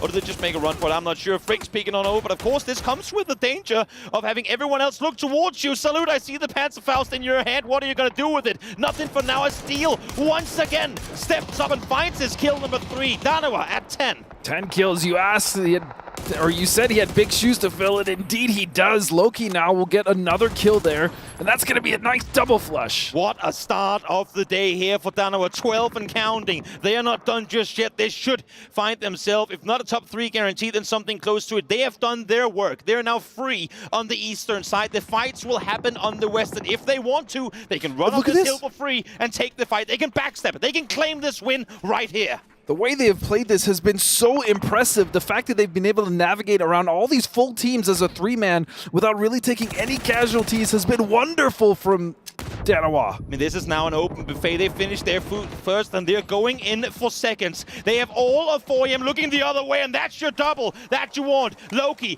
up on 5 kills now, as well as UNQ Force down. Beans with a double. Solid Korean play coming through here as Danawa find themselves in a 3v1v1. Bean, what can you do? Belmuth, what can you do to take down the current 14-kill Danawa roster? Well, at the very least, Bean has done enough. He got that double. He eliminated the team, getting more points as a solo. Anything he gets at this point is going to be a bonus. But again, as you said, Danawa has just been playing this so flawless. I mean, honestly, kudos to Daytrade for being in a tricky situation early. They knew they were surrounded. They had to back off. And now, just off of placement points alone, that's 5 in the bank for them. Smart by Belmuth not to over-aggress earlier, to kind of realize the situation that he was in and just salvage points as everyone else fought forward. But even now, Danawa is so calm. They're not overextending. They know there's only 2 members left from other teams, and yet they still maintain their position. And there's no reason to overextend here. They've already gotten 14, 15 kills. They have 3 members. They have some flashbangs. They have utility available. And so this is just so intelligent. This whole game was a masterclass by Danawa as far as micro and macro. Yes, they sit up on stall, but don't over-aggress. At no point, as you say, very, very correctly so, have they kind of bit on the trap, bit on the bait that other teams tried to set up for them. Deal, again, new guy on the roster here. A lot of pressure on this man. But in this Doesn't look like he's feeling it. Oh, not at all. Not at all. He is cool as can be. No big deal whatsoever. He's going to push further forward. The spearhead in this operation, at least for now, is Deal. Currently sat on the other side. This still very well can all fall apart, though. If there is a misstep in Danawa's game, the 2 solos could strike, and that could potentially put us in another 1v1 situation for an endgame like last game. Timing is crucial. The thing is, Danawa came in from the east. They swooped the team on the northern side. They know their backs are clear. They know for a fact that both these players are on the western side of the circle. And by just setting up a perimeter and slowly, carefully closing in on it, they're forcing these 2 opponents closer to one another.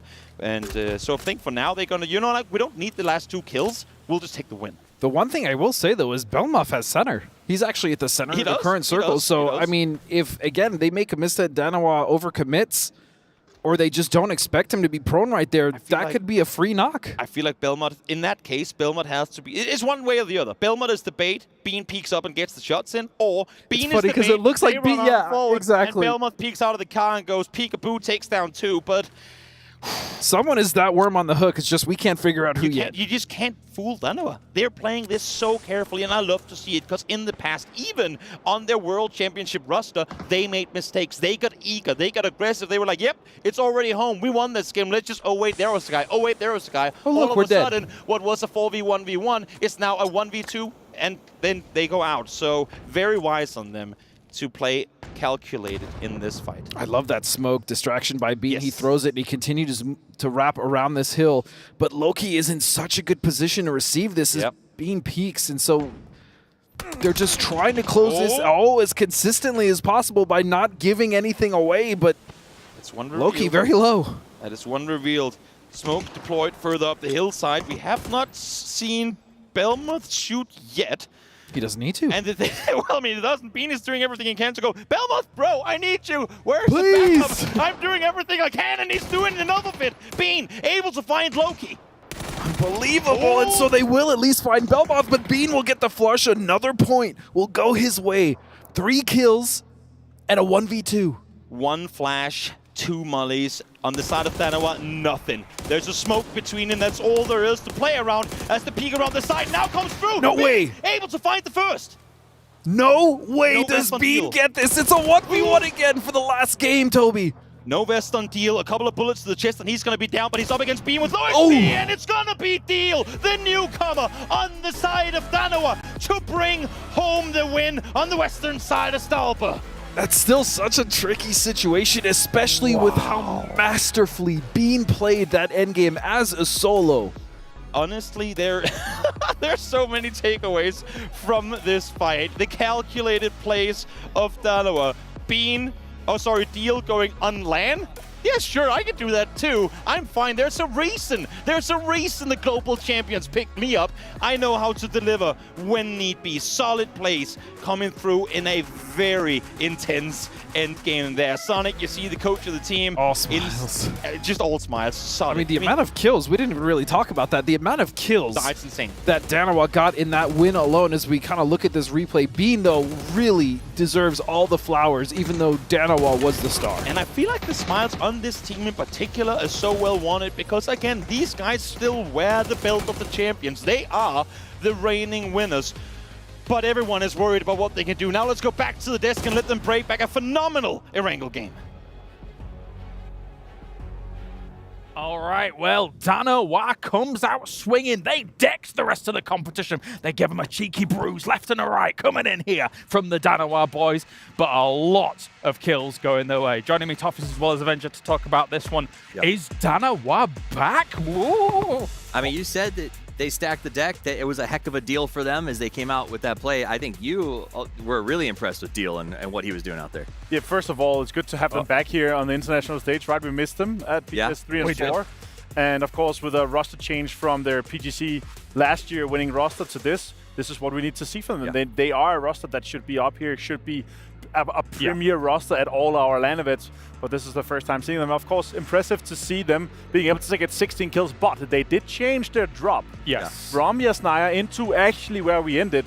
So they have a huge advantage already being there, looting, being able to kind of move around and having that high ground priority. Smart, right? The Kameshki split that they went for alongside some of these compounds as well. If you're dropping alongside 4AM and Yasnaya, yes, usually from Yaz you can disengage, but it does come with some risks involved. Yeah, I think that's the idea that we're going to start to see is a lot of these teams we talked about in the last segment too have become more flexible and are willing to sort of work outside of this rigid box that we're used to seeing inside of PUBG. And to see Danawa out here performing is a big deal. They are the PGC defending champions. To not have them at the last 2 PGSs was a travesty. It was. A disaster. And so to see them putting up and having a team synergy that seems to be working is what I love. There's a state of rebuilding going on for the team very clearly, even though they've got a star-studded roster already from off the back of that. But anyway, let's take a look at the MVP. Which Danawa member's going to take it? Because we have 3 members getting big numbers off the back of this game here, Avenger. And suffice to say, it could have been any one of them, but it's going to be Inonix, the lad himself, being able to take number 1. It's good to see him back here on a stage like this, getting these MVPs. We know him. He's been such a legendary player throughout this time here. Now he's, of course, back here. 6 kills, 600 damage, very linear in terms of that, but still the impact that he had, and of course the survival time is going to be putting him into that MVP spot. You say legendary, one of the all-time greats. Yes. And then alongside the rest of Danawa here, as we were saying, because it was a huge team effort with this. And I think that this is where they're really going to shine. I think Inonix and Loki as a team, as a duo who's been together for so long, finally have the freedom. I'm not going to speak to the politics of their team in the past, but they have the freedom to play the way that they want. I think that they've always been turning into legends, phenomenal players that have lived in a shadow. And now this is their team to do with what they will, and it feels cleaner, better, happier. Well, Avenger, let's take a bit more of a look into this game and see how things actually broke down. So what have you got to talk to me about? Yeah, so first of all, it's a little bit of a rough circle, right? Stalba is so far away from all our usual and kind of standard loot spots. So we have, I want to have a little bit of a look into where these kind of teams they changed. We have 2 teams that started in Stalba, Daytrade and of course Danawa. And that have a huge impact and a huge advantage to how it is. But also Freaks, they managed to come in from kind of further away and put themselves into a better spot. So let's take a look here at the very start. Of course, we see these guys, they are starting up by Stalba. They are in there already, but Freaks, they did manage to come kind of far away and, further away from some of these guys that already had kind of high priority. You see 4AM was there. We know that Falcon's kind of close as well. But when you start in a location like this, it is just such a huge advantage, and them being able to kind of turn it around, this is what we're looking for. We're looking for, Freaks to have an impact like this, and we're looking to see how, teams that are looting and starting where the circle starts and ends, if they have this advantage, can they turn that into a win? Danawa managed to do so, but getting 16 kills on the way to do that is just a standard, we caught the last circle, let's just farm and get you the win. But here, they managed to defend it and do it super well. I think something that was relatively impactful as well is short-range emergency pickups. If you think about where 4AM starts off. I think idea. If you guys I have a clip of that as well. Actually. 4AM made that beautiful jump. If you want to run the clip, but it was. They knew that it was used not for bad teams making long rotations. It was made for strategic, quick movements. Yeah, so a little bit deeper into the game here. Of course, we see the teams, they split out a little bit. Danawa took the lower ground of where Stalba is. 4AM is still kind of inside Yasnai. I don't have the exact clip where 4AM is, but 4AM, they end going for Yasnai, and they come in here, and they end up taking a situation where they take a emergency pickup, and they go up, and they go all the way from that spot into kind of, oh, that's a terrible arrow, but yeah, they behind where the arm of the arrow goes, basically. Exactly. Yeah. So, I mean, that really afforded them a great amount of survivability in this game. Because honestly, I think coming in from that south side, it's hard to scale on foot this hill. There was no chance. I mean, between GG, Danawa, the rest of the teams there was no option. And in the old days, that was a death sentence, right? There's no way you play deeper. And the fact that they had that on hand, ready as a backup, and then made that short jump, let them get a few extra points, possibly a few extra kills, and that's sort of, I think, the difference, especially in group stages, of passing into the grand finals, those smart decisions. It does my heart good to see South Korea having some strong success already here, Avenger, because I was concerned, especially after, the breakup of a lot of their talent. It seems like maybe this is the building blocks to getting back to international strength. It's a little bit of a recycle still. Vikari coming in, and also Babsang Han changed his name to Deal. But still, I still feel like the best talent in Korea is spread a little bit too thin. Of course, this looks very good. I gotta say, Danawa is looking very promising, but still, where were they at PGS 3 and 4? Not there, right? So it could still be better. But yeah, after losing and breaking up a PGC champion, kind of breaks your heart a little bit, right? You want to see the best talent on the best roster, especially coming out of country like that. Well, of course, that is it for this moment. That's it for Erangel for today. We're going to go to a short break. When we return, we are going to have Rondo on the other side. I'm actually so excited to see Rondo on this stage. So join us right after this for more PUBG action.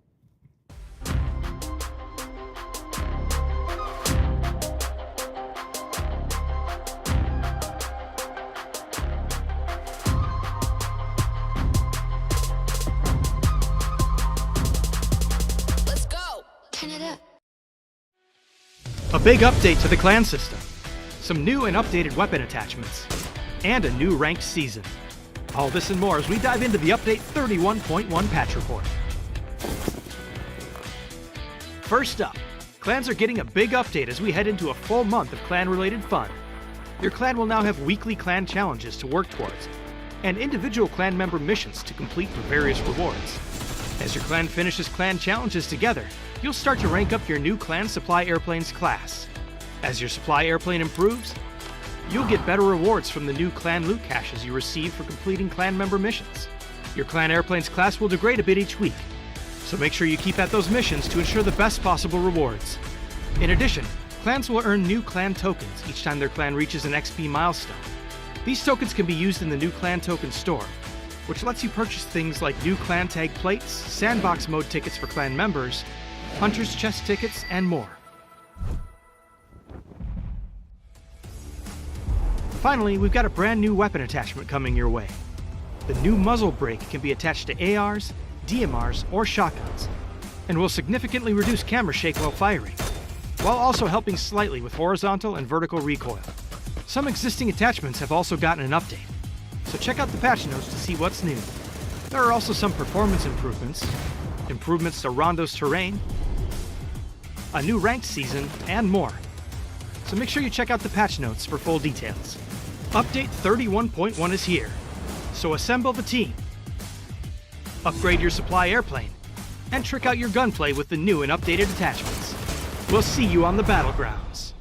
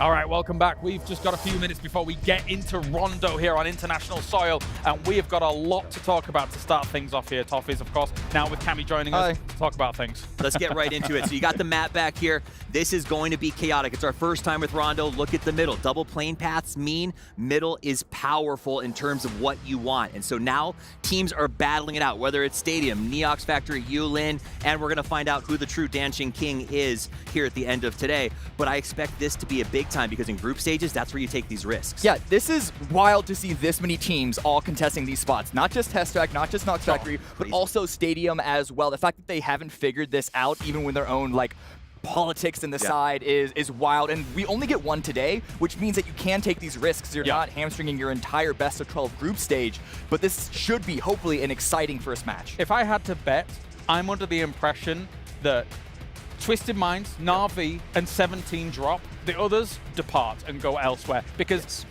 teams like Twisted Minds and 17 Na'Vi are arguably know that they're going to PGC if they're as long as they performed up to their ability.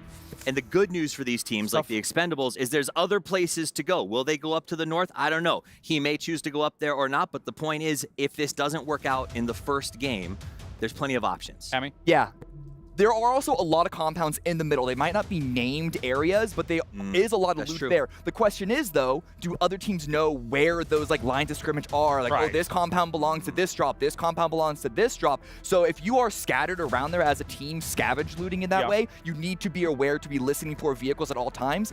And this has the quietest vehicle in the entire game of Battlegrounds. It's a terrifying vehicle. Yes. It's so strong. You hear nothing, and then it's right there. It's like a bicycle. Scary stuff. All right, well, thank you very much, guys. Of course, those potential of double plane paths are hugely impactful. You guys at home can predict as to who you think is going to take this next game. It's our proper first rondo on international soil. Let's head over to the commentators for all of the action here at the Esports World Cup.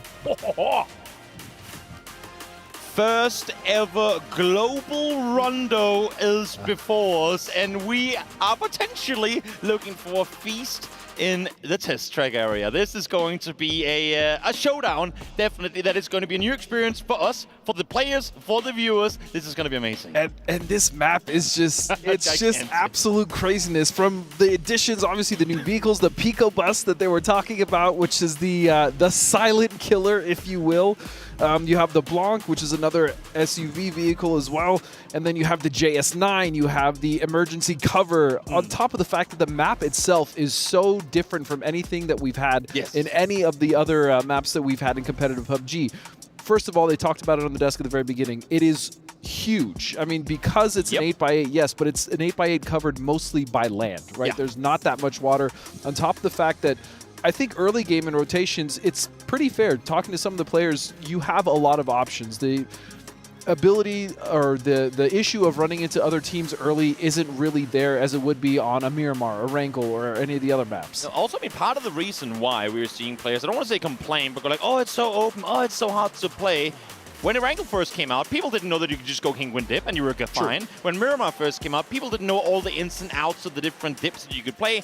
People, like teams, make good locations when they need them. And it just comes with reps. It comes with playing this map over and over and over again. That's the best part. And we have reps here. We're getting reps, see this really. Game. And believe you me, every single game we see finish in a new area, teams, coach is going to go back and go, oh, you saw that rock there? You know what? Next time we go here, that's the spot. Yeah, so the adjustments. Slowly, the entire map will be data compiled for all these players. And believe me, down the line, when we hit PGC at the end of the year, a map like Rondo is going to be much more figured out than what we're coming into today. But it's not that time yet, and so it's currently it's the time for the figuring out phase. For again, yes, they've been screaming, they know the map, you've been playing it in pubs, but it is a completely different beast when you're actually doing it here at this level on this stage. And so Rondo is going to be interesting, to say the least.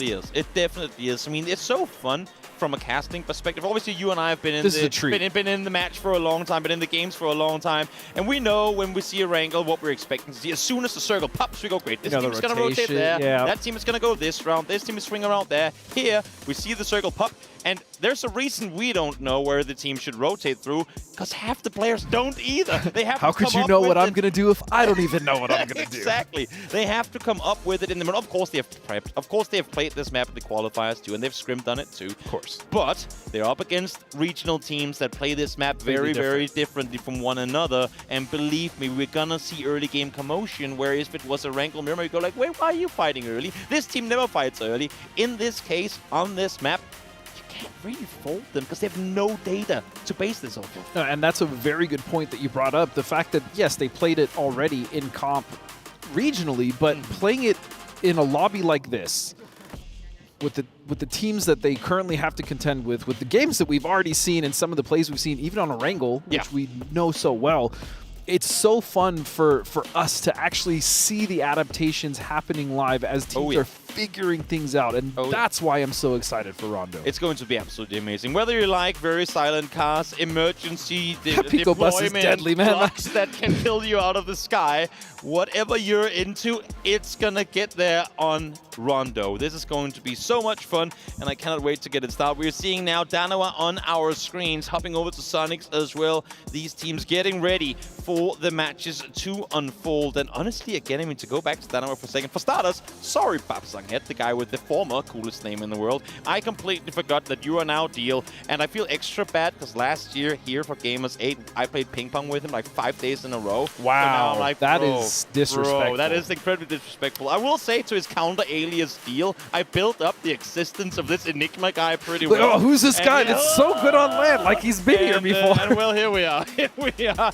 Of course, he does have global experience. I will say to my defense, though, it's very limited. He played Gamers 8, and that's about it. So while he, of course, has more experience than I alluded into, those shoes of Soul don't get smaller just because of that. Correct. I mean, he still very much has to fill those big, huge shoes that Soul left. But so far, I have no issues with the way he's been playing, especially, again, the leadership of Inonix on that team is just so on point as well. And you saw it in that last game as we're about a minute out here from this map. And something else I kind of wanted to talk about, when we had the addition of Tego, that was, I think that quickly became my favorite map to cast, just because of how fun it was. But one of the main issues with Tego was simply how open it was. Now, don't get me wrong, Rondo is also open, but the options, the availability of dips and different terrain as far as hills and crevices for teams to play is much more, especially given the surface area of Rondo compared to Tego. In the pre-show as well, there's a lot of info that is actually already available to players to teams in terms of their phase 4 circles, a lot of land ratio that you can play around if you know how to maneuver around this map. We are just 10 seconds out of this game getting started, and as we hop over to Rondo, of course, it's still early days, we're only 3 games in, but this is the 4th of the games that these teams are going to get to play in the group stage. So if we were already now, early on, to look at the leaderboards, New Happy, a single point. Tianba off to a miserable start at 3. FaZe down there as well. 3 teams that I think at least 2 of them, you would have thought that's top 8 guaranteed. Maybe right out of the gates, but as the games go on. But you know what? Let's hold it no longer. Let's go Rondo, and then now I'll let you finish it. You know FaZe, though. They purposely don't do well in the beginning to make it exciting for us at the end, and I very much appreciate that. But, I mean, you want to look at other teams. 17 and Twisted are also in the bottom with 5 and 7 points, which, again, you only have 12 games to qualify, Toby. That's it. Doesn't matter if you want to play FaZe Sunday if you don't get to play on Sunday. We'll see if they get to go there. Of course, for them, we hope so, as we take to the sky for the first time globally ever. Rondo is upon us. Can we start calling it Rondeezy? You can call it that. I will refer to it as something else. You jump in, but that's fair. So here we go. And Rondelicious. That's where we're okay. headed. I see you on that one. Mind sweeping north. I mean, again, our eyes go to Neox Factory, test track. The area down here where half the server was supposedly landing. Seems to me like Na'Vi is the only team fully committing Twisted Minds alongside 4AM are flying towards up the north, but 4AM are scattered, meaning they're most likely not looking for a fight. They're looking for vehicles to then try and potentially move even further east. But again, massive map. Look at the playing path. If you hard commit J Dana City, it's like, yeah, great, we'll see you in phase 6. I will say I hope the circle, and this is just a personal thing. I am not a huge fan of J Dana City. It's a lot of different elevations. It's kind of confusing, especially if you're being shot at, especially if you have teams of this caliber playing in it. And for how many buildings the place have, it does not have a lot of loot. No, and you can't even really go in half of them. So not my favorite area in the map, but you know, we'll see. Obviously, this one isn't going there, so we're actually going to focus on the center. But point about Na'Vi as well. They were the team that so far have played confident in the first couple games, so I'm not surprised that they still committed to test track. I love the fact that whenever the boys got on the roster, Alrain, of course, staying with the team after the former World Championship team of 2022 got dropped, they picked up this roster, and Alrain said, I get now a chance. Because with the former Na'Vi roster, they were already shaped. They came in with years and years of experience. You had your example. You had your Uber for a while there as well. These guys were world champions, and they knew it. Now, you have young gunblood. You have guys with limited to no global experience. And Alrain, I talked to him, and he said, I can mold these guys into, not my image, but you know what I mean? Like I can put all the info that I have of all the years of esports that I've coached into these guys and just see them grow with it. They're all eager to learn. They're all eager to improve. And I think they have proven themselves globally. They're one of the youngest teams in the tournament, and they play phenomenal. I feel like every event we see them, we see some form of adaptation or some form of improvement, and that's exactly what you want in a young team. You want them to be hungry, as we see the first Pico bus in action here. Silent as ever. These things are dangerous. They're electric. They are electric, actually. Definitely, yeah. Definitely. Another thing with Na'Vi, I mean, and we see it in their like kind of the edge positioning that we saw, especially in the previous Orango game. They don't like weave. They don't. If they have a game plan, they execute it. You're forced to try and force them to not play the way they want to. Yeah. Exactly, and I love it. When you're a new roster, when you're a team that is, I mean, only getting together, only learning how to play together, you gotta have set things that are guaranteed. Cater to that play style. Don't allow for everyone to go out and do their own things, because they don't have the communication yet, I believe, to be able to just do each their thing. Set up a play style, execute it, commit to it. Commit. Yes, that's the most important thing you said. Committing to it and then adjusting from there is absolutely what they should be doing, because if you're too loose, if you're too willing to back off, then you really won't actually be able to mold a play style that actually fits your team or your skills or your mechanics. Now, as we're seeing on the map feed, and you guys will see it in just a second as well, we have seen some big EMPs popping off on 2 different locations. On map Bailey towards the northwest, Danjing down towards the south. And you know what, Mr. former pro Godspeed, can you please explain to me those EMPs? Don't you dare start that. Please explain to me how the EMPs work. So the EMPs essentially will, if you're using a red dot scope, or if you're using a holo or any type of scope, any electrical equipment, it will actually cut out the red dot. So you'll essentially have a blank scope, and you won't be able to see anything in there. And it's, unless you've practiced how to spray without any optics, it can be somewhat challenging. Definitely can be. Definitely can be. Thank you so much for the in-depth analysis. You didn't need to add the title to that. Else we, again, I mean, big map, easy rotation path. I say that, but that's because, I mean, again, as we were saying before, if no one knows, if you don't know where you're going, then the opponents won't either. Rotations are being found, and what better way to do so than going up high in the sky, Thanadol, flying on forward. I don't think the coach of Twisted Minds can see him from where he's currently positioned, but I hope not. I certainly hope not, Toby. But he will take the aviation route to the circle. And you see actually a split here between Cerberus, as Duckmai is sitting between Yulin and then the compound just to the north. Yulin is actually a pretty fun area to drop in. Gives you a lot of options as far as different elevations of the buildings as well to fight, but this split specifically that I'm talking about, I like this, because if there is any threat, it is very possible for either side of that split to come and help. Yes.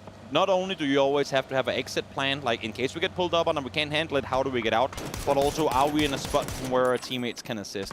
Couldn't have said it any better myself. Tianba's CC here. I want to hang on him for a second, unless, of course, if something starts popping off. CC, I think, is one of the most undervaluated players out of China. He was part of what made the former New Happy roster succeed to the extent that they did. He was never going to be a mega fragger. Don't get me wrong, he's a phenomenal player mechanically too, but he is so smart. His support role when he was on the roster with Xiao Pian and the boys back in the old New Happy days, he always was the corner guy, the guy holding off angles, making sure no one could sweep around and contest them. A big part of what allowed for the main fraggers of the roster to go out and do what they did, because they played with no fear. We can focus on this because we know CC is doing his job to protect us from behind. And he's doing the same thing here with Tianba. Now, New Happy, they were in a situation where we need more fraggers. Xiao Pian, HSMM have left. We need Ming Ming to start delivering, but we need him with a teammate long, so he comes in. CC has to bail, but now he's effectively, it took a while for them to get it going, but he's effectively playing the exact same role here on Tianba, set up around Pow Pow. Try and see what you can do to enable your fraggers to the best of their ability, because I feel like that's also, I mean, you can probably echo this, discussion point that we don't do enough.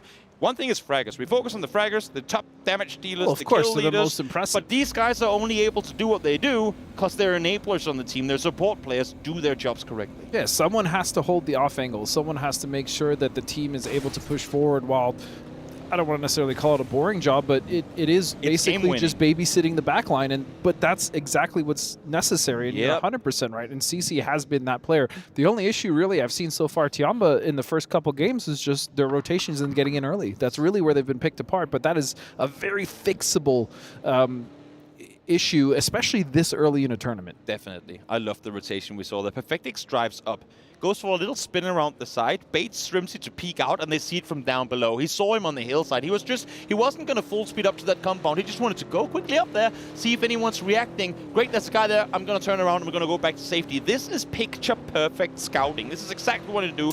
Minimal to no risk whatsoever in how they executed this play. Petulance was sat down below, waiting for a reaction, and there you see Shrimpsy peek. Now the compound is open. Now you make the play. Yeah, but this is exactly what you expect as well from a team of this caliber, and doing so in the new, well, not new vehicle, but for us it's new. In Esports new vehicle. The Blanc, it's essentially a better UAZ. It has a little more pickup, it goes a little quicker, it accelerates a little faster, and so it's a great vehicle to have, as we see Sonics as well with one. But Thanadol, just doing Thanadol things. We've seen him use the gliders before in the past, and he's very good at scouting, and this is invaluable information on this map, especially with everyone trying to figure out this lobby. And I love the contrast of what we had in the previous two Wrangle games, where of course the circles were tricky, and now we send the things up here. But we haven't gotten a single casualty in 9 minutes. Everyone is like, guys, I don't know where we're going. What's going on here? We gotta play it smart. We gotta play it safe. No one is over-aggressing, taking crazy chances here. They're all playing extremely calculated. But of course, for those of you guys sat out there watching, going, when do we get all the action? Where's all the chaos? This is exciting for me. I mean, let me remind you, chaotic fan viewers. At some point, at least Bloodthirsty 60 players has to be eliminated for this game to end. So if it doesn't happen slowly over the course of, like, we spread it out evenly, you will get even more chaos compiled into a big explosion halfway through the game. It could become next circle, because already now we're seeing teams start to rotate close to one another. Well, the other thing to also talk about in this map is something that Martin actually mentioned on the desk, and that's the fact that, you know, we're so used to land ratio and where circles are going to go on Miramar, you know, on Tego, on Erangel, obviously, and it's much different here, especially when some of those things could be so small as a little lake, like he was mentioning, that could completely shift the circle out of whack. And so that's something as well that, especially in this stacked lobby, has to be looked at, because it can completely sway the direction of a game for one of the teams who maybe isn't really thinking about that in the current moment. You saw the west side of the new circle there. 3-4 teams make it, trying to rotate their way on and face Gaming Gladiators. Danoa alongside Cerberus in their split, trying to maneuver their way further forward to the next circle here from the western side. Tricky position to go through, but somehow actually all able to do so without casualties. I was expecting to see a couple of players fall down, but not to be, as 4am on the eastern side of the circle, they might just have 17 to deal with soon on the like outside to the east. Yeah, at the very least, they have quite a lot of room to work with, but that could actually work against them in their favor, because it could allow teams to kind of sneak in, and especially in Neox Factory, where they're not expecting it. And that's kind of the issue with Test Track Stadium, these large areas with multiple points of entry. We talked about how big the map was. I just want to give you a brief stat. We just saw Flood being the #1 damage dealer in this game so far, with 73 damage done. We are 11 minutes into the game. Everyone is playing so incredibly carefully right now. Yeah, just getting used to, you know, these rotations in general, and again, not being familiar with how this exact lobby is going to play. I mean, there's a lot of tentativeness, as there should be. I mean, it completely makes sense. You can do as much homework as you want, but when you actually get in and you get a circle and you're not sure exactly what the other rotations are going to be, this is the correct approach. Yep, Danoa finding a bit of a dip here. Of course, wanting to make sure that no one's going to aggress from the sides. They have found themselves effectively as center as can be. Not a favorable position to be in, but for now, they can lock this down. They can sit tight for a while. Kisses up towards the north. Solo player in that compound. But this is, again, where the issue is. Teams don't know the rotations, don't know the perfect scouting point for each position. They might not even know the best entry points to compounds, which is what makes them play that much more passive. There is actually space on the northern half of the circle for teams to maneuver, but everyone is sitting very tight. No one really outside of Cerberus opting to do wide splits here. Well, something else to note about this circle specifically, Toby, is the fact that there actually aren't that many compounds in. Yes, you have Test Track. Yes, you have some of the compound that's being split by Na'Vi currently, but the rest of this is open terrain. Yeah, definitely is. Hilly open terrain. It's pretty, I mean, perfectly But it's shown not here bad terrain. That's the thing. on Ghost of, yeah, exactly. Now come the mortars, of course, for those of you guys who forgot that they were a thing. They are indeed very relevant, and on this map more so than most other, really. I mean, this situation in particular, because as you said, a lot of open fields. Yeah, I do agree 100% with your point. I think mortars on this map specifically are actually going to come into play much more than any of the maps that we've seen before, and they're used sparingly here or there. But yeah, Rondo with its size, I think mortars could be a big factor moving forward. Maybe not necessarily this game or even this event, but in the future. Yep. Well, let's see now, Gaming Gladiators on the far western side of the circle. Set all 4 guys together. They're currently being, I don't want to say contained, but at least kind of checked by Dogmite up on the roof alongside Sololzi, trying to make sure that no one's going to aggress further forward as New Happy, too, coming in on the northern side, try and find their spot. And then FaZe, far western side, incredibly wide split, 2.5 miles between them. Look at where James is in the bottom left. Look at where Gustav and Corexia on the north. Circle swings north. James is going to get in the vehicle. Vex is going to join, and they're going to wide string northern side through Bamboo to potentially get themselves a real good spot off of that split. Yeah, and they're super far in that, but as you said, this rotation is very wise. If they can just get into Bamboo initially, they can have a little bit of a foothold, but then they're going to have to worry about other teams potentially taking up that forest. Yep, true. Absolutely true. And the thing is, too, Corexia and, I mean, Gustav, yes, they're there early. FaZe can lock down a spot, but for them to group up properly with Vex and teams joining, that is going to be at least another 30-40 seconds. So they have to stand their ground, and standing their ground they do. No, as I say that, Vex finds one, but Dante takes him down in return. That should be a flush coming through. There should be no way for teams. As I say, does he stay on this, or does he leave? He knows there's more to play for. He has teammates in the circle. Well, he definitely has, he stays. As far as FaZe goes, yeah, James is coming around for Vex, and so he missed there, but I guess Anonix now going to be taking shots at the Expendables, who have had a pretty decent start to this tournament, but they're going to get immediately melted, and Deal will find Delwyn as well. 14 minutes is how long it took for kills to finally come in this first global Rondo game ever. As Expendables able to get their way across the street, they do lose Delwyn in the cross on over, not expecting Danoa to be in the dip close to them and go, oh, you can play dips here? Sure, we'll just take the one on the other side of the street. Oh, look, a dip. That's all we get, fair. And Giz is still going, wait, why am I getting this for free? Why is no one scouting me? Is this a prank? Is this a prank, bro? Like Valentine's, bro, come back. No, I mean, no. I'm safe. That's like 500-meter perimeter with no one here.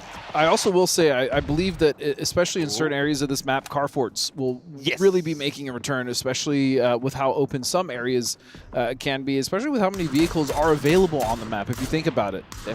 Definitely. We saw mortars come in. One of the Danoa players getting knocked. The car is going to get picked up. Hopefully rest somewhere else so he doesn't get taken down. Example, still plenty of ammo left to play with. Might as well see if he can blow up a vehicle at a distance. Deny some cover as the remaining Cerberus players up to go for an E-pickup. Try and get themselves inside the circle. Now Glorious, of course, with that car gone. Easy pickings for Perfectix. I have to wonder exactly what Batu's thinking in this circle, especially with Test Track just to their east. And the other issue with Test Track is you can be under it, but more importantly, especially for the detriment of Twisted Minds, you can be on top of that Test Track, which has very clear line of sight into the west side of the circle, which is essentially the center. Up towards the north, Corexi finds one, will go down in return. Importantly so, though, that he's able to hold off at least for a while, because James did get Vex back up, happened off screen, but they're able to stay alive, at least now as 3, as they maintain control of Bamboo as we stay here down towards the depths.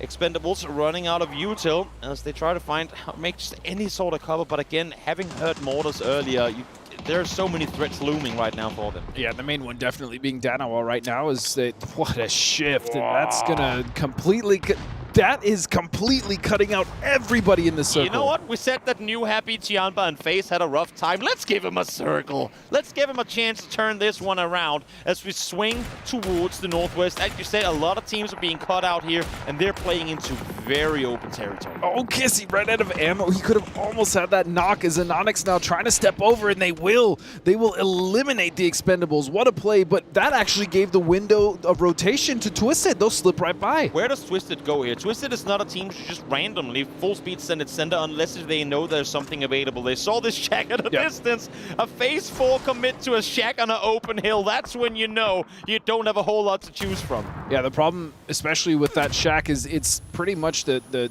top of that hill, and all around it there really isn't any cover, not even trees. It's very barren, and so they're going to have to use those vehicles to create a fort. But at the very least, it is centered. 2 of them will stay, and I imagine the other 2 will probably try to venture off and find another dip, and it looks like they have. It's effectively a lighthouse on an island of no one is going to pull up on it, because if you start shooting around the building outside, you're going to get peppered by all the teams that are set elsewhere in the circle. So while it's dangerous to get to, if you get there and just prone down, and of course taking for granted circles keep going your way, you're guaranteed a pretty good placement.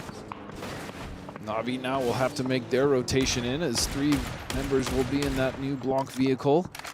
They should be able to actually get away safe, but again, where do they go? I think there's a dip for them to play just beyond this.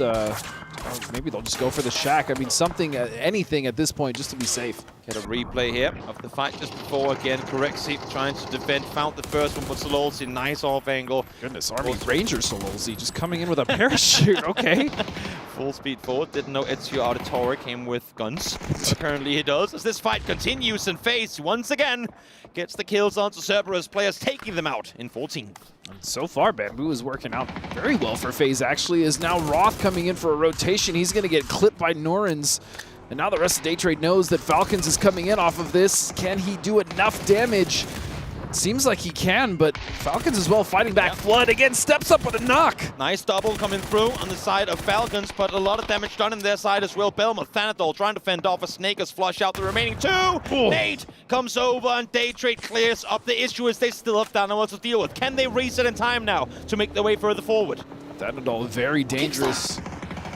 Has that P90. They're going to drive right into Danawa, though, and they don't have a chance. No. Phenomenal reaction play from Danawa. Risky, of course, at that, knowing that they have teams on the other side looking now up in the sky to try and make sure that no one's gunning for them. Look for mortar fire if anyone's up to go that direction, and try and make your way back down to the dip you came from. They will have a little bit of a reprieve here yet. They have a nice ridge ahead of them, but that circle does them no favors. Twisted, dead center in the circle, but really not much cover. But there's really not that much cover in the circle to begin with for the other teams. You say not much cover, but look at your screens right here, right now. 4am using the Rondo exclusive deployable cover to full effect. We didn't even talk about that. That's actually it's in play. It's an 80 underhand throw on the ground. Boom, cover granted. You have to watch out though, because if you get hit on the head, it's a little. It'll crush you. It'll do a little bit of damage. Probably my favorite addition to this game is that deployable cover, especially on Rondo.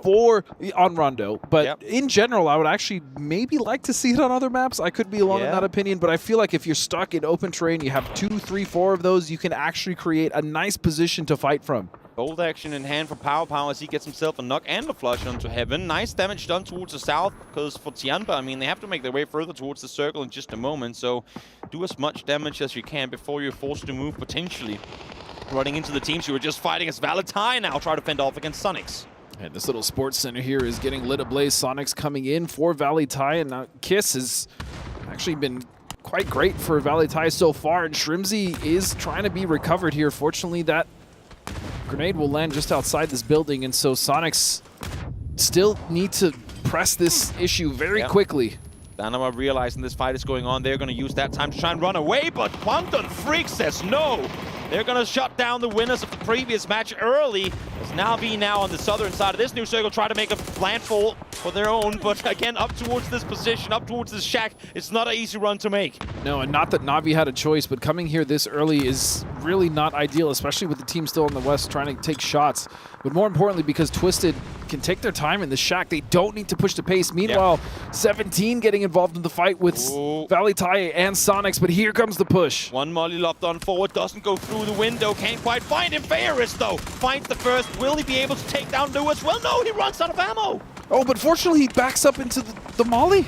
Oh, what a nade! Could not be more unfortunate, but Vectix from a distance able to do the damage needed. We saw them split out earlier. Incredibly smart not to put all your eggs in one shack, but leave 2 players on the northern side in the dip to assist from a distance. 17 doing what they do best. They third party this fight at the perfect time. Little Ghost will find kick and Huyn will go down, and that is the end of Sonics. 17 with a very strong position now here on this edge.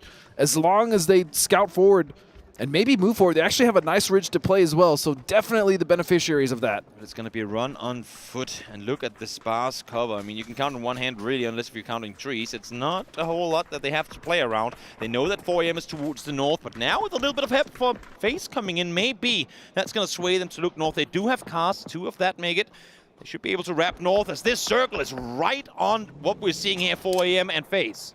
Fex had to have known that there's players here, right? He just drove in alone, so he'll be the tip of the spear for them as shots will ring out and HSMM will go down. What a timing. FaZe baits the attention, allowing for Gustav and Teams to wrap around the side. But here comes 17. They are within nade range. They can do a lot of damage from here. And Xiao Wu is able to take out Xiao Pian. And that's going to be 4 AM down in 6th place. 5 teams now left alive as 17 Gaming finally get a good game going. 17 finally making all the right decisions and putting themselves in a position to really do what they do best and farm. As I say that, CC with a disgusting little couple taps there, and he's going to put Little Ghost down. Yep. To take him out, but there's still the threat of New Happy. They're 4-man strong. They're applying a lot of pressure, but they too have to move in just a moment. Tianba, New Happy, both outside the next circle. And right now, I mean, my eyes are drawn towards Perfectix, towards Example. They're inside the circle, but now let's stay with the Northern fight for a moment. James down, Fex down, solid shots coming through from Xiaobei. Gustav is there to assist, though, finds his double in return. And Gustav turning this around.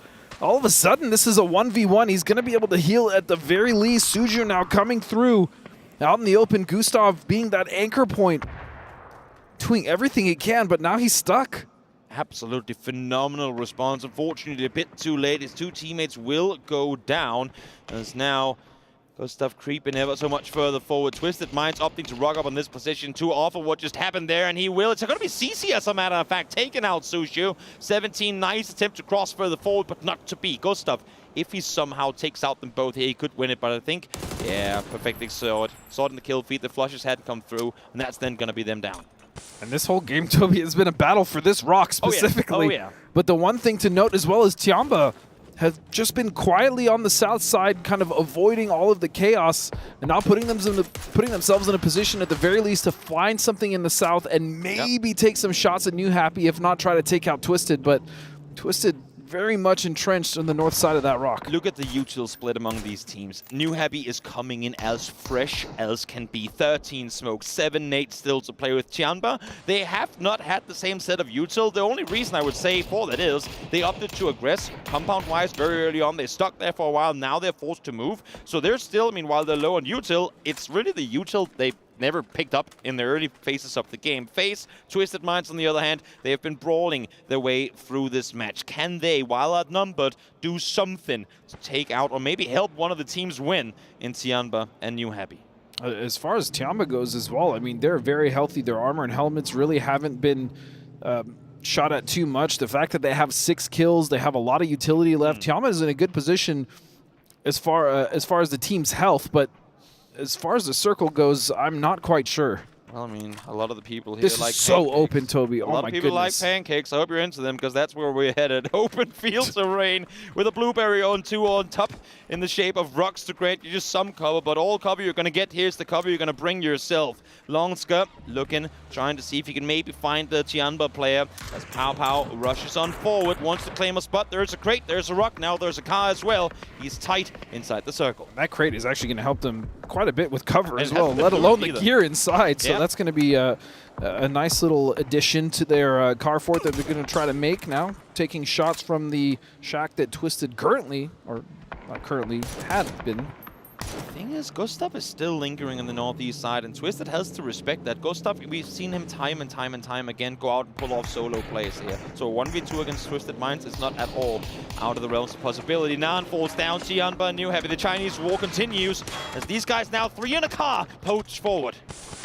And the one thing about this area that is nice for these teams that there are enough hills to create somewhat of a defilade for them to hide behind. Little ridges, not huge, but just enough to provide a little bit of cover. But that's going to be a nice nade coming from Lin Shu onto Ming. That's what they can do, Tianba. And again, I mean, them and New Happy, plenty of util to work around, plenty of smokes for them to utilize. You saw they had 13 just before. Now they're down to just 2, doing everything, using all their util to try and get inside this next circle. But so far, Tianba has them on lockdown. This nade might spell trouble for Twisted. No, looks like they get away. Meanwhile, nope. Gustav doing everything he can. He's not going to make it in, and that actually now gives Twisted a lot of room to work with. Definitely does. These two teams have, if not fully committed, then almost to taking the fight to one another. Now they're both forced to kind of say, time out a moment.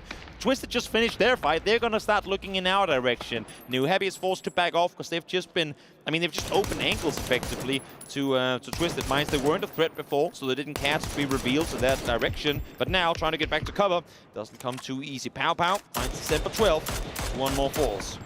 And all of a sudden, I mean, Twisted is still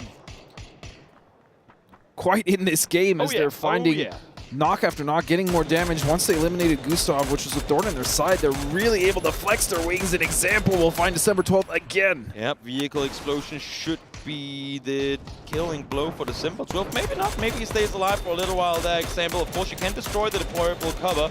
Example is trying to do just that, because if it falls here, they're going to be in trouble. Twisted Minds knows they have to make a rotation in a couple of seconds. They have one smoke to make that run. Let me just put it this way, that run is never going to happen. So they need to do all the damage now, and Example is doing just that. And look at this elevation that he has. So much damage going out from Example, point after point, and they're still clawing. You can never count out Twisted, no matter how many members. This is, again, the situation of where we say, oh, but this area is no cover. Look at what the players are doing. They're playing with minimal cover and making plays happen. Who would have thought Example could get up on this rock and get a perfect overview towards the western side? Example did. Well, I mean, clearly he knew stuff that we did. All I'm saying is that while it's open, players always find a way to make it happen. And that's what you have to do at this level. I mean, any little advantage, whether it's, you know, a little bit of elevation on a rock, a small defilade, a crate that just dropped. You know what? The fact here that Tiampa has still yet to lose a player, despite having, I think, 9 players knocked at this point, is incredibly impressive. Now, 7-7 is down, but Resible, as Perfectus is finally dealt with the circle, is going to close on in. An Example, solo player now left alive for Twisted Minds, has to try and see if he can make something happen on his own. Tiampa have to be careful, though, here. They cannot give too much away. They already have one knocked, and if they lose another one, all of a sudden, the advantage that they have is not an advantage at all, but fortunately, Example will find and finally flush December 12th. Goes for New Heavy win. But bro, we're fighting the 4-man team. You're supposed to help us, but no help is coming his way. CC takes the shot to his head. As now the stun gun in the hands of Linshu as he's trying to crawl on forward. And I think Linshu has the new ghillie suit as well with the flowers, so a little bit hidden in there. The stun gun is, I mean, if you land a shot, it's basically a free kill. Yep. And the range is decent.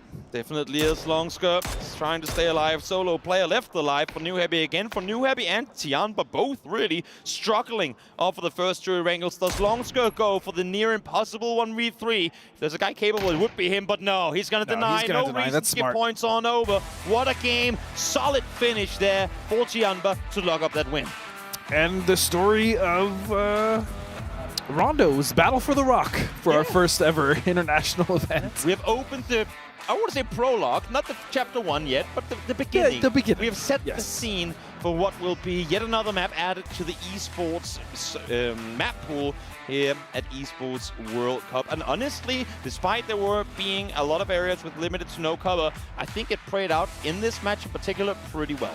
Yeah, and I will say the adjustments made by Tiamba, right? The first couple games, they tried those kind of wide rotations. They did go for readjustments, which we did like, but they didn't work out. In this game, they kind of did the same thing, but they were a little more cautious on the south side. Also, I mean, the fact that FaZe are able to pick up a 4th place in this one, I know that the circle swung up towards Bamboo, but the way they were split west early on, Fakes going down in that beginning fight with Dante as well. I did not see them ending up in the top 4, so solid finish to, again, what was a pretty tough game for most teams here. And what a salvage from Twisted and Example. Yeah, absolutely phenomenal. Absolutely phenomenal. Tiamba, again, I mean, we praised Pow Pow coming into it. Almost 800 damage done in this match. He is absolutely insane. And we're starting to see some of these players being fully warmed up. But now, let's hop on over to the stage to get an interview with one of the players from these teams. I'm so interested to hear what they have to say. Let's hop on over.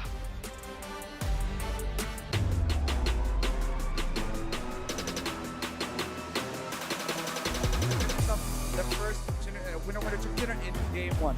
Roth, so walk us through game 1. You guys started off strong. You guys got 11 eliminations as well in that game. So tell us what happened. You know, the circle kind of favored us a little bit. PUBG especially GL kept us all under composed, and we came out and said be confident. The only thing that matters, and we were. You can see them late game moving around. Unfortunately, I died in a little weird way, but these guys, as a 3-man, they're insane. So I'm just grateful to be a part of the team. I mean, I want to say those last few seconds of the game were definitely insane, especially with that. I want to say with the Panzerfaust being used in the last second, seeing that card just slide all the way into the blue zone, absolutely insane. And talk to me about you joining Falcons. You guys were also boot camping for a week before the tournament. So talk to me about the preparation coming into the Esports World Cup. Falcons is amazing for us. They've given us the opportunity to survive. Being able to come out here a week early and get acclimated. Also being able to just be around each other. I think it's super important for these guys and for me. We've been through some tough environments, team-wise and personal. So just to be able to spend this last week and really get to know each other, bond, make a family. And I think that's the most important thing for us, and we're grateful for Falcons. I like that. I want to say it relieves a little bit of that pressure coming into the stage and competing together now. I want to say when it comes to the third game, Rondo. Obviously, you guys ran into a couple of problems here and there, but how does it feel to be playing Rondo? I want to say for the first time on international stage, and preparations-wise for that map specifically, what were you guys working on? Finding ways to manage the chaos, I think would be the best way to put it. That map is, there's not a lot of playable options once it starts to shrink, and that makes it really hard, especially with the talent that we have here. I mean, it's an insanely stacked lobby, every group.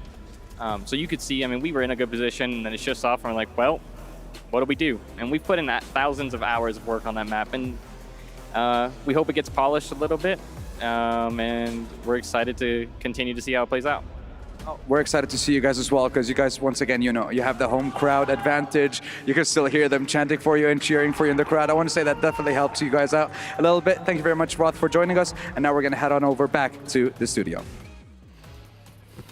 Great thoughts coming out from Ruff here from Falcons, but it was a tantalizing taste from Tiamber as they get themselves Rondo in the bag. And we ended in a brutal location, really exemplifying some of the scary parts of Rondo for our first ever one here on international soil. When you use the word brutalism, it usually means not a lot to work with, right? And that's what we see in the wide open area here, is there wasn't options. We even saw the use of this new item that you get here on Rondo, these emergency covers, but it's just not enough cover to make up for how big that space is. Yeah, we saw that it was, 4 teams in the late game for what felt like 20 minutes. Yeah. It was closer to maybe 5, right? But they were just looking for the angles, but with such little space to work with, the vehicles were already quite damaged. They lost some tires at that point. Yeah. Yeah. It's just these small angles that made the big difference, and really about landing the shots. And this is PUBG. You need to be able to land the shots. That's how you win the game. But here, more than anything else, in moments like this, is where that is absolutely crucial. I mean, you can understand why everybody was crashing on the rock that eventually Twisted Minds was able to take away from FaZe, right? Aside from that, there's a few rocks here and there. Tiamber obviously working with quite a few rocks as well as their vehicles. Again, it shows the fact that obviously on every other battleground, we know that vehicles are very important to hold into the late game, especially so here for this. I mean, there's not even bushes that you can try to lay down and hope to go deep. Literally, all you have is the car you bring with you and the hope that maybe you've got some emergency cover in your backpack. But the teams that were there played it very well. Ultimately, we see Tiamba come away with that win. And this is big for me because Tiamba, they did pretty well at PGC. I think it was 7th place. They made a roster change when they bring CC in, and then they totally miss out on PGS. And this is a chance to come back and say, listen, this roster works for us. Yeah. Now let's kind of talk about the kind of progression that we've seen here from Rondo, right? Obviously, one of the big focus points we wanted to talk about was what's going to happen at Tech and Neon Factory. There was actually so many differences to what we were expecting, Cammy, coming into that. We had, 5, looked like 6, 7, 8 teams that said they wanted to drop in that spot. It turns out only, do you want to say 1.5-ish team actually dropped there? Navi was the only team that sent the full squad. 4AM did this weird 2-2 split there, felt uncommittal. Twisted Minds also playing around that area. Yeah, obviously, as we take a look at the numbers coming in here, Tiamba with the 18 points going their way, Twisted Minds with 13, who did send Batulins up towards kind of a scouting position to kind of feel things out over there. So, as always, the big brain looking for some information. Right? That's a reason it's their logo. I mean, and Batulin is that. I expected them to be learning and cautious when it comes to the first contact with this mat at an international level. Will they pick it up a little bit in the later rounds? Maybe, now that they know where everyone's going? And of course, 17 Gaming was one team that we thought was going to go there, but it will be Pow Pow here from the MVP spot. So let's take a look at that as a look at the numbers. Not that many kills going his way, but definitely very impactful with the damage. Yeah, I mean, and Tiamba is a team that play generally very close pack style anyway, so it makes sense that as a squad, the kills get fairly distributed amongst them. They tend to like early game or like mid-game central sends. Rondo's not the greatest for that, especially that open field that we saw, but still able to be let's say it together, 4 up into the late game.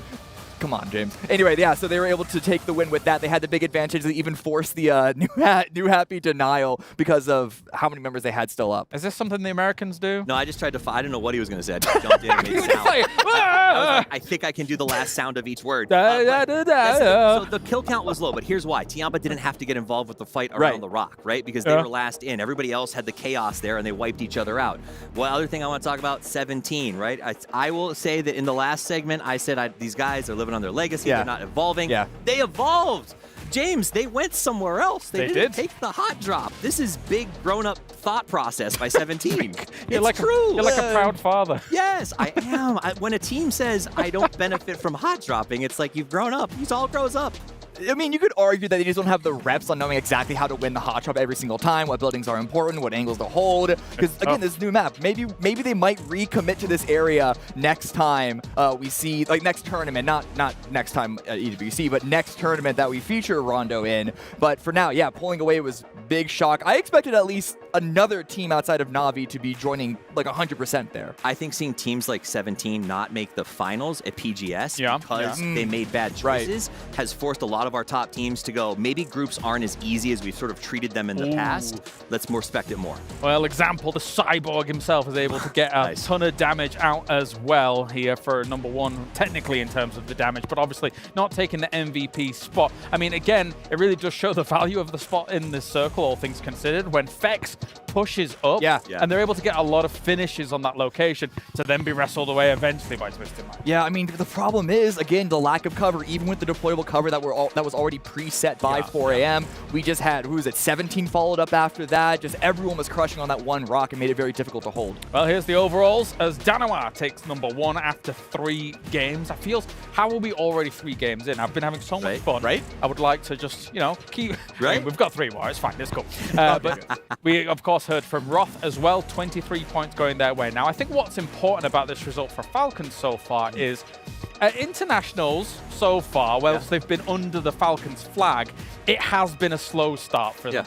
This is a fast, hot start for Falcons, and that should help them in the progress. I agree. When we watched them at PGS, in fact, you could hear them in the green rooms when they got they got a lot of circles. Yeah. They got a lot of circles at PGS, and they owned that. And they said, and they needed to make comebacks. And I think you're right. The fact they're starting here and they're benefiting from playing their game. They did catch the first game, let's be honest, but I think that they show more maturity with the way they're playing. Yeah. And I don't think they need to depend on it like But I think with that score line, though, is 20-something points. They got almost all of that from one game. So we're still early on. So much can still change here. It's all about hitting top 16. There's no losers bracket. There's no second chance here. But for teams like Falcons or even Tiamba, who just got a win, or a number of teams at the top, can you get points when you don't get that one win? Can you find points elsewhere? And that's the scary thing. You've got to be adaptive at all times when we have 4 battlegrounds to go to. And in fact, we are going to go to a break. And when we return, we reset things once again. We're heading to Tego and then Miramar after that. So we'll see you in a few.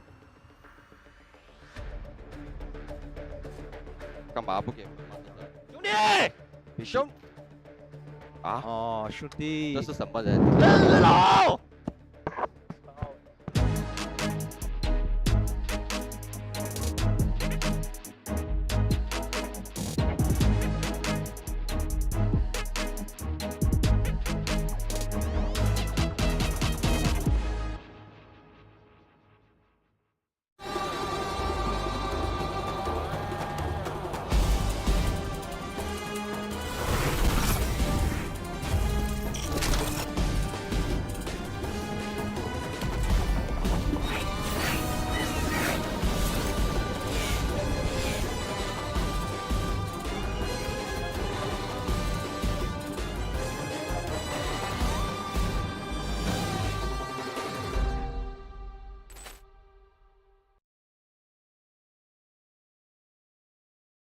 It's the EWC and you want to play like a pro. Well, we've got a lesson for you. Axe on. You're fresh, ready to fight and grind those long hours. It's how it should be. Axe off. You're slow, unfocused, and lagging. Do you get it? Let's go again. To unleash your best game, you must freshen up first. Get your axe on. Spray, play, repeat. Axe and Esports World Cup. لحظات البداية عاشت معنا. كنا نحسبها وقت للتسلية بس. نحسبها بس ذكريات. عبود أعطي أختك اليد يا ولد. ابتكرنا فيها ابتكارات، وإذا بغينا قلبناها خرافات. كنا نحسبها بس لمة وصحبة وسهرات. انتبه نوب ترى نوب. لكن كنا نشوف عالم ما حد يشوفه. ليت يشغل وقته بشيء يفيده. الله عليك على الصوت. عالم كبر وعاش فينا. عالم الحماس فيه يوصلك كل مرة لحلم أصعب، بس ما يصعب عليك. بارت معك وين ما تروح.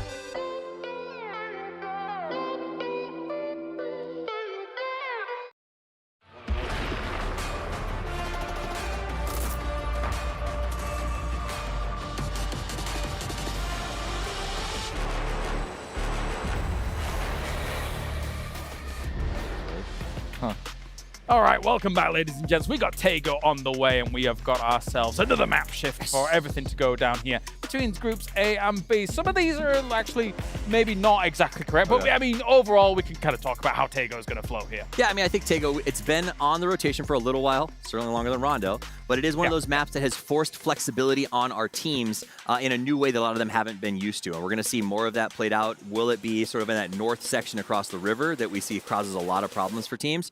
But I think for me, you said this is a little bit, it does seem like Twisted Mind's FaZe looking to have to be in a contest no matter what. Technically speaking, like if you look at the two Twisted Minds logos, right, they drop along the split between those two locations. Right. So that's kind of where maybe some of the inconsistencies. It's like up in this yes, area. yeah, exactly. So yeah, like Rondo, Tego has a lot of spots that are scattered around, a lot of good compounds that you can get some good loot from. And I think that's one of the key components to Tego when we talk about it and why the map looks this way.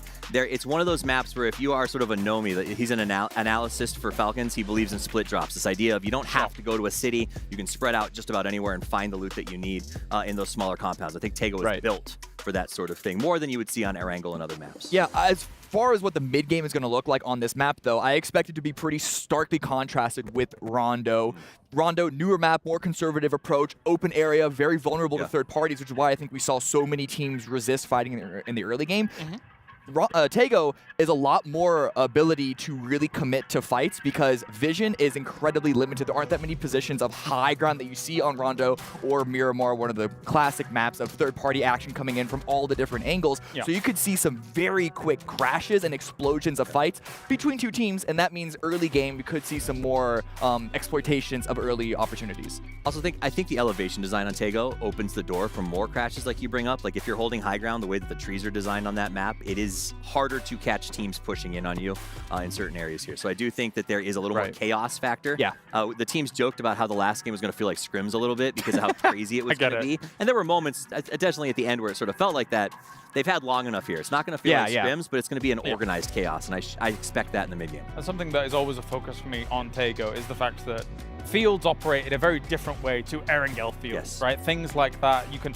I mean, technically speaking, we've had a lot of abnormal circles over towards like airport fields, for example, having to deal with those locations. There are a lot of fields, but the thing is that how you kind of, there's a huge recess into a lot of them. So technically people can find decent cover there, Cammy, to make things work. It's about surviving. Like it's cover waiting for someone to finally breach over that edge. And I mean, listen, this is Battlegrounds we're talking about here. There is no moment that you can say, oh, it's going to commit exactly this way. We know exactly where the team is coming from, unless it's the end game. So, I mean, there are places to hide out in, but generally when I see a team have to do that, I'm not going to be expecting much, maybe 1 or 2 kills before they end up going down. Do you have any particular teams that you're looking forward for Taego here? Or? In Taego specifically, I think one of the teams that I like watching here, I think Cerberus has a decent drop spot. I think they can go a lot of locations from there, but this map I feel like fits their style of play. I think that they can go out and take some gangbuster fights. They can get a little bit in your face, and it does have enough cover. You brought up these dips. They're big enough to hide cars in on this map a lot of times that they can go out, they can take fights, and they can get away quickly if they need to. So I think Cerberus will be fun to watch on this one. How about yourself, Cammy? I'm looking at Na'Vi. I know a lot of us have been talking about them a lot, but there were a number of instances that on this map specifically, other teams called out their introduction of the glider being very impactful because, again, the limited vision because of all the trees and the lack of elevation variance. Getting that glider up in the sky, you get all the information that you see. You can have one player up there and basically just macro everyone through on exactly where they need to drive. Well, let's head over to the stage now to get things going before we roll into Taego and get these teams ready to go for the Battlegrounds. We'll see you in a bit.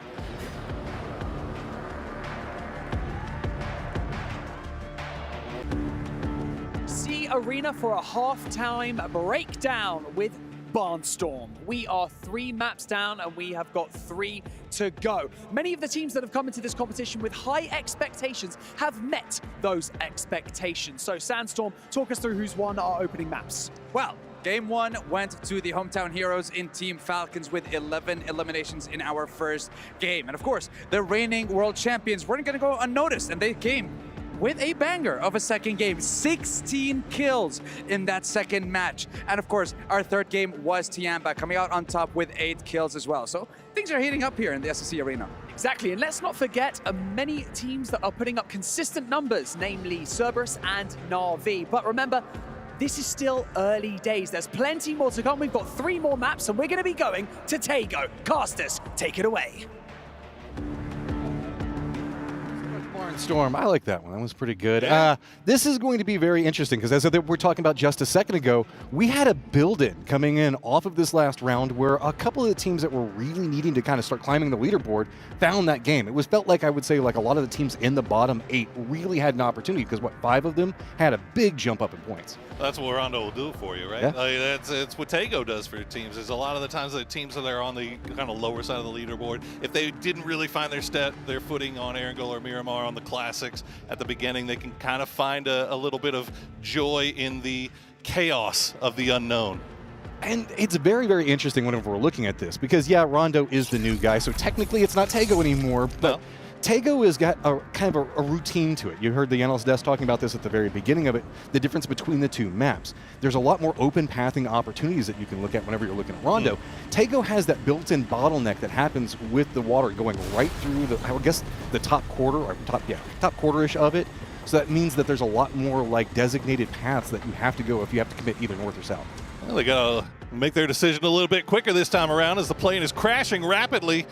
But we are going from north to south, so it is going to leave pretty much the entire map open. We'll see how they play out around those bottlenecks, as you were mentioning. I think one of the big reasons that we saw Rondo be a little bit more calm, and we were talking about it while we were watching, is just the fact that we had pretty safe circles so far today. I mean, dead center on Rondo is probably about the best you could hope for. Yeah, I mean, Rondo is already a pretty landmass heavy map in comparison to like Erangel and everything else, and it has the external water that's all around it on Erangel. Whenever we're looking back over into Rondo and you get a center circle, it just feels like you can pretty much do whatever you want in that area, right? Because you're not dealing with the water masses or the different trajectories that you could have to deal with in here. One of the things I do want to point out is notice that Navi's playing very far to the north, opposing around Shipyard, and Valley Tai is going to be playing over the eastern area on that one. They're not going to be interacting with each other too much, but that's a very interesting drop that Navi is playing so far north in this. Could be rewarded if the circle goes there, but again, if we see any of these teams very far in the north having to go down south, problems. And there you go. There it is. Circle's going to make it down to the south. Well, I mean, you push your chips in the circle or the center of the circle for something, and hope that maybe you get a little payoff in the form of a circle going up north. But now Navi, as you said, will have to come up with a plan to get down to the south. There are a lot of teams up on that northern island right now. And don't forget, ePickup's a big player here on Tego. That's what I was actually about to talk about as well, is with this, there's the opportunity to use the emergency pickup, but a lot of the players talk about that they hate using it to come off of that northern island because you always feel like you're going to need it later on. I think that's what we saw back whenever we were here last year, is we saw a squad that was instantly used one, moved down to the south, and then the circle did a hard shift up to the north, and then suddenly they were just called out. Yeah, it's a tough call to make, and that's the IGLs will be earning their paycheck here today as we wait and see how these guys decide to make their way across. Right now, checking in with Tiamba.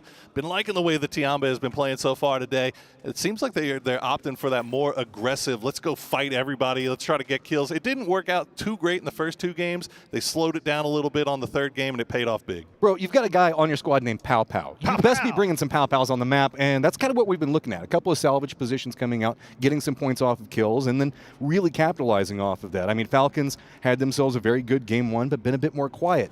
Donawa, though, I really was impressed with the way that they were navigating that game 2. Yeah, they looked fantastic. And actually, I mean, game 1 even, despite the fact that it didn't really pay off too well, they only got, I think, 1 point off of it. But you could see that they were perfectly positioned, third partying. They were being aggressive when the moment was right.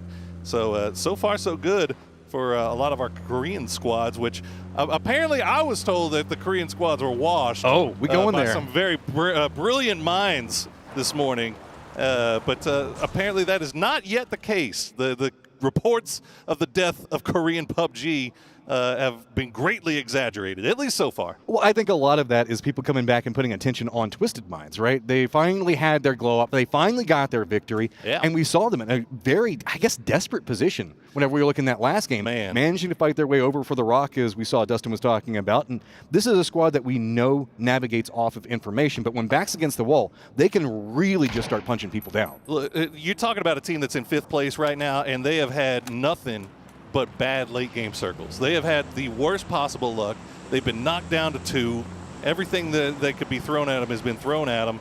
And it looks like right now they'll actually get in there as HSM is getting on out. But they still managed to get 5th place so far. So this is just classic Twisted Minds, right? It feels like even when their backs up are up against the wall, they're still able to put up points. Well, this is a squad that just knows that they're going to be making it into the grand finals, right? Group stages, they're not where they're the most nervous or anything else. So whenever they get a couple of bad games, it's not going to tilt any of these squads off of it. And this squad is a squad that knows that they have the capabilities coming straight off of that win we were just talking about a second ago.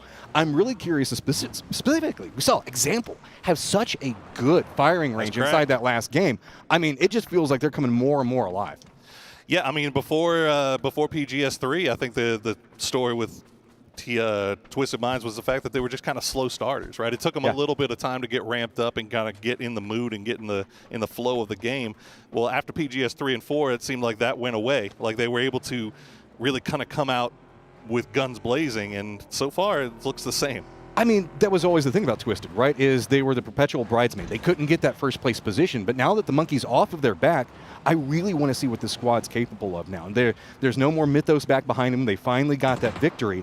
How are they going to choose to play around it? I don't think that there's going to be a big mix-up in their play styles off of it, but at least now they can play a lot more comfortably without having that thing in the back of your head that's always just kind of eating away. Every player says that they can play around it and it doesn't exist, but let's be honest. We all know you get that stress. You always feel like you can't quite get there. Now they finally have. I want to see them start exerting some serious authority on this map. Speaking of authority, we were wondering how Navi was going to get across that river over from that northern island. It looked like Valley Thai had designs on doing a little bit of bridge camping, but they pay the price as they will lose one right off the bat. Now, Anonix is still up there with them as we check in with Team Falcons. Mr. Roth knocked a little bit low. 2-2 split right towards the center. They look pretty good about right now. Donawa, as you saw, all 3 on the southern side, but they still have an Onyx on that northern side of the island in Yongchon I think he was maybe just keeping an eye on Na'Vi, seeing where they're going to go, feeding that information over. Yeah, Navi's passing over that eastern bridge away from Yongzheng. And so now Valley Tai also has some positioning around them that's going to be, I guess, a bit more problematic, but Anonic should be able to regroup quite easily. But you can see Shrimzy's already down for Sonics, and this high ground advantage for the Freaks going to be big. Tig having himself some big plays today. Can he continue? He is absolutely popping heads right now. He was so short on that, and H-Win in the perfect spot there will find 2. But Heaven will trade back on to Kickstart, so 2 down for Sonics. H-Win going to go down now as well, and it's all down to Tigleton. But as you said, that boy has been on fire today. Human with that reposition down to the bottom. Such a big play. Tig's just trying to run for the hills right now. I mean, this was kind of back and forth there for a second, but that drop down with Human getting into the position really allows him to open this back up, come up, get his players back up, and now Heaven's still trying to keep an eye. Tig looks like he might be thinking about coming back for this.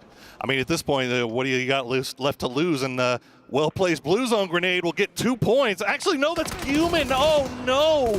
What happened? And now Tigleton will find Human. He'll make him pay. Vengeance coming now as Tigleton has spotted him out. Nade's going to be coming up. Heaven's still throwing on the opposing side of the rock. Doesn't quite have the position for what's going to be going on with Tig just quite yet. I can see that Tig also looks like he knows where the approach is going to be coming from. Heaven now playing up on that hill, leaning back over into the left side. He's still got eyes on the vehicle. Tig keeps playing the opposing side of the rock. And keep in mind, we also do have a couple of Sonics members down that could be feeding information over. Jumps in the vehicle, spray's coming out. Tig is trying to creep away from it. Can Heaven at least get the res on it? And no, Tig's going to jump back out. Oh, Tigleton wants all of this. He's trying to reposition so that he can get some utility on the other side of that rock, and he does so, but he takes a lot in return as Heaven will go for the res onto Human, try to turn this into a 2v1. Mad's back up for Tigleton. He's creeping forward. The res should come off any second. He should know that. Smoke's on one side of this one. That's a bait careful. Smoke. Yeah, just wants to make sure he's playing careful as possible. Ooh, nades are going to be lining pretty close. Get some damage in. Ooh, Heaven, does he know? Is the follow-up? That looks really, really good. Goes too far, though. And now Tigleton's going to have to deal with the push coming out. 2 different angles. He's trying to peek around him. 1 down. Can he get the other one? Blue Zone on top of him now. Heaven got all of the life creeping up. Peek's about to come out any second. Goes for it. And it is going to be the Freaks that walk away heavily damaged, though. Wow, that is such a great performance there by Heaven, but man, the price you pay for trying to execute a bridge camp here in this incredibly stacked international lobby we have. I mean, Freaks had them dead to rights at the beginning. It was essentially a 2v1 against Tig, but Tig on fire right now. Unfortunately for Sonics, they will go out early. We'll see what Freaks can pull off here with just 2.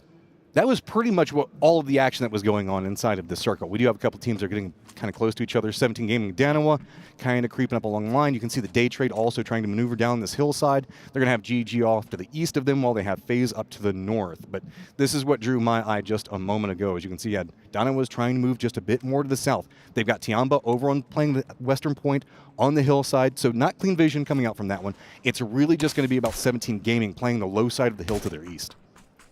A lot of teams spreading out right now, trying to gain some information about what's going on around them. And so far, it's been pretty safe. You see a few shots being sent around. I think the only shots right now is New Happy shooting over towards Na'Vi is Ferris doing a little bit of sightseeing from the glider, but it's actually a little bit safer than you would think because of how they try to pilot the thing, right? Yeah, that was one of the things a lot of players have been talking about is that they often thought that the gliders were super weak because they were so fragile, but the sight lines, you get so used to spraying across a car and knowing the pathing for it, the up-down movements of the glider really throw off a lot of the spray patterns coming out from the players, and so therefore it gives you a bit more survivability than you would expect at this stage. And Na'Vi using all of it as well, as they have so much spread on the eastern side of that map. They'll be able to figure out where they want to go as we check in with now 4 a.m. as they're going to cut right in between of rotating Falcons. And I think that's the western edge of a 2-2 split from Twisted. Falcons trying to figure out what they're going to do. Vehicles right back behind them. Looks like they might go for a stopover, and 4 a.m. going to continue on their pathing. Everybody moving down into these low dips that you've got kind of around the rice paddy area. Falcons just going to continue to harass, try to keep 4 a.m. away from them. Looks like 4 a.m. should be able to regroup, but TE is going to have some vision on this last bit of the rotation to at least get some harassment in. But, yep, there you go. Yeah, Expendables 3 deep in the compound. They do have Delwyn playing just off to the east on the hillside, feeding intel over, but for now, it seems like Falcons 4 AM playing in those ditches, in those rice paddies, should be fairly safe, although they are taking shots from the north, from 17. See 4 AM on the other side there. Nobody really making any attempts to push over and get into utility range just yet. The reason why so many of these squads are moving a bit awkwardly is that this is pretty centered. 4 AM, I would say, is probably the closest centered squad at the time, and so there's been a lot of jockeying for position around this area. 17 is also going to be playing to the north of 4 AM's positioning, but pretty quiet circle as it's just a couple of our extraneous teams that are just going to have to shift in a bit, and there is still some space for them. This is a pretty open circle, even though, yes, we do have Books and Saw in it. It's really just got a lot of these rice paddies taking up the middle and the southeast, so the hillsides are going to be where some problems come in. And what? There is no back on this one. I did not see that positioning that he was shooting from. That is crazy. Oh, he almost got him too. Great stuff from Heaven. That is a scary, scary 1v1 situation right there when you know everything is falling on your shoulders. And Heaven managing to pull it off there. And so far, for the Expendables, looking really nice. Chill, yeah. Compound. Yeah, and, they're actually going to get rejoined by Delwyn as New Happy kind of made their way over to their hill just off to the east. So they'll just turtle up and play tower defense for the next foreseeable future. So sad. I didn't gonna make a joke around your "there is no war in Sansa." Man, that one was good. Respect.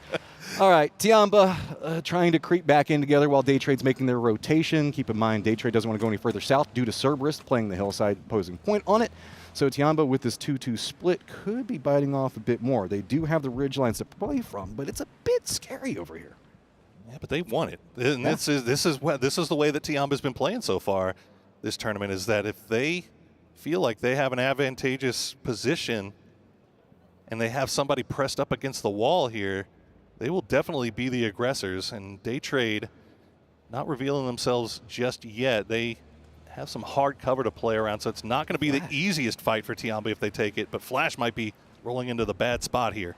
Creeping forward, this is kind of a game of leapfrog, just trying to get more open angles away from each other. Flash being very separated away from his teammates, wants to see if maybe he can force something. Thanadol is also going to try to exploit. Look at this shift in, right? They moved Flash up to the north, draw attention, and now they're shifting more into the east. With this setup, though, there's only 2 members of Tiamba, so they can't control both of those territories.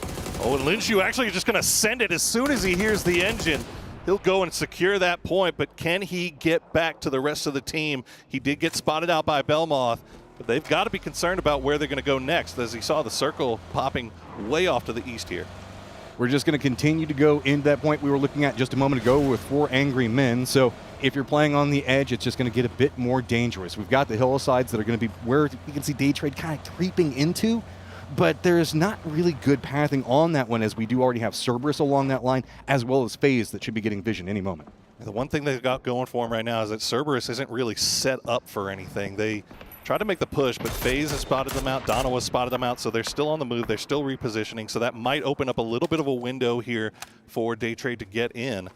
But you can see FaZe very split as well, just to the west of Bucks and Saw, so they see kind of everything that's going off to their north and to their west, but I don't think that they have enough position, enough eyeballs, enough guns pointed over in that direction to really do any damage here. This is a great game for glider play, by the way, because it is so flat, and you can see down inside those divots. That's usually one of the problems in this rotation, is you don't know if somebody's kind of playing down in that low section with the barriers in front of them.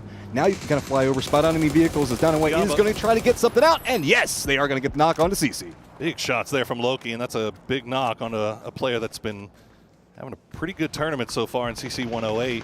And now Tiamba Pau has been sent way, way far south. He made it through first, and now the rest of Tiamba now in a bad spot as they're getting spotted by Cerberus and the Expendables. They're going through the APAC gauntlet, but fortunately they started shooting at each other and stopped shooting at Linshu, so it looks like he'll survive. 54 alive, probably not going to be that way for too much longer. It is just too compressed, specifically with the hillside that's in the middle, those flatlands we were talking about just a second ago with the rice paddies. So that means that it's just going to be a cluster running into it. Tiamba going to continue this pathing in. Looks like they have eyes kind of set around where Falcons are going to be at. Shift to the road, now going to separate away from each other. This just shows they don't know anywhere that they can go. They're coming into this one blind, and they are just getting picked apart. Just no intel, and really unfortunate for them, but I mean, this is their best option, really, is Pau Pau's going to try to survive a little bit longer. Falcons, meanwhile, can't stay looking in one direction for that long, as now Shawu will find Pau Pau. The shots coming through. They're not finding the man, but they find the car. Car will explode, but Pow Pow will survive at least a little bit longer. But Xiaowu, he's sending it. He wants that. He's got a grenade in hand. That could be an easy knock. And Flush is a good bounce. Oh, no, a bad bounce. It actually pulled that bounced off of him? I don't know if it did. That was a weird line, wasn't it? Yeah, it looked like it potentially bounced off his hitbox, Yeah, so shifted like it back away from bounced off the rock and then bounced off his helmet and bounced far enough away. Helmet coming in, saving lives there. Sometimes it's better to be lucky than good. That's going to be a frustrating one when they look back on this. 17's going to be like, why didn't that nade hit? Well, that's probably, sometimes PUBG be like that. Sometimes it do. Well, the circle does shift off to the east, so that's going to be good news for a number of our teams that are already set up there. Falcons 4 a.m. Na'Vi trying to go for the hillside here, but they are spotted out by New Happy. And New Happy will get an initial knock, but fortunately for Na'Vi, they won't be able to get the flush on the Hakatori. But Sosid going to get spotted. This is the fight for all of the high ground right now. Cerberus creeping in, getting more and more out of it, but Himas is going to go down. Duck Maya also looking on the opposing angle for it. 2 members up for Cerberus right now, looking into a very weakened Na'Vi, but Na'Vi keeps standing on the line. Diffx just built different. Going to go ahead and take him down, and now Na'Vi has the high ground. Fairest with a beautiful grenade and saving the squad, saving the boys there. As now they'll get that res, they'll get back up to full, or 3 strong at least, but the Expendables also sending it now as we check in with FaZe, trying to make it through Donawa as there's just Nox players falling all over the place in these fields. Oh, FaZe, this rotation is going to be scary. They at least managed to get in there pretty quick. You can see Donawa was already looking at this position, entirely flanked around them. Only the south, the only option that they had to move through, so they are slowly fighting their way through it, but there is some cover to be had at least. This pumps the brakes on Donawa, though. They have no clean options on how to move into the circle at the time. Sure don't, and they've got to make the decision pretty quickly. Now, there is some space off to the north, but it's a question of if they can get everybody over there. But Akari will get spotted out by Suju as that Alm is singing across the north side. They're coming down that hillside, just means that everybody that's already in the low ground has so much vision on approach. FaZe trying to thin this one up. Car eats a lot of damage on that one. Gustav going to have to step away. Same time, Loki's also going to take down Fex. More pressure coming in the angle, but that's going to be it. Corexi does manage to hold, and now FaZe gets control of the west. There you go, Corexi. 3 kills now for the boy, and he's going to go ahead and pull Fex back into the shack, get a nice res off there. It looks like 17 was having thoughts about maybe coming down here as they saw that knock in the kill feed, but they're just going to look. Meanwhile, Freaks down to 2, just Heaven and Human playing from that southwest. They have some room to work with, just depends on how observant the Expendables are, and actually Gaming Gladiators down there as well. Yeah. Control areas that we're looking at. Center is going to be 4 Angry Men at the time, but then to the north, 17 Gaming has really bit off a huge chunk of the north that they're playing around with control on. Tag teaming that on the other side to the east is going to be Twisted Minds. They've got Valley Tide's going to be in between them, and you can see that they're really asserting a lot of authority onto this. Down to the south, though, we have New Happy that's got pretty much the only compound that's in this entire thing. There's a shack here or there, but they've got the only firm compound, while GG is going to be kind of moving into that hillside that we just saw a second ago that Na'Vi took the fight to, and they're going to be rewarded for it. Man, that hillside's going to be money in this circle. Absolutely is, but New Happy's still happy, and the Expendables, their compound still has a little bit of a corner in, but it looks like they're going to go ahead and leave that, try to rejoin with Delwyn, but I don't know if they realize that they've got KDF down there, they've got Gaming Gladiators. Delwyn now kind of stuck on an island as Levante and the gang will spot him out, try to take a few shots, and it looks like KDF's going to get spotted now as well. Anything right now, it's the problem, right? When you get the high ground, you get the advantage. We talk about it a lot, but that also means that you're the profile. Everybody is looking up on the hillside. They know that that's going to be the control point. So really, GG has any struggles if they go for a peek. It's just going to be shots coming right back at them. The north, though, is what concerns me, as we're going to have a lot of big shifts. FaZe going to have to move. 17 going to have to move. Valley Tie, Twisted even, yes, they can kind of condense in. There's a little small area that they might play for, but that's only if they're playing for safety. All the other squads really going to have to make some type of desperation move, and nothing is clean in this. Yeah, I feel for Twisted right now. They've got a lot of strength right now, as they have just been kind of playing that eastern edge. They've got a crate drop as well, so they're pretty strong right now, but they just can't spot anybody, so we'll see what happens. Gustav will make it to Fex. Delivered Fex right just there. Finds a It's like, hey, knock guy, just right on top of it. Just driving up. It's like, rest me, bro. Wait, you're not down. Oh, wait, you are down. Okay, 17 Gaming going to make it a harassment problem for FaZe, but 17 Gaming. The problem with this is the longer they stay here, it's kind of denying them out. This is that mutually assured destruction that can sometimes happen. Just go for kill points because you assume that you might lose the entirety of your squad on any rotation. Well, they need some points right now. Yeah. Honestly, this is about as free as they can hope for, and try to get the flushes if they can, and they'll at least manage to pull 3. But the question, where are you going to go? Is 4 a.m. as you saw spread out a little bit better now. Is Epion kind of playing point on that northern side? They're going to go right for the crate, right for the ridge line here. As Valley Thai, they are in trouble as well. Twisted Minds was just waiting for this. 2 squads moving at the exact same time. Valley Thai getting a lot of the attention thrown in their direction. That kind of opened up the opportunity for 17 Gaming. Valley Thai, though, not going to stop. They want to get to this hillside. They realize the strength of position. They're going to send it up. And due to the fact that GG having to play the opposing point on the hill for safety, they're going to get it. Well, some of them. Yeah, some of them. Most of them. Hey, it was 2 out of 3. Ain't bad. As we see Twisted did manage to lose Batu in that kerfuffle a little bit earlier. Here's 4 a.m. now. Zepion will go down. HSM and Bobo, the last 2 remaining. They're going to fight their way through the smoke cloud. 17 still have utility in hand and utility to spare as they're going to continue throwing grenades where they think that Bobo might be running around. Unfortunately, none of them are going to hit him, and he's got the happy feet, and they are keeping him alive. Well, he's going to need a lot of happy feet as Falcons hears this. They're going to be walking up right back behind 4 Angry Men. HSS in some trouble. Bobo's at least got some smoke to play from. Yep, Falcons going to continue to rein it in. HS already down, and this is a big problem for 4 Angry Men. 17 on one side of it, Falcons on the other, picking them apart. This is going to be real interesting. There's that little, that spot where 4 a.m. is, and everybody on that northern side would like to play that and not have to make their way across the road just yet. Although the Expendables going to send it south. They're going to try to clean out that hillside. So we'll see. That might open up some space to get people across the road, but Twisted Minds has 2 looking in that direction right now, so they'll have to have some smoke clouds ready and waiting. All right, so you can see 4 Angry Men just trying to chain res. That's all they can really do. Finally puts them out of their misery.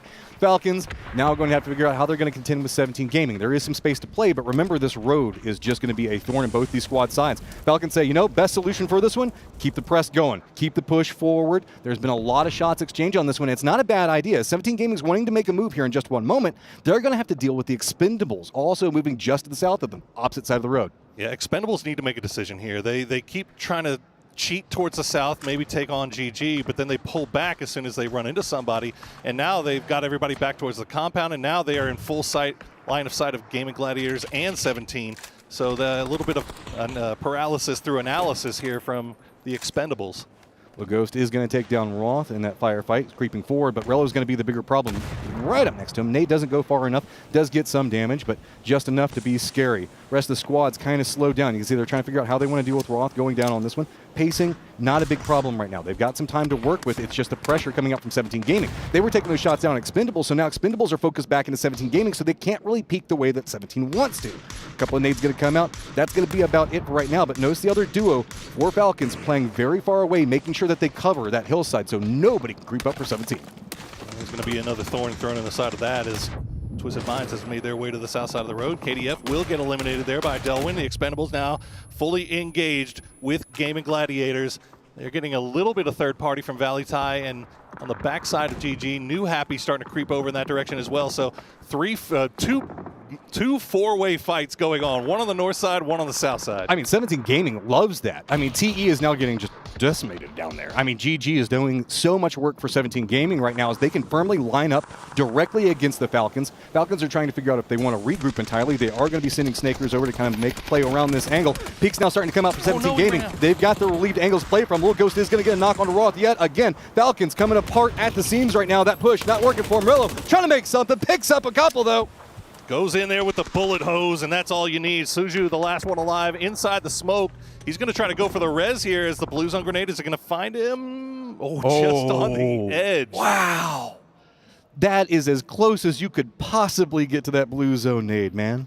And is a little bit of a butterfly flapping its wings. They were so fortunate right now because Twisted Minds took a knock from New Happy, and you can see that Twisted Minds was in a perfect position to take advantage of Falcons here, but they just can't make the push, although they're back on their feet and they're sending it over here. Good grenade from Flood will take out 17. Circle does move south of the road now. Well, it's got a bit of the road in it, but really no more of the rice paddy is going to be in play. Hillside's still going to have a section of it that Valley Tie is going to be trying to hold on to. New Happy's up on the top of it. They're about to have to deal with Gladiators in just one moment. Twisted Minds, the only squad that's pretty comfortable right now, but really this firing line building up down to the south. 3 squads, it's about to come alive with the sound of bullets. Okay, this could be huge here. It's New Happy and GG. New Happy going to go for the res on their knocked player, try to get back up to full strength, and Valley Tie at any moment could get involved in this as well. As you see, they are inside circle, they're inside zone, but they want to wait and strike at the perfect moment when both of these teams are at their weakest. 2 squads really needing some points, and New Happy and the Gladiators. See that they're kind of juking around this position. Valley Tie keeping some eyes on them, not wanting to pounce just quite yet. They really want to exploit an opportunity, but so much smoke already coming down, creating a barrier, allowing New Happy to kind of creep a bit more, and that's kind of created the new focal point becoming Valley Tie. The guys that were wanting to third-party everything now find themselves potentially sandwiched. Well, not really sandwiched, but more, I guess, just the pinnacle of a funnel. Well, Valley Tie, they have not taken a shot. They have not taken a step in about 3 circles right now. They're just trying to survive right now as Falcons trying to see if they can find a way to get across the road. Now, Twisted Minds have sent Lou down to the south, and it looks like he's been spotted out by Rello and Snakers, but they've left Perfectix an example to hold the line.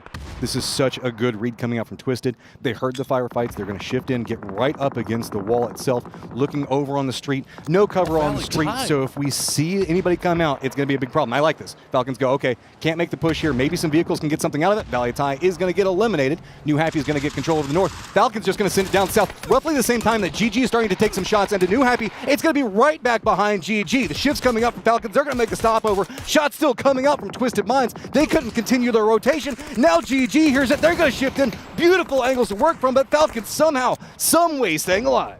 It's a great decision-making and great timing from Falcons to make it up the hill, but unfortunately for them, GG was just right in the middle of making that rotation. So there you go. Levante will get spotted by Roth. They're going to go down, but New Happy back on their feet. Twisted Minds has angles on Falcons as they're trying to go for both of these reses. The new zone pops. Twisted Minds owns the entire circle.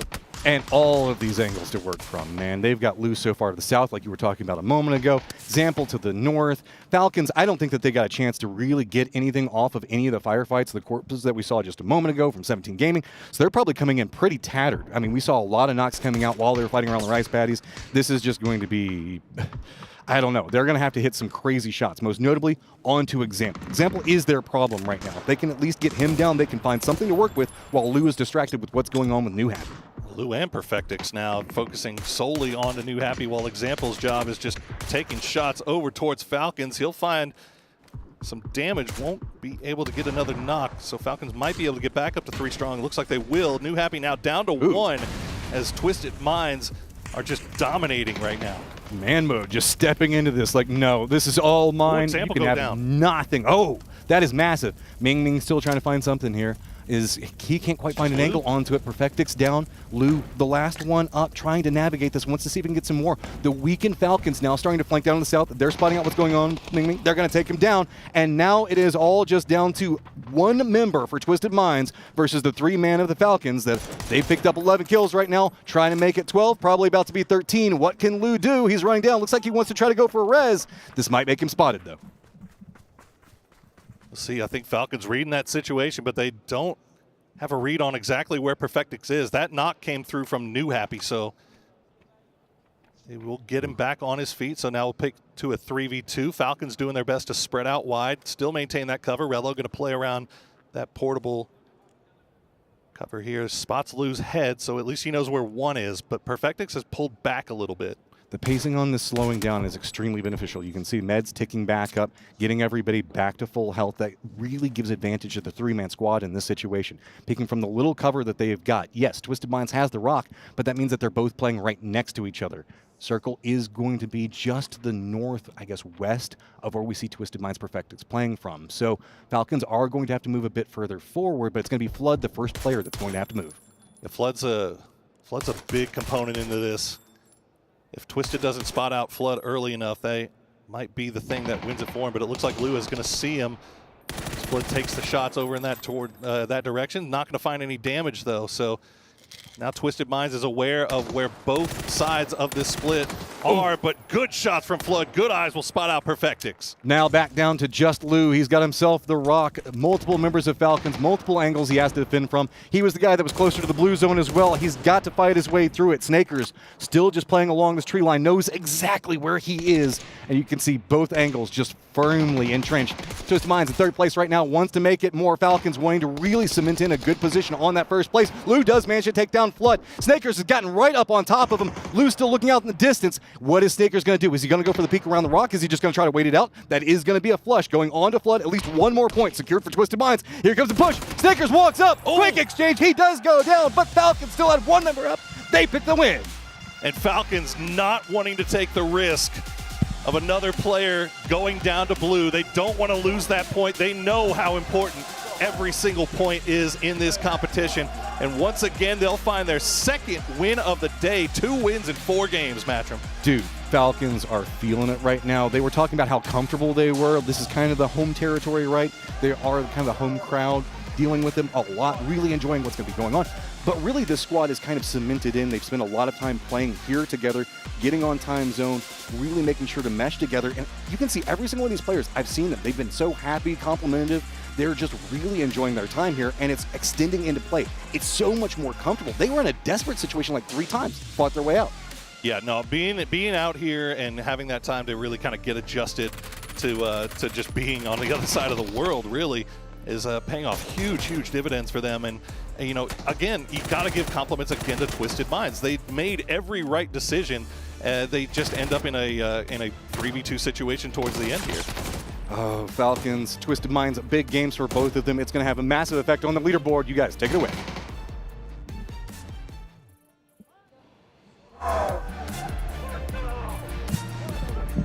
With 2 victories, Falcons, fantastic stuff on the day, out of 4 games, and Roth said something interesting there, but he's so hyped. He's so hyped, very clearly. All I heard was "Let's go," but he is hyped. They deserve to be. 3 games, 2 wins, incredible start. But also Twisted Minds, 3 games, 2 second places. These guys are also putting in big numbers. Twisted Minds, they just love second place. They do love. I can't make that joke anymore after they won BGS4, but. I'm not happy with it. All right, no. I'm not. You know what? They're not happy with it either. I guarantee. Like while we saw how happy Roth was, I don't think Twisted Minds goes to the break and says, "Oh, we're good with our second places." I expect them to come out big in Miramar. No. Well, the fact that obviously tournament format-wise, we used to have lower brackets. And actually, there were times where Twisted Minds did fall down to that, right? Anyway, this is by the by. Let's focus on Falcons. Okay. Because obviously, they have played an amazing game here. Yes. Obviously, I think it really comes off the back of fighting along those fields that we were talking about. The dynamics are very different to other fields on like Erangel and things like that, for example. Yeah. I mean, because Falcons, generally, they really like to control center. Yeah. But again, with the weird intricacies of Tago's terrain, they ended up on edge. And no matter what position of the circles you prefer, you got to deal with what you have in front of you. And this fight here against 17 Gaming was absolutely crucial. Throwing all of that utility over that ridge, nailing it the way that they did was huge.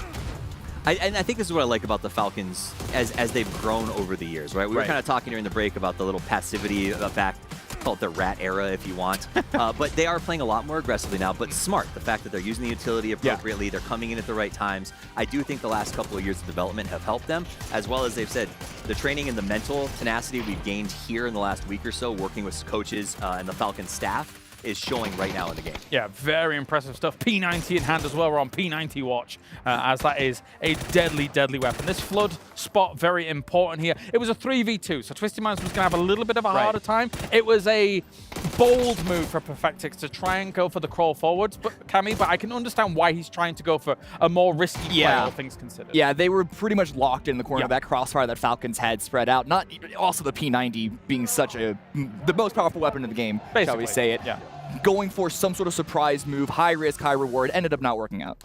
Here's the points. 24 go the way of Falcons here, whilst 12 for Twisted Minds. They're the only 2 teams that managed to get themselves double digits on the board here. But hey, there's New Happy. Finally getting some good points on the board. Hey.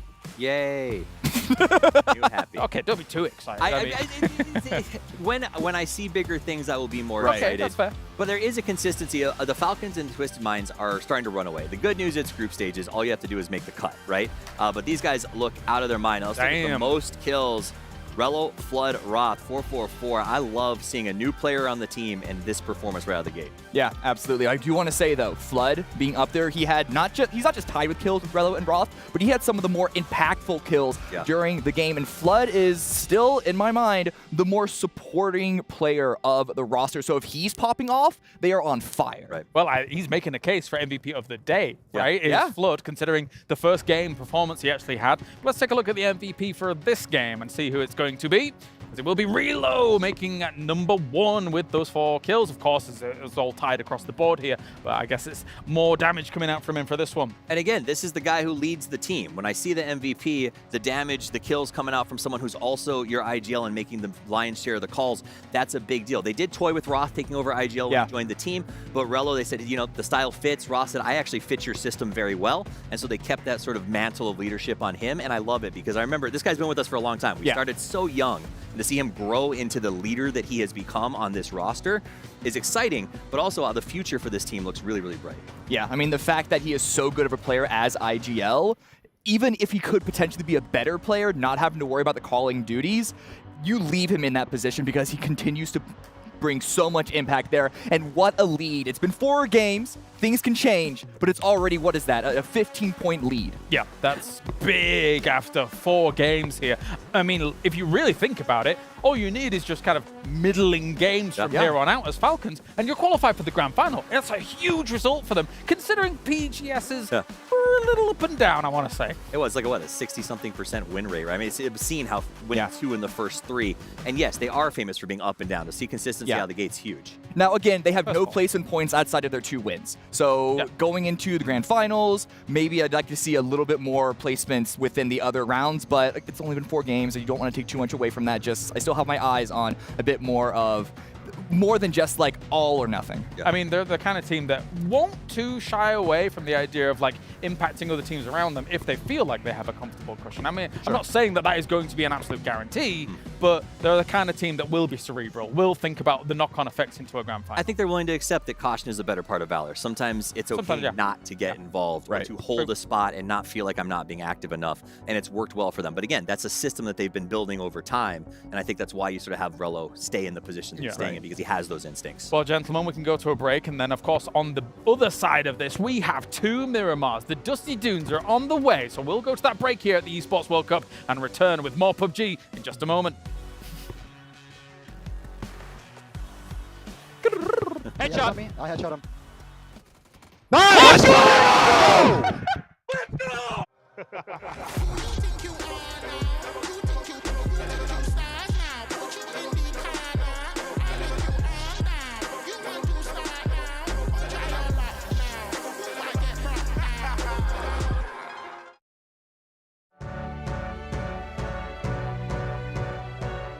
Welcome to PUBG at the Esports World Cup. I am joined by Tigleton from Sonics, and we've got a little game of Who's Who to play. You ready, buddy? Yes, sir. Always ready. I like it. So, who's most likely to clutch a 1v4? Who's most likely to clutch a 1v4? I think it's Kickstart. By the way, you can say yourself. No, Kickstart's ice cold. Let's go. Right, who's most likely to rage quit? Rage quit? That's me. When you rage quit, how does it happen? Is this like slamming the fist? Is this breaking stuff? Or is this just get me out of here? No, it's just silent. I die and it's just Alt F4. And then that's it. Sometimes. Who's most likely to fall off the map? I've done it. Gunner's looking at me saying it's not me. It's me. I've Alt F4'd out of scrims plenty of times. Who's most likely to fall off the map? Who's most likely to fall off the map? Probably H-Win. Okay. He's a bit boomed out, you know. I mean, bro's pushing it. He's saying that because H-Win's in the room. Who's most likely to rally the troops? Rally the troops? It'd have to be our coach Gunner. Of course. You know, every day he comes to us with quotes like, you know, it's not about the days in your life, it's about the life in your days, boys. Go out and get it. And we're like, all right, like. Dwayne Johnson, eat your heart out. Right. Yeah. Who's most likely to smack talk? Smack talk? I think that would probably, oh, that's a tough one. We're all smack talkers on this team. Don't lie, it's you. Come on. I thought it me at first, and then I was like, I don't know. Like, it depends. You know, there's like open smack talk, and then there's like.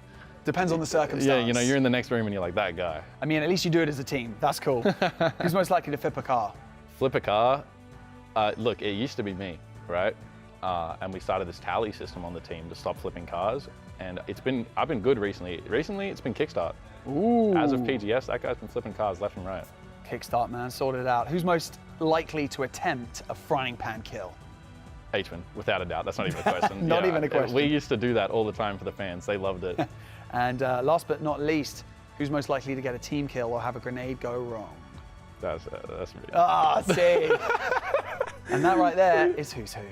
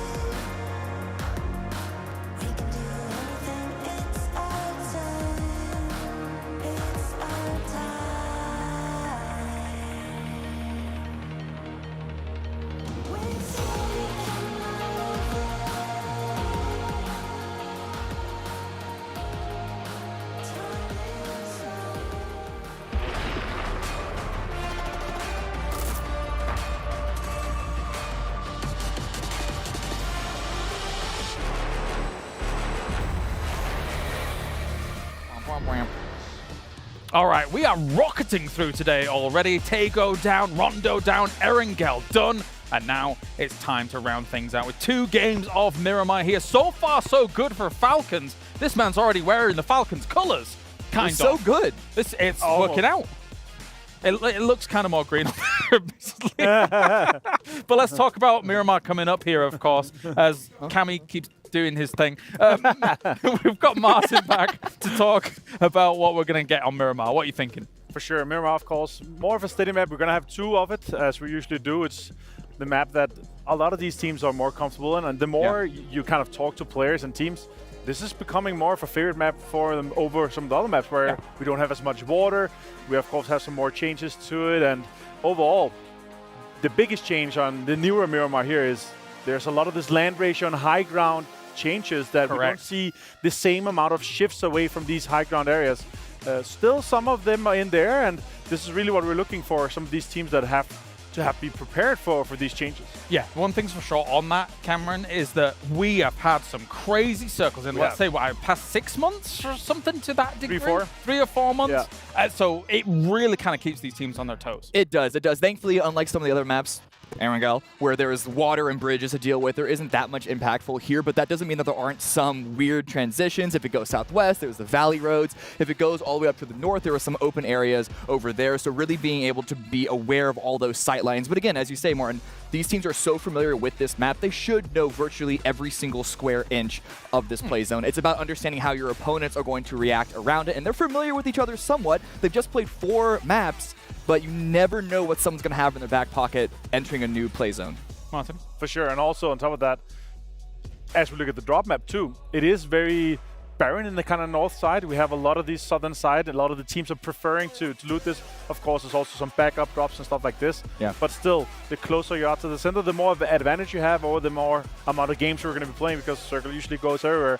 I really like still how the terrain fits out on the southern side. That's also why more teams have shifted from these western drops to more central or eastern drops. Yeah. Because it is hard to get, so you want to have the priority getting in there as one of the 3 first teams. Sure, it's steady as you go for teams that we kind of expected to do well. I mean, technically it's great for Falcons. I didn't know if I expected them to be quite this far ahead, but I expected them to do better than the previous. Actually on that, one of the only teams to come in here a week early to boot camp at the Falcons HQ, and I think that's huge. That's what we're really seeing here. Most of the other teams, they arrived Saturday or Sunday, and they started doing media Monday, Tuesday, and then they got to get ready here for this. So acclimatizing early is so important, and you can really see how much of an advantage it is that Falcons have their homestead here. Does that carry forwards? We're here in Riyadh in the desert. Can you get it done on the desert? That's it's a stretch. You think there's some connection between the environment, the weather of the IRL place, and yeah, 100%, absolutely. They're going to be dominating on this map. They're going to get 2 more wins here, Falcons. These boys right there. These boys right. No, I mean I don't know. No, I'm glad you agreed with my deep analysis on this one. I appreciate it. But aside from that, obviously Twisted Minds, Na'Vi, Danawa also doing well here to get things rolling, Avenger. So, but it is still very close. That's the thing. We're only 4 and games. also early days. 2 more games to go, and yeah, it's close. All right, well, thank you very much, guys. It is time to head on over into the game. The Dusty Dunes is on the way. Miramar is on the cards.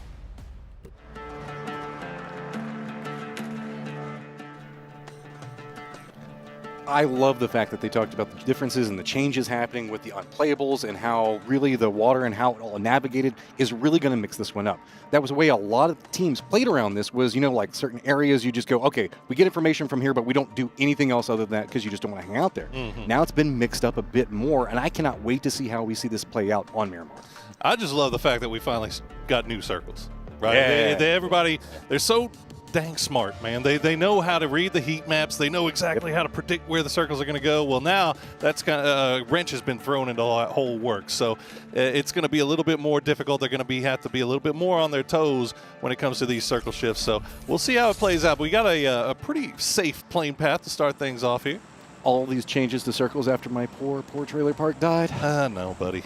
It's okay. But hey, maybe we we'll got the truck stop now, though. We do. I really actually enjoy head over to Love's. Yeah, that's a way too southern joke for anybody that's going to be watching at this time. Okay. Get some kolaches. So with the southern plane path looking through, you can see that Los Leones is going to be a core component in it, but we already know where most of these guys are going to drop at. I love the desk breaking down, showing us where everybody's going to be going. Love that addition. Yeah. Well, you know, you hope that you hope where you're going to be able to land where you see. Yeah, that's true. Like, again, with the amount of time that these guys have had to prep, they got to, and this happens every tournament, right? It's just kind of a question of how much scrim time you get, and everybody just kind of gets in their little private scrim discords, and they say, okay, I'm going to drop here, and if there's any crossover, then they settle it either through scrims or they settle it through talking. And just coming to an agreement. You were talking about scrim timings and everything else like that. We've been talking about Falcons and how they came down a bit early. I also want to give a shout out to Godspeed. In a world where we've been talking a lot about like Twisted Minds and stuff like that, he came in and he was like, nah, Falcons are going to win this, bro. He has faith in them, and it's paying off really big right now. This squad feels really, really gelled. Hey, man, I've had faith in a lot of teams, and they've let me down. So I'm glad it's working out for at least one of us right now, especially Mr. Dustin. As you know, the one thing I will say, and if you want to pick and you want to try to find issues, Falcons obviously fantastic performance in 2 games. The other 2, they were nowhere to be found. Hey, so at least in one of those other 2, they got points. That's true. I mean, they got a 0-point game and they got a 2-point game, but then they got the 2 wins. So it's kind of been a little bit feast or famine. But again, none of that matters. Right now, the only thing that matters is making that top 16, getting to that grand final. This is also a very interesting drop whenever we're looking at Brickyard. We don't get a chance to really kind of look at this, but given the fact that the circle does actually play in this area, this is the southernmost part of the circle, so they've got a lot of rotation options ahead of them. Monte Nuevo going to be the largest problem potentially around that. I don't think that we're going to see too many teams necessarily trying to play in front of them, but southern wraps coming from all of these teams since this plane path was so far to the south. We're going to see squads like Day Trade, FaZe, Sonics, maybe even New Happy, all doing a southern rotation. So I'm very curious to see on how Falcons time this one out and when they decide to leave. Other thing about this, just given how everybody's dropped and given where that circle is, the north part of this circle completely wide open. Yeah. And, you know, it's going to be a long wrap for any of these teams if they decide to make that rotation up there. But if you're 4 a.m., I think you got to kind of be looking over in that direction. Maybe even Freaks. And then if you even Sonics, really, I mean, Sonics at this point, they're all the way down in Puerto. They got all day, right? Like they could take as much time as they want and try to make that wrap along to the north side. In fact, I wouldn't be surprised if that's exactly what they do. This is really interesting. We were talking about with Martin bringing up everything with the unplayables and some of the shifts that's happened with the water and whatnot. This is a peculiar circle to kind of kick this one off because this is kind of an area that's been pretty notorious for that. Yeah. And I mean, the other good thing about this is, you know, we talk about some of the crazy circles that they mentioned on the desk, some of the crazy circles that we have been seeing on this map. Well, at least this time it is cutting over to the west, but it's basically, what would you say, 90% playable, 95% playable? I mean, there's only a little bit of room in there that's cut off. So it opens up a lot of pathing to get in there. Now, there are unplayable mountains in there in the middle and all that, but as far as early game wraps, early game rotations, anything you're trying to get to, it's kind of a little bit clear for that. I'll be honest, I'm not entirely the most versed on the new heat maps around this location, so I'm going to be very curious to see how like the circles interact and behave at this stage. You can see Cerberus is moving forward. Tiama's taking some shots. This is going to be just north of Monte, but keep in mind we also do have the Sandstorm that's going to be coming in right up on top of this that I believe that Falcons are trying to use as cover. Hisaki has stayed back for Cerberus, kind of providing some cover for the rest of the squad, so he might find himself in a pretty odd position in a moment. We'll have to keep an eye on that as we see 17 is in position right around Power Grid as Twisted Minds are kind of leaving now. Example, it looks like he spotted them out, so it doesn't look like 17 is going to catch them off guard. But the other half of the 2-2 split from Twisted is dealing with Gaming Gladiators right now. So if 17 really catches a wild hair and wants to push in to try to take off Twisted Minds out of this game, they could do so pretty freely right now. This is also a very strong point to play, but it could have some peculiar problems that develops around it. Whenever we see the circle, and it's just kind of to the, I guess it just ends, the middle point is just south of where we see Hacienda. But that means that that hillside that 17's playing from is kind of a choke point in and of itself into the circle if you're wanting to move into the north from anywhere around the Bocado area. So it's a very strong point to play from for right now, but they might find themselves with a ton of targets to contend with depending on how this pathing to the south happens. Speaking of the south, checking in with FaZe Clan on the south side of Los Leones. They do have New Happy just ahead of them, and they're making their way out of the city as we speak. But it looks like FaZe is taking their time coming through here, expecting maybe somebody to be in front of them. And New Happy not in any hurry either, so these two may run into each other if these rotations take any longer here. Sonic's finally in vehicles, finally making a move. Day Trade looks like they're all hopping in as well, so they've got a pretty clear path into this very southern side of the zone. What are you talking about? New Happy and FaZe? These are two squads known for racing to Circle 1, right? Yeah. Well, I mean, you know, of course it has to be the two red teams too, right? Of course. So it's always something, man. Well, Jeems. This has got to be scouted from FaZe. They've been planning around this. Look at the way that they're moving in. They're holding specific angles, expecting New Happy movements. Hear this, and it looks like both teams really going to be hearing the vehicles making their way through, but Fex doesn't want to have any part of it. Actually, Corexi going to run right into Longsker. Not expecting him to be waiting on the western side. Gustav going to get spotted as well. So all of a sudden, just like that, FaZe down to just Fex and Jeems, and they are nowhere near each other. Got to pump the brakes on that one. Firmly separated out. Fex is going to be in some trouble. He's going to go down, and it's just going to be Jeems revealing his position, taking a couple of shots. New Happy has to make a decision. Do they want to go for the circle or do they want to go for Jeems? Jeems jumping in a vehicle, trying to deny him at least one of those options. Oh, you got to go for Jeems here. You just caught 3 points off of this team, and you know exactly where he is unless, yeah, okay. He's just going to get on out of there, and New Happy not really in a position to chase just yet. So got to consider where you're going to play for the next zone, and now Jeems all by his lonesome. You could see Fex just so just irritated by that one because it felt like FaZe had an idea of what was going on. It looked like they knew what they were getting into there, but then Longsker just caught them off guard being in that position off to the west. They might have expected, a smidgen of a faster rotation and didn't see anything, so just started executing off of it. But also Longsker's positioning makes me wonder if maybe there was some counter snout, maybe watching this one. Well, I was going to say kind of maybe trying to counter snipe it, but counter scout it? No, I don't know. He was just kind of playing a hillside over there, and I'd have to rewatch when we move into the next map, depending on how he drops. Yeah, I mean, both of them were close enough to each other where they heard vehicles, right? So they knew what they were getting into. Unfortunately, they just didn't have all the information. As we check in with 4 a.m., slowly making their way in on the north side of San Martin. Now, they do have Navi just off to their north. That's kind of making that same pathing.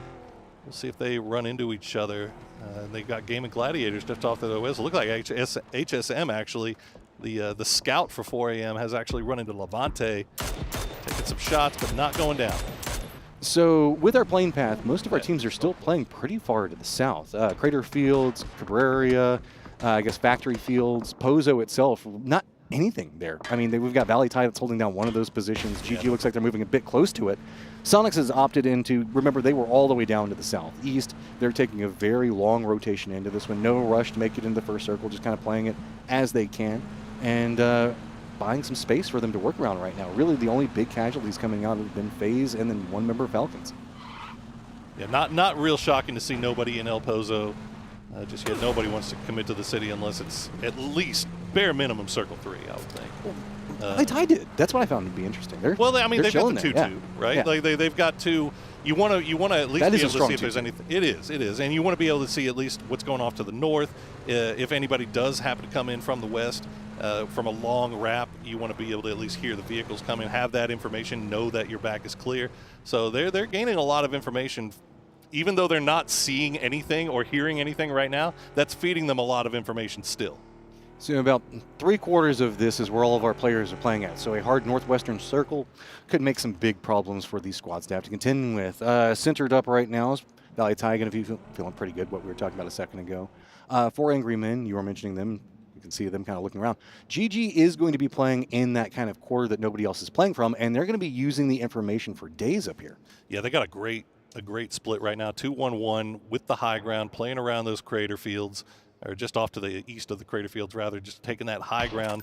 They're going to be able to see a lot that's going on, and if they get a little bit of luck with this circle pop, they could be in great position for the late game. Let's see if it does. Oh, that's nice. That's going to be fun. Power Grid in play, San Martin in play, everybody to the south already inside of vehicles and booking it. Look at that. Not a single squad except for Cerberus, not yet in vehicles. And Cerberus now trying to mount up, make their rotation up. Valley Tide is going to be right on the edge, kind of in a gatekeeping position. But remember what I was talking about with 17 Gaming, playing that hillside a second ago, depending on how the movements come in, I was worried about this. A lot of squads might opt into rolling up that hillside, and while it could pick up a couple of kills, it could also make them crash. We talked about earlier, Sonic's taking the time and making that long wrap from that southeastern side going to the north, and it pays off big as they get a spot in just north of San Martin. Cerberus, meanwhile, in a tough spot.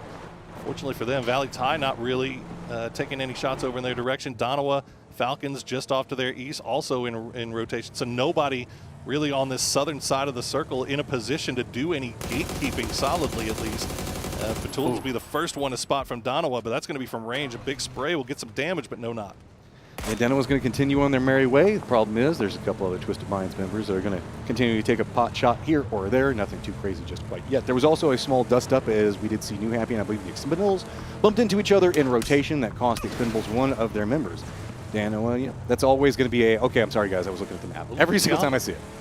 Yeah, Tiamba doing an E pickup on the southern side here. We see Long Skirt fighting FaZe. That was just unfortunate position. You can see Corexy just, it's just maddening sometimes, unfortunately. But FaZe had a good idea, just didn't pay off that time. It's getting a bit hectic as Tiamba is looking in that power grid position. Well done. That is a prime point to play from right now. Well, it's kind of close to center. And honestly, secondary, well done by Twisted to spot that out and actually get Example out of that spot, because that was where Example was posted up. But he was a solo, so they immediately get both of them out of there. But I don't know who saw it. They saw it coming down, but they got out of there and got all 4 back together. Didn't take any unnecessary fights. Looking back into this one, small update, as the Expendables did manage to get a res on their knock member, I believe, whenever they kind of did that bump in with New Happy a moment ago, so still holding 4. San Martin's still pretty open, and it is pretty far to the eastern part of the circle, so it looks like Expendables might be eyeing that point to try to play from. It's, I mean, open as can be right now. Only thing's going to be going on is going to be very far to the north as Sonics are running a 2-2 looking into the outskirts of San Martin. Yeah, again, a lot of teams playing just around the edges of San Martin. KDF, Freaks, the only team to really commit to the city just yet. We'll see if that works out for them or if it ends up biting them in the butt. But right now, it looks like most teams are fairly comfortable with where they are. New Happy did make the long wrap around, and they're going to find a spot to come in here on the northeastern side. Now, Navi just off to the west. They've got a big split, so they may have noticed that if it weren't for the fact that a sandstorm was coming right through at the exact same time. Rolling right on top of them. Navi having a good day today, but they're kind of in the thick of that pack. Remember that this is going to be the only time these two groups are going to be like kind of fighting up against each other. Yeah, Falcon's in a good position. Twisted Minds, Donawa tied up at the time, 32 points apiece. But then look at the compression. Navi, 1 point behind that's going to be Freaks. Tied up with that's going to be TE 2 points back behind. You can see it's just going to be a drop down all the way down to Sonics in 20, to Na'Vi right up there in 4th is only 6 points. Yeah, nobody really has had just oh, look at that hard shift down to the south. Tiamba, that E pickup looking real nice right now as they have complete control over Power Grid. But yeah, I mean, everybody, for the most part, I mean, Gaming Gladiator is the only one in I guess they're tied with 4 AM right now in last place, but both of those teams have even had decent games here so far. So, I mean, obviously you'd prefer a little bit better, but maybe this will be the one. Maybe Miramar will be where they find their success.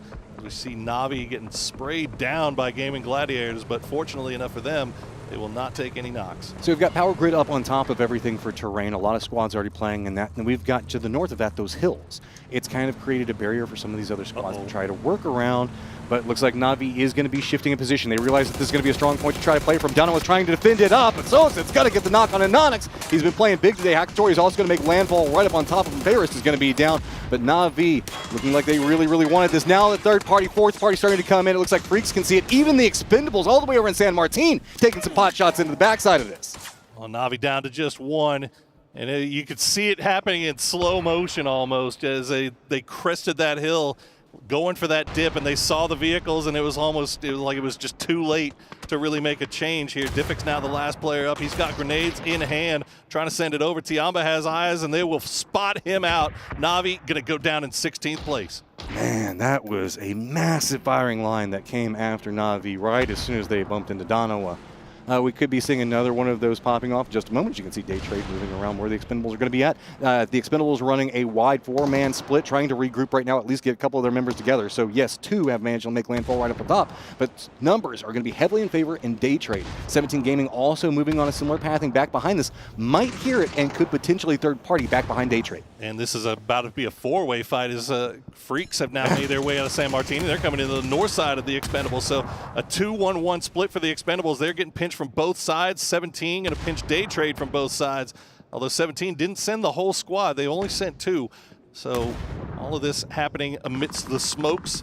Day Trade, probably the strongest team here, despite the fact that they are down 1 player. They've got the hard cover at least. Tanvu will try to spray, but will get taken down by Nurens. I mean, Expendables are just getting hit everywhere. Finally, something coming back in their favor as they manage to take down one of the members of Day Trade, but you can see having to juke through all of this. No one's trying to at least provide some type of reinforcement. Duck Juice just going to step forward. Day Trade Gaming is going to go down. 17 Gaming being a big factor, and the pot shots back behind that, but let's not count out Duck Juice. Nice push from Duck Juice, and it was took the last bullet, didn't it? But he got him, and that's all that matters. As 17 won't aggress any further onto this. They're not seeing anybody crawling around here. They'll just kind of hang out at their rock, see if they can pick somebody off. They know their backs are clear.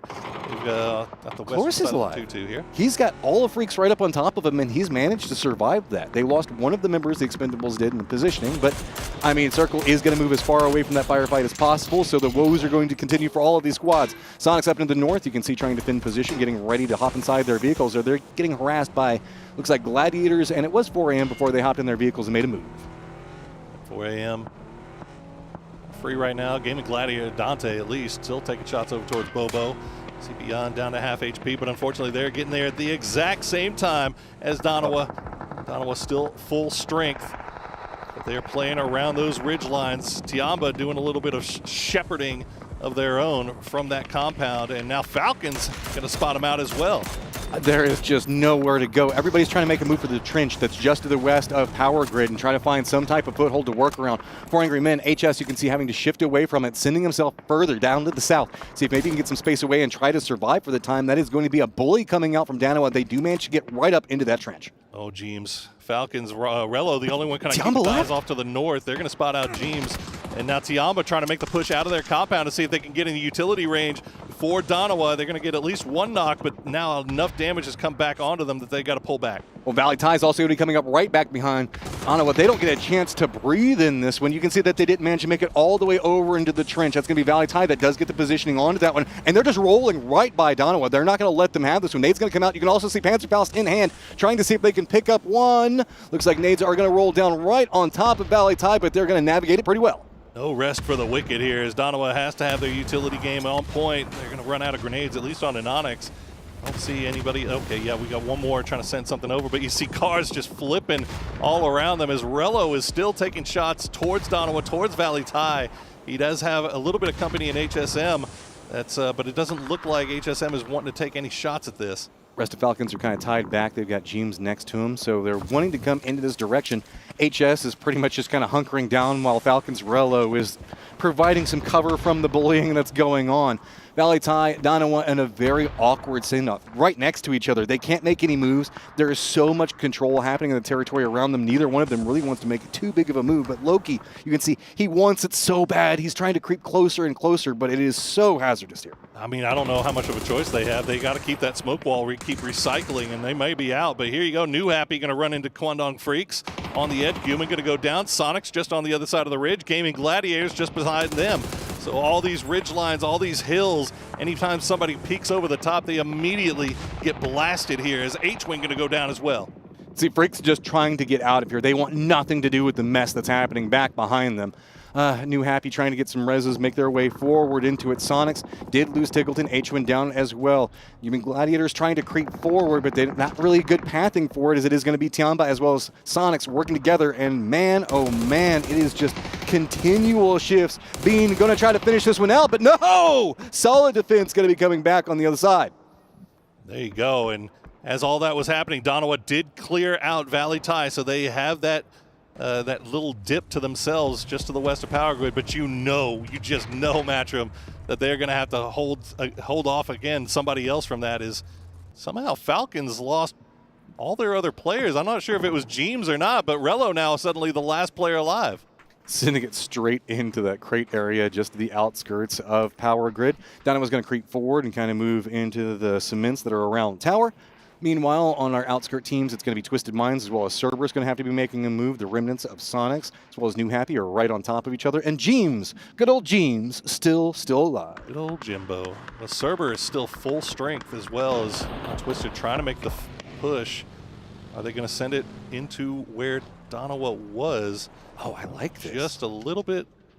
This is a good read on the circle. Yeah, this would be a very vulnerable point to play if this circle was not specifically lined how it is right now. Cerberus can harass them, but I love that move. Well, it's a good read. I mean, they were playing from the north side, so they know exactly where everybody is on that edge, really. The only real risk you have to run here is Cerberus. So they can kind of keep their eyes over in that direction. It's unlikely that Tiamba pushes out and tries to use utility here, not at this point of the game when they've got the hard cover. They've got 4 up. There's no point in taking unnecessary risks like that, but Twisted looks like they're kind of interested in making a push for Tiamba's compound.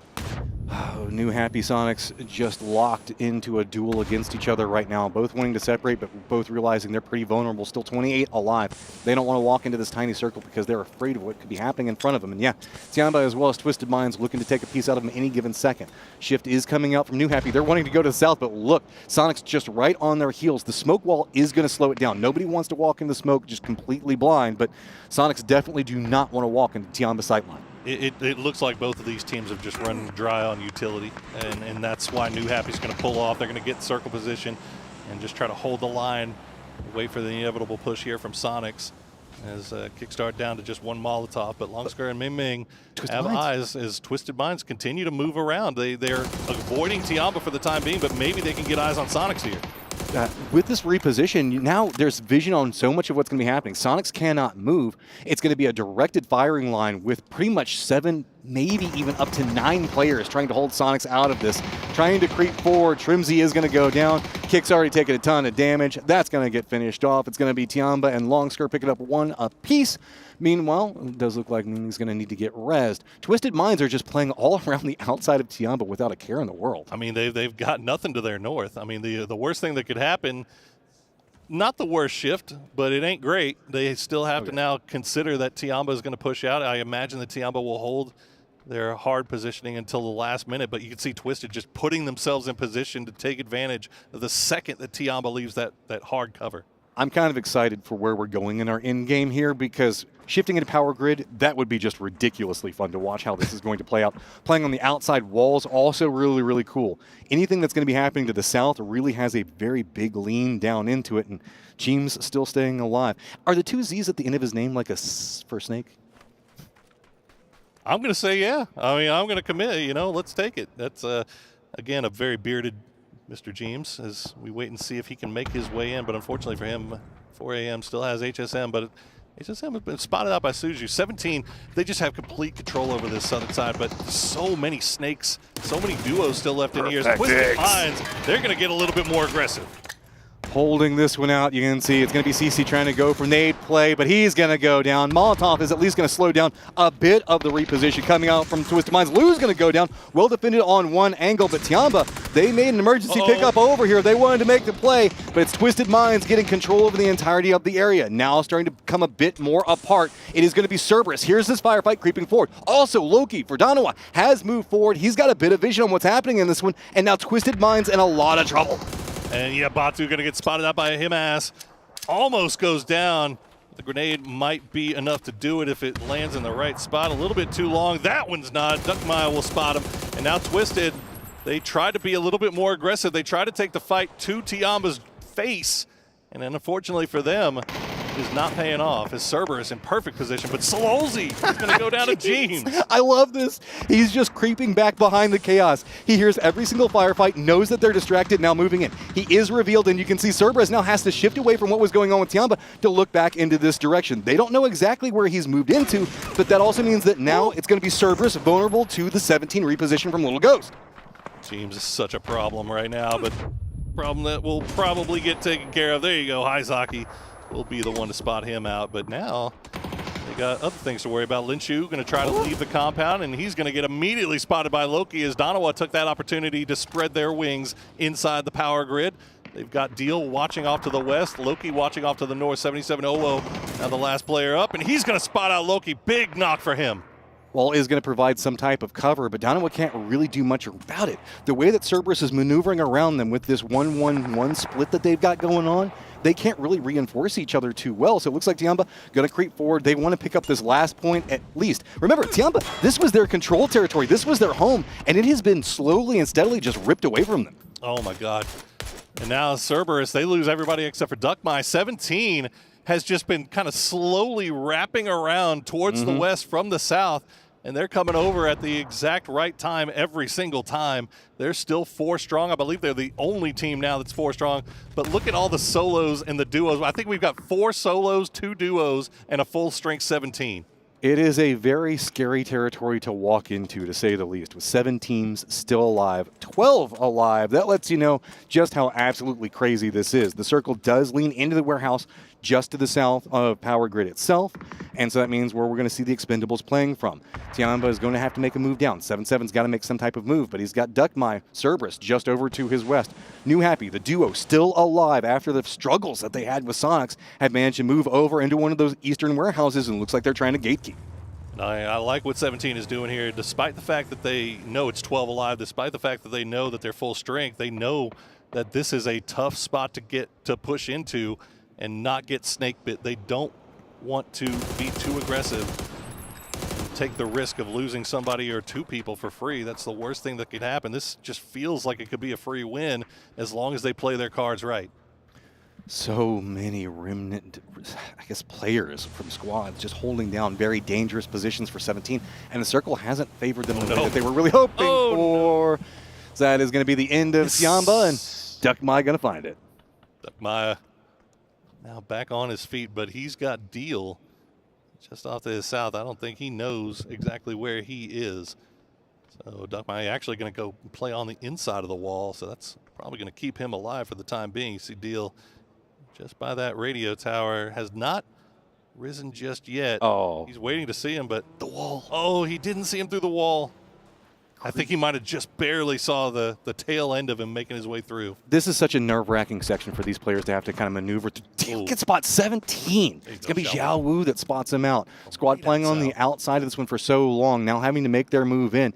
But like I was saying, this is such a nerve-wracking area to play from. With all of those generators and everything else like that that's all just intermixed, you have to feel like there's somebody behind every single corner as you're creeping forward into this. And I love that 17 is playing this patient. If they try to overextend, if they try to play this too aggressive, there's going to be pretty much everybody still alive in the lobby other than them with the firing line onto them.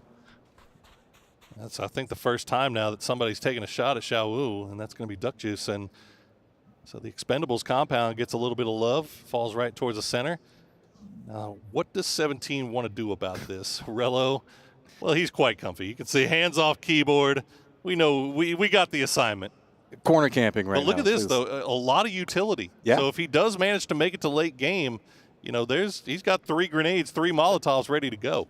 This is such a quiet circle right now, man. You can see everybody's just like looking, kind of creeping forward, eyeing one angle or another. The Expendables, I guess, with the most breathing room, but they still have their backs against the wall in the warehouse, just waiting for somebody to walk into it. New Happy still having to make a move from the north. Duckmai as well. Rello's kind of, I guess, a gatekeeper. Even though he is looking at that corner, I think he's trying to listen out for footsteps or anything else coming around near him. 17 Gaming, I mean, yeah, in any other situation, the 4-man squad would feel so good, but the location of the circle makes it so scary. Yeah, this is tough. This is real tough to play it out. And as you said, again, patience being a virtue here for 17 is they know that they have this outside of the wall to work with. They know they're safe.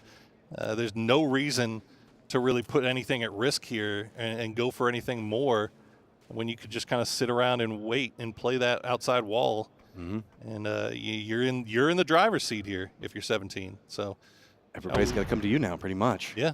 Xiaowu is still in a good spot. Kind of see everything from where he's at. He will now have to move as the blue zone is going to encroach upon him.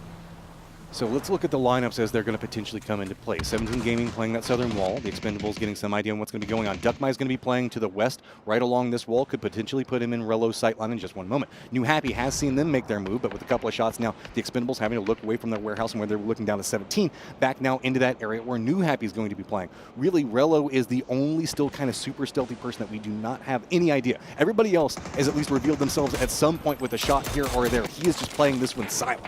Ooh, that was almost real close there for 17. They had the smokes down, but Clory's had an angle, and I think he knows exactly where Lil Ghost is. That grenade could be perfect. Ooh. Is it cooked well? It's going to be a little bit off, but now Lil Ghost, he's going to return the favor, just a little overcooked. Burst right in front of his face is going to at least chew him away from that wall. 17 Gaming now trying to just use the numbers advantage. They're all just bundling up next to each other, but Duck Juice looks like he's kind of eyeing a new angle. Rello also been revealed on his point that he's been playing from. He's going to go down. Duckmai still in control over into the west, but he's going to have to make a shift. With 17 Gaming now trying to make a play of their own, means the fact that he's going to get spotted out. Long skirt, moving down, slowly, steadily, going to be coming into the backside of all that's going to be going on with 17 Gaming and the Expendables. Big game here for New Happy as they have managed to string together 2 nice performances here after a little bit of a slow start. We'll see if they can pull off some magic as 17 has managed to make their way inside the compound, but it is not by any means feeling safer as Lil Ghost is just going to hold the angles. They're just waiting. I mean, you can see the dot now. It is right inside that compound. It is just right up on that wall. And they lost Xiaowu. Scary right now for 17 play from. They're just trying to maneuver through. And this is a full breaching situation where you can see the Expendables just trying to hold it together. Duck Juice, not going to have to worry about that one too much yet. Expendables players, they have the benefit of location, but it is just so much scurrying of footsteps everywhere around him. Is he going to get a read on it? He spots out the smoke. Is he going to go for the blind spray? I think that he's afraid to reveal himself. Instead, yeah, I like this. Start going with a bit more utility. Go for a flash on one side of it. Now creeping around. Going for the play. Look at Duck Juice also repositioning around the footsteps. Good counter moves coming out. Just a flash to reveal, and they say no. 17 shuts that down quick. Oh, nice eyes on Lil Ghost. We'll spot out long skirt, and now Ming Ming will get taken down by the grenade from Suju, and that's very efficiently done there by 17 immediately after getting the res on their fallen teammate, but now they've got to dig these 2 out. Oh! No, Suju, the grenade! Oh, that's awful. That is the worst timing. Lil Ghost at least trying to get some damage back onto Duck Juice. Bounce back between them. Lil Ghost now looking through the wall, but look at Cloris. He's made a shift around the outside of this one. Going for it, picks it up, and it is going to be 17 Gaming picking up a ton of kills at the end and a victory. Huge game for 17, and what a finish. Once again, Matchroom, we come down to a 1v1 as the Expendables giving everything they could take to 17. That was a wild game. I mean, from the moment we started seeing everything shift around Power Grid, I was expecting to be a lot more quiet. But then people just started making some shifts in. They said, no, we're going after the trench. No, we're making the emergency pickup. It is just denial all over the place, and 17 Gaming, congrats. That has to feel good. Yeah, you had the numbers advantage, but you have to admit, that had to be a nerve-wracking game to play.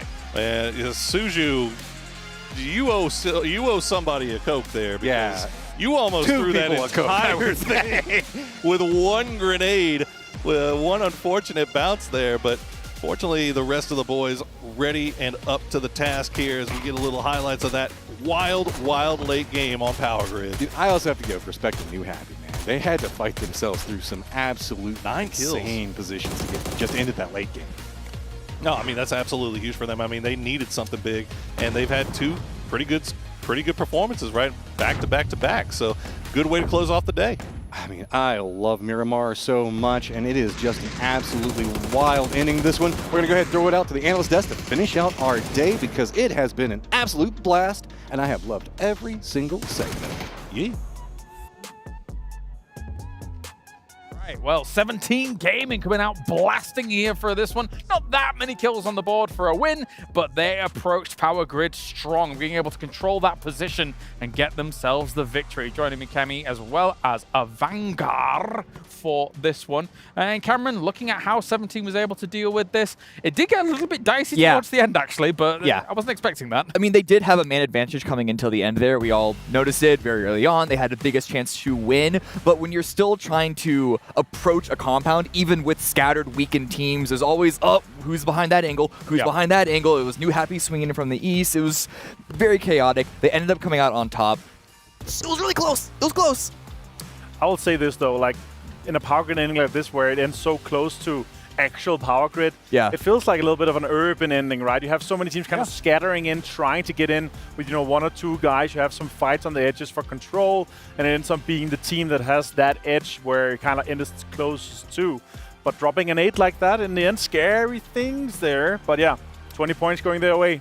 Not bad at all, not bad, as they get themselves 14 points on the side of New Happy as well. The Expendables and Danamar walk away with 13. I kind of have to agree with what you're saying about this finish as a whole. I think a lot of teams come in kind of scrappy to Power Grid because we had so many south hard shifts, right? So by the time you're sending it into those locations, Cameron, you're probably gonna come in wounded, one or 2 here and there. Yeah, I mean, I do want to shout out, though, Loki from Danawal specifically. They had 11 kills for the team. That's how they got those 13 points. 9 of them were on Loki. That kid was absolutely far. I mean, Danawal is a team that, you could argue, barely made it here. And so to see them in 2nd place is very exciting. Guys like Loki and Iononyx able to perform on those lands. We know them very, very well. So yeah, 45 points for them is huge. 17 Gaming, though, moving up into 3rd place with 42 points. And the Expendables actually in 4th here, taking over Twisted Minds. That's a result for them so far, Avenger. Yeah, very expensive, very expendable. Very expendable, very exciting. I was going to go for XXX, but yeah, obviously I love how Cloris has been able to come in here, and he's such a good player, and yeah, we're going to be seeing more great things for these guys. Good to see them in the top 4, and also Loki, all-time highest winning in terms of prize pool before this event here. It could change depending on who wins, and $700,000 is a lot of money, but yeah. Hey, he is a legendary player. I think he was the first player to break $1 million in prize pool 1. Yeah, when you were part of the old Gen G rosters and things like that. And I think Gen G is about 2 million prize pool ahead of 2nd place, which is Sonics or something. Yeah, they've got a lot of money under the belt for sure. But let's take a look at the MVP and see who it's going to be. I think one thing's for sure whilst we take a look at this MVP, and it's going to be a little ghost coming in. Okay, I think we're all very happy to see 17 Gaming with this roster on internationals, because we were so sad about their performances at PGS 3 and 4. Yeah. And the good thing is that Kemi managed to shout out Loki now that he's had a few more kills. So he got a shout out. Didn't get the MVP, but he got a shout out still. So yeah, that's a good thing. But yeah, 17 Gaming is back to the performance that we expected them to be at before the kind of travesty we had at PGS 3 and 4. They're a team we're expecting so many things at, right? They're a team that should be a championship contender, and they just didn't show that at PGS 3 and 4. So yeah, again, let's see what they're able to do here. Hopefully they'll be able to go into the grand final with ease. I want to stick with you, Avenger, for a moment. Do you have something for us with the Telestrator? Yeah, let's just break down a little bit of kind of how the control and how it kind of played out. Because again, because it's so congested towards the middle and how Power Grid works out overall for how the teams are, and also they had 4 guys alive. The amount of control you can take and towards the end just lock down everything here. So we have a little bit of a backdrop view here for how it looks. They're locking down everything in and making sure they have full control of the western side and the southern side. They have multiple angles. You can see how the guys are spread out, and this is exactly how you set up. And this would be anyway in any town, any city. If you know that it's not going to end there, or if it's going to end on a specific side or edge of the city, this is exactly where you want to see the setup to be like here. They have all angles crossed, they have all angles covered. Not a lot of damage done from them, but they take the kills, they steal the kills, they make sure that everyone dies towards the end. And of course, it's a little bit scrappy towards the end in terms of the nades and the knocks, but overall, just a perfect setup to win this, to execute this late game here. Also taking advantage of the fact that, again, we were talking about those teams setting themselves up in a scrappy way in Power Grid, Cameron. If you are doing that, and you're one of the teams that might want to peak an entry point for 17 Gaming, you're kind of exposing yourself to all these other scrappy locations, right? So it's difficult. Yeah, I think there was a member of Cerberus who was up there. We had Deal from Danwon. You had New Heavy coming in from the east. And then Rello was still there. So yeah, it made it very difficult for those two remaining members of Expendables, even though you could argue they had a strong position in that compound to try and push 17 away. But most kills, there it is, Loki right at the top. But Lil You didn't need to shout him out. He shouted himself out by putting himself in first place here for most kills. Yeah, good. Hey, my shout out counts for something, okay? Okay. Well done, well done. I mean, one thing's for sure for this game is that Asia's fighting back, right? I think we've seen quite a bit of a strong statement from the Western world so far. Falcon's doing well, Twisted Mind's doing well, etc. But it looks like we've got South Korea and China on the move. We expected huge things from China going into PGS 3 and 4, of course, home turf and everything, but they kind of severed themselves a little bit, not putting in their strongest rosters. And then we saw the kind of rise of APAC really coming into effect, both with the arena doing well and, of course, Cerberus doing extremely well. But overall, yeah, it feels like one of the most competitive events so far here. We have all the regions, all the teams at the very top fighting for everything. Yeah, it's very, very close at the standings right now. Again, we're just 5 games in, but we're effectively, for groups A and B, almost at that 50% point here for the group. So we're going to go to a break. When we return, we have that 6th game on the way here for today. Don't go anywhere. Yeah. 我们连走，我连走，眼里左边，右边右出。哎呦我操，兄弟，你别闪了，你妈了个逼，别闪了呀！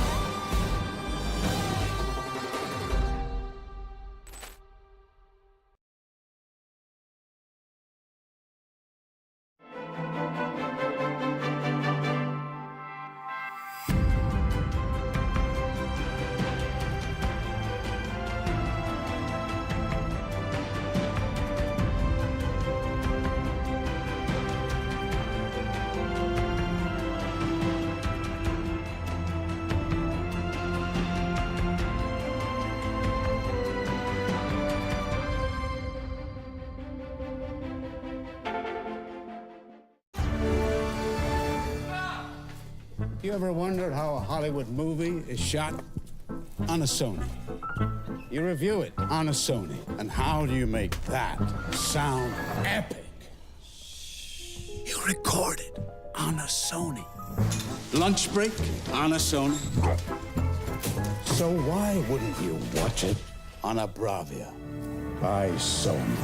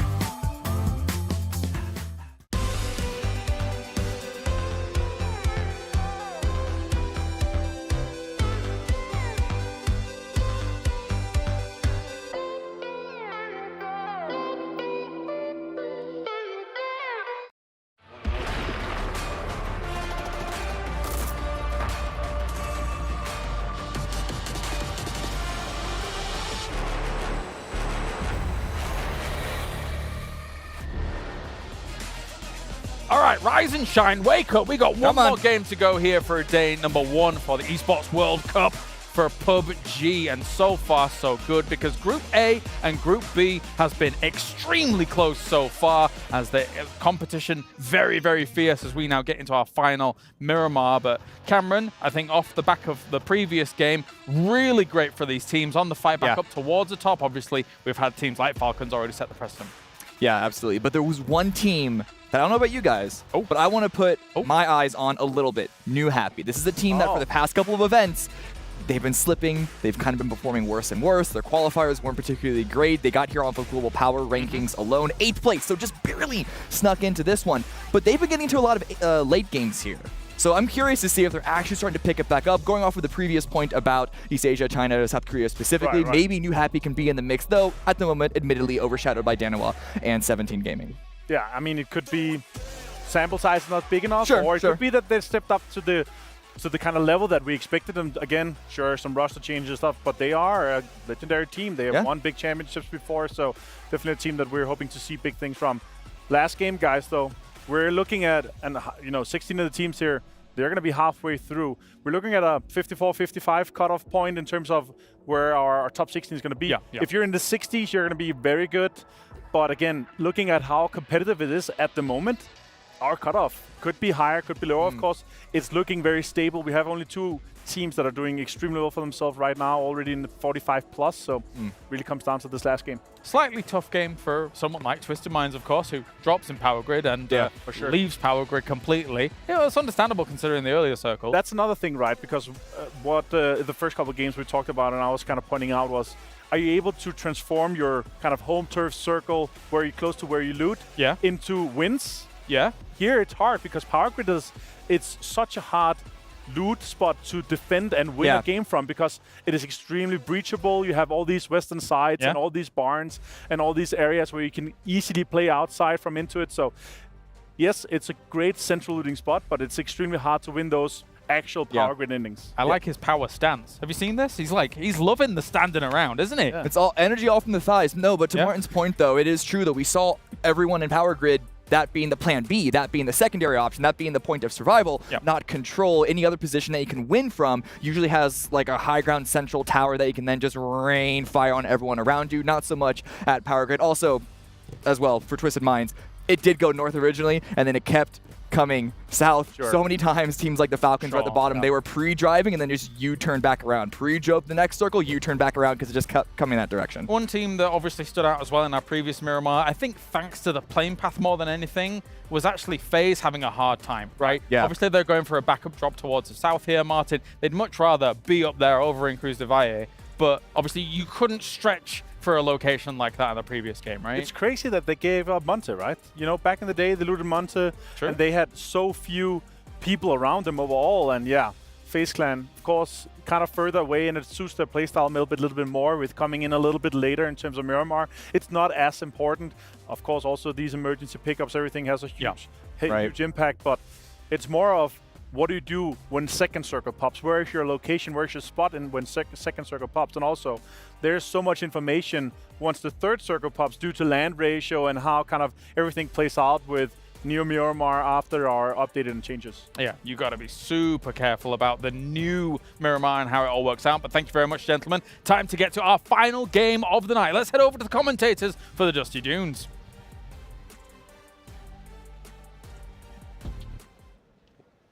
One more Miramar, and oh man, that was a fun one. Little Ghost kind of ghosted us for a while.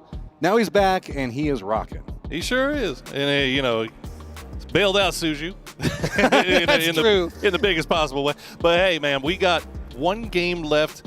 And I think, I think Martin's kind of right on the money here with that 60-ish point cutoff, depending on obviously how things go tomorrow and how many point sponges we might get. So, looking at these teams that are sitting in the 20s right now, I feel like you got to come out of this at least breaking 30, right? If you want to feel like you had a successful day. Yeah, with the momentum going, and I usually just go with the factor of like 5.5 per round for the qualifiers, and then multiply that by the number of games. So I'm right in there with him. But one of the things to note is our really big leaders right now, 2 different groups. Yep. So they're going to be splitting apart and being able to assert influences in the next 2 days. Yeah, and I mean, hey, we got some heavy hitters that are sitting there below that 30-point line right now. You look at Sonics, you look at Navi, FaZe, Day Trade, teams that we had some expectations of coming in, and teams that actually started off the day well on Erangel, and then it just has kind of fallen off since then. But one more game to get it right back in, and that game is going to have an extremely southern plane path, so hopefully we don't see a back-to-back Pozo circles. We'll see. Well, I don't know. It's even so far south of Power Grid this time around. That's pretty crazy, especially just 2 back-to-back like you're talking about. That is kind of harsh to deal with. None of the teams really wanting to make too big of a push away. Could also lead to a couple of skirmishes around vehicles, maybe trying to steal something away, but it is also Miramar, so you should be able to stretch pretty cleanly down for it. So to kind of see how it goes. Oh, yeah. Looking at Gaming Gladiators, getting a little close to Twisted Mind, and looks like we might have... we doing a remake? Looking around, kind of getting pathing of what's going on. Based off of body language, I'm thinking remake. Yeah, everybody's pulled their hands back, so it wouldn't surprise me as now we're going to kind of be looking forward into this last game, building a little bit more anticipation. Yeah. I mean, obviously you got to talk about the performances of the guys at the top, right? Falcons. Yeah. Again, 2 fantastic games, kind of surrounded by 3 meh games, for rather forgettable games. Donawa kind of in the same boat. 2 pretty good games, and then everything else has been kind of meh. But honestly, as far as consistency goes, I think you got to almost go all the way down to 5th place with Twisted Minds and then New Happy right behind them to find any amount of consistency, really. Even the Expendables in 4th place, we've played, what have we played, 5 games now. They've got only 1 game where they put up a goose egg. So the Expendables, I think, actually being a little bit of a surprise here so far today. Yeah, and you were talking about, aiming for more than 30 points going into, finishing out the day. Well, keep in mind, right now, Tiamba is at 29 in 8th place, already pretty much what would be our half of our cutoff for our halfway point. So this is going to be a bit more precarious. And whenever we look down that lower section, we can see the fact that, yes, we've got Freaks there. We've got Navi there. We've got Sonics, FaZe. I mean, this is a very interesting group to look at because there's a lot of expectations for so many of these teams. And the circles, specifically even the plane path in that last one, have been very, very contentious.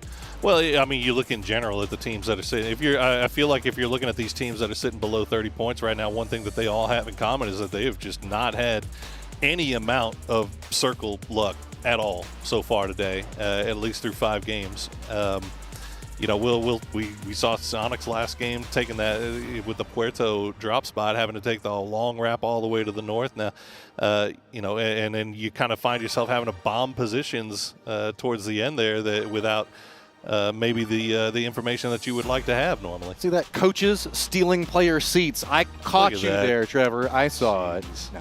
I do really like this addition of allowing coaches back behind the players, though. Yeah. Keep in mind, they are not, I want to clarify this for everybody. The coaches are not talking to the players. It is not allowed. They can only listen in on the comms. Yes. But the big benefit for it is a lot of times whenever let's say your squad gets wiped or whatever, you're having to just sit there. Yeah. There's nothing else that you can do. You can't really talk to the coach. Stew. And just sit there and marinate in your failure, for lack of a better term. So by the time your coach is wanting to sit down and talk to you or your analyst is wanting to talk to you, you've already decided everything that you've done that's right or wrong, and it doesn't matter what they're saying. Now, immediately, good or bad, the coaches can just be right there with them and be like, hey, this is what happened.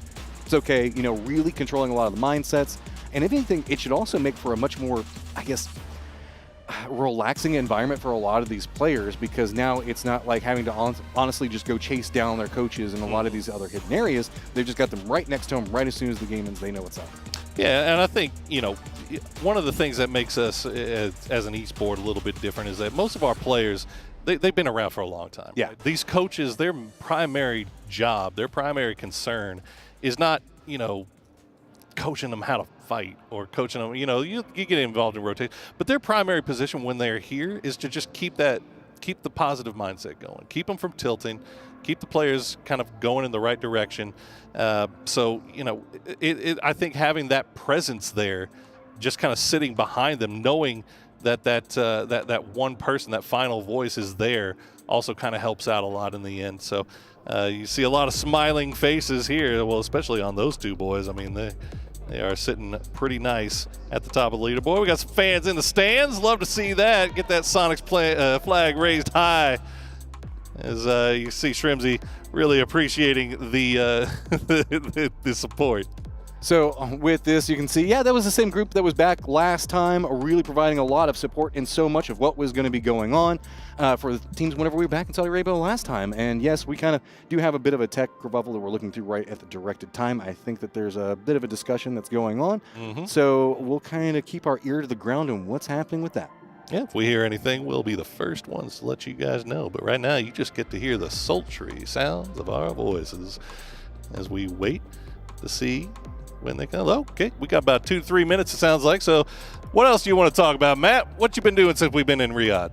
I heard you got to take a look around the facilities here a little bit today. Actually, got a tour around a content piece coming out where, forewarning to anybody that ever wants to laugh at me and my embarrassment. I'm always there for that. I had to old man white boy dance my way into a certain area. As there is a house of hype here that's got a lot of really cool stuff that's going on. It's a kind of a multimedia, I guess.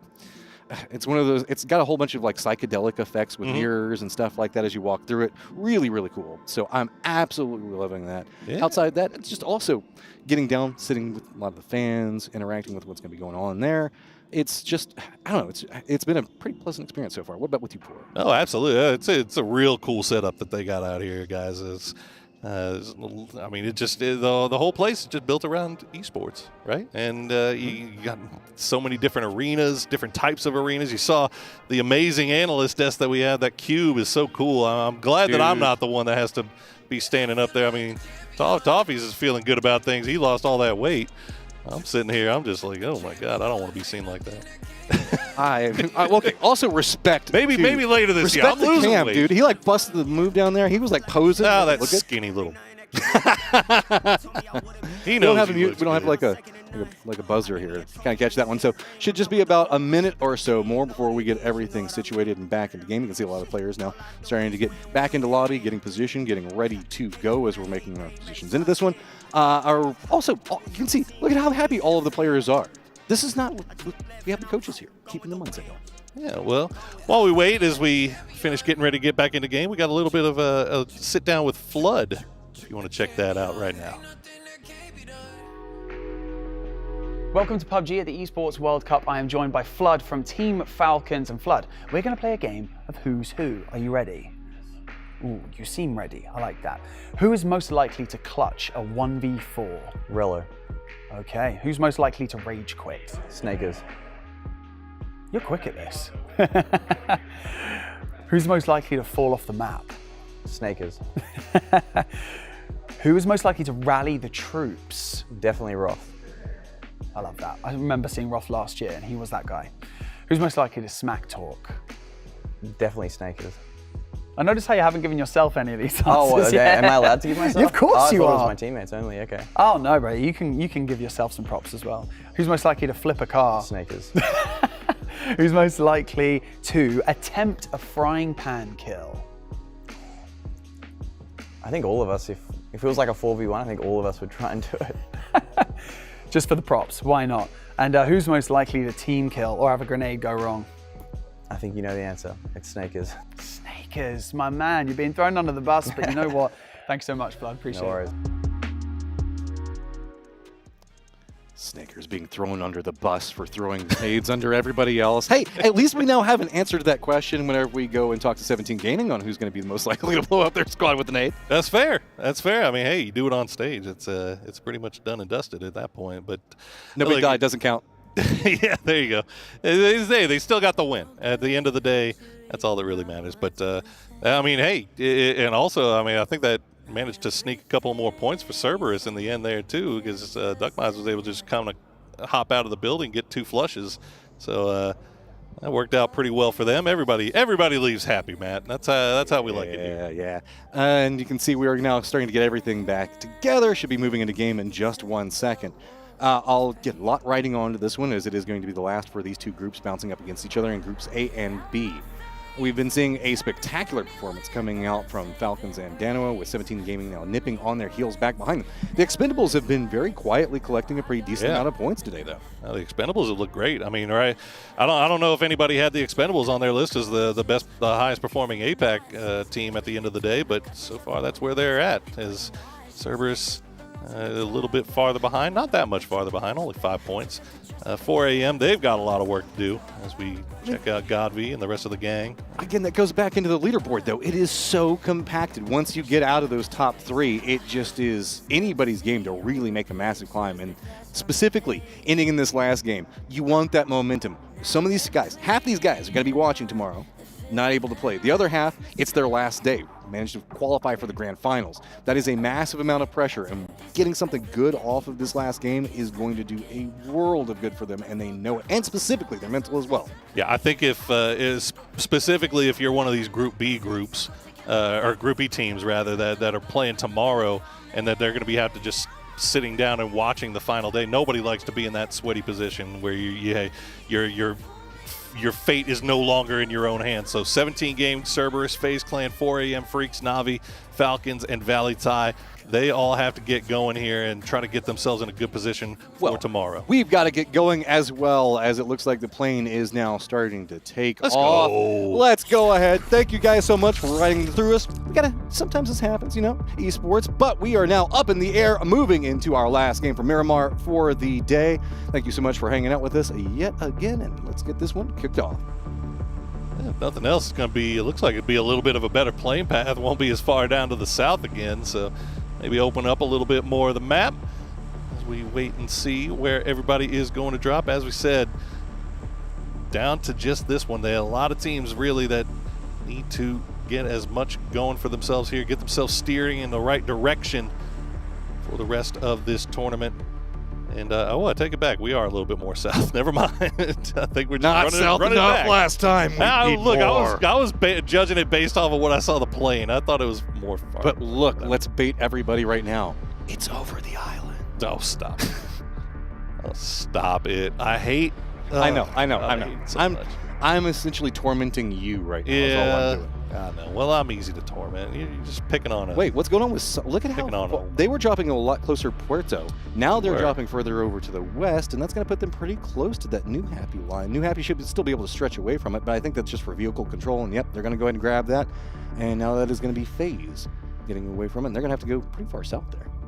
Yeah, Sonics maybe just realizing that there wasn't a whole lot vehicle-wise around Puerto, so they do have to cut a little bit farther over to the west, but should be no harm, no foul. 4 a.m. meanwhile shooting off in the distance towards KDF, and okay, we are going to get a hard southern shift here. That is 60% of the circle pretty much on the main island, and then the rest of it's got a bit of drumstick in play. That is going to be pretty hard for these teams to try to contend with, specifically this early, because whenever we're looking at this, Los Leones, Chumacera, you got some hills to play, or you can actually say Partona is inside the circle. Now that would be fun. I would like that. That would be enjoyable to me. But just the fact that the Picado is just kind of holding on the very inside of the northern part of this circle. That's I guess it could be worse, right? It could be way more southern than this, but you still see a lot of teams off to the north now they're going to have to make some decisions about how they want to make their way in. And already you've got Na'Vi, you got Sonics that are hugging that easternmost coastal road. So anybody who's thinking about making a rotation from that way is going to have to consider those two teams and whether or not they'll stick it around and try to do a little bit of camping, which Sonics has already been camped here once today. There is a lot of very peculiar situations in rotation into the circle, given how many teams are going to have to rotate. Yes, you can just come in from the north, but that's going to be where 17 Gaming, as well as everybody else, is going to be holding down. And that's a pretty flat area that's still in play. That's the area around Picado, right? So you could be harassed, maybe lose a member if you just go in the more open route. Then to the west, there is the Chumacera hillside. All of it, pretty much all of the Chumacera hillside, keeping in the roads that are going to be just to the west of it. So really, unless you make an idea, we might see somebody like Tiamba go down to prison, rotate across the island to the south itself, and maybe come back in. I don't know. This is a very good choice, though, as well. Yeah, no, this is bold from the Expendable. I mean, that's a 3-minute e-pickup. I mean, looking at them, I mean, they've all got helmets. They've all got, most of them have 2 weapons. I'm not sure all of them do, but they can't be sitting on the most fantastic of loot, but they got enough to be fight worthy here. So we'll see where they decide to go. Are they going to try to compete here with Day Trade for any of these compounds? Now Day Trade's still pretty split, as they were still kind of in their looting phase at 3 minutes, which is not terribly surprising, right? I like this. This is a very, very weird circle to play from, so just go ahead, do the emergency pickup. I think that territory is more powerful for you than loot is at this stage, because a lot of these areas are going to be contested. This is not going to be the first emergency pickup that we see. Oh, no. Well, this works out pretty well for them. Oh, no. Is he going to actually send it across to... They are not at all expecting Gaming Gladiators to be over there in Partona. And they have sent one across, it looks like, or maybe he's just scouting. We'll see. Pow, meanwhile, he's creepy stepping up here onto Dante. I think he knows exactly that there's one man here and really just waiting. I'm not sure if I'm trying to see on the rest of the map here. The rest of his team not really anywhere close. He's got one teammate just off to the west that's still driving over in that direction, but not sure if they're going to want to actually take that fight. This feels like maybe just seeing if he can get an exploit out of it, maybe pick up a knock or a kill pretty easy, retreat away from it. Or reinforcements are going to be very far away to work with this one. So, oh no, Delvin gets spotted. Man took the shots at him already. Rox is already going to see this. That is tragic. Oh, big defense though, as we can't see who's shooting, but Rox got pushed away. So you see Delwyn got knocked real low. Now remember, they took that E-pickup at 3 minutes. So I'm not sure what Delwyn is sitting on in terms of heals or boosts or anything like that. And Rox is actually going to get spotted by Duck Juice. So Delwyn will be able to flush this out, as you saw the Gaming Gladiators teammate actually took off. So this is went from it was one of those no, yes kind of situations, which you get so rarely in PUBG. Yeah, it's just like, oh my God, everything is wrong. I made the worst decision of my life. And then now he's walking back over here. Best decision ever. I've got loot. Thank you guys. I appreciate everything that you did for me. Yeah, most of the time you just see the yes, no. But this one will work out. And you know what? Free loot here for Mr. Delwyn, as he will still have to make his way over from that island, rejoin the rest of the boys, but in the end, no harm, no foul. Meanwhile, the rest of GG, they're in a little bit of a scrap here with Tiamba, and I know Levante spotted out one of them, so I think they're fully aware that these guys are here. And now Dante, he leaped out of the window, but he was not expecting Pow to have the angle. That is going to be costly. This is a pretty strong position to be playing from for where these circles could go. If we continue to see it kind of shift down to the south, this could be very, very vital. And Tiamba has been playing for circles. You can see early moves. That's what happened in the last game as well. Early moves to get strong positioning for where late games can end up has been their key component in making sure that they can manage to keep down a pretty strong position on this leaderboard. Man, that is unfortunate for GG. That's just absolute shambles in this last game when they really, really needed to kind of have things go their way here. They're just down to 2, and they are completely separated right now. As Penn actually has made his way over from the island, H-Win, and just scouting things out from the glider here. Clories does have a little bit of angle, laying one shot on him at least. The rest of the Sonics kind of looking over in that direction to see if they can prevent him from doing so, and Tig will land the first headshot, but Clory's quick on the fingers. How often do you see that? Somebody's taking a shot at your glider friend from, I don't know, a couple 100 meters away, and then your teammate is so close to be like, no, stop that, leave him alone. We want to know what's going on that island. This.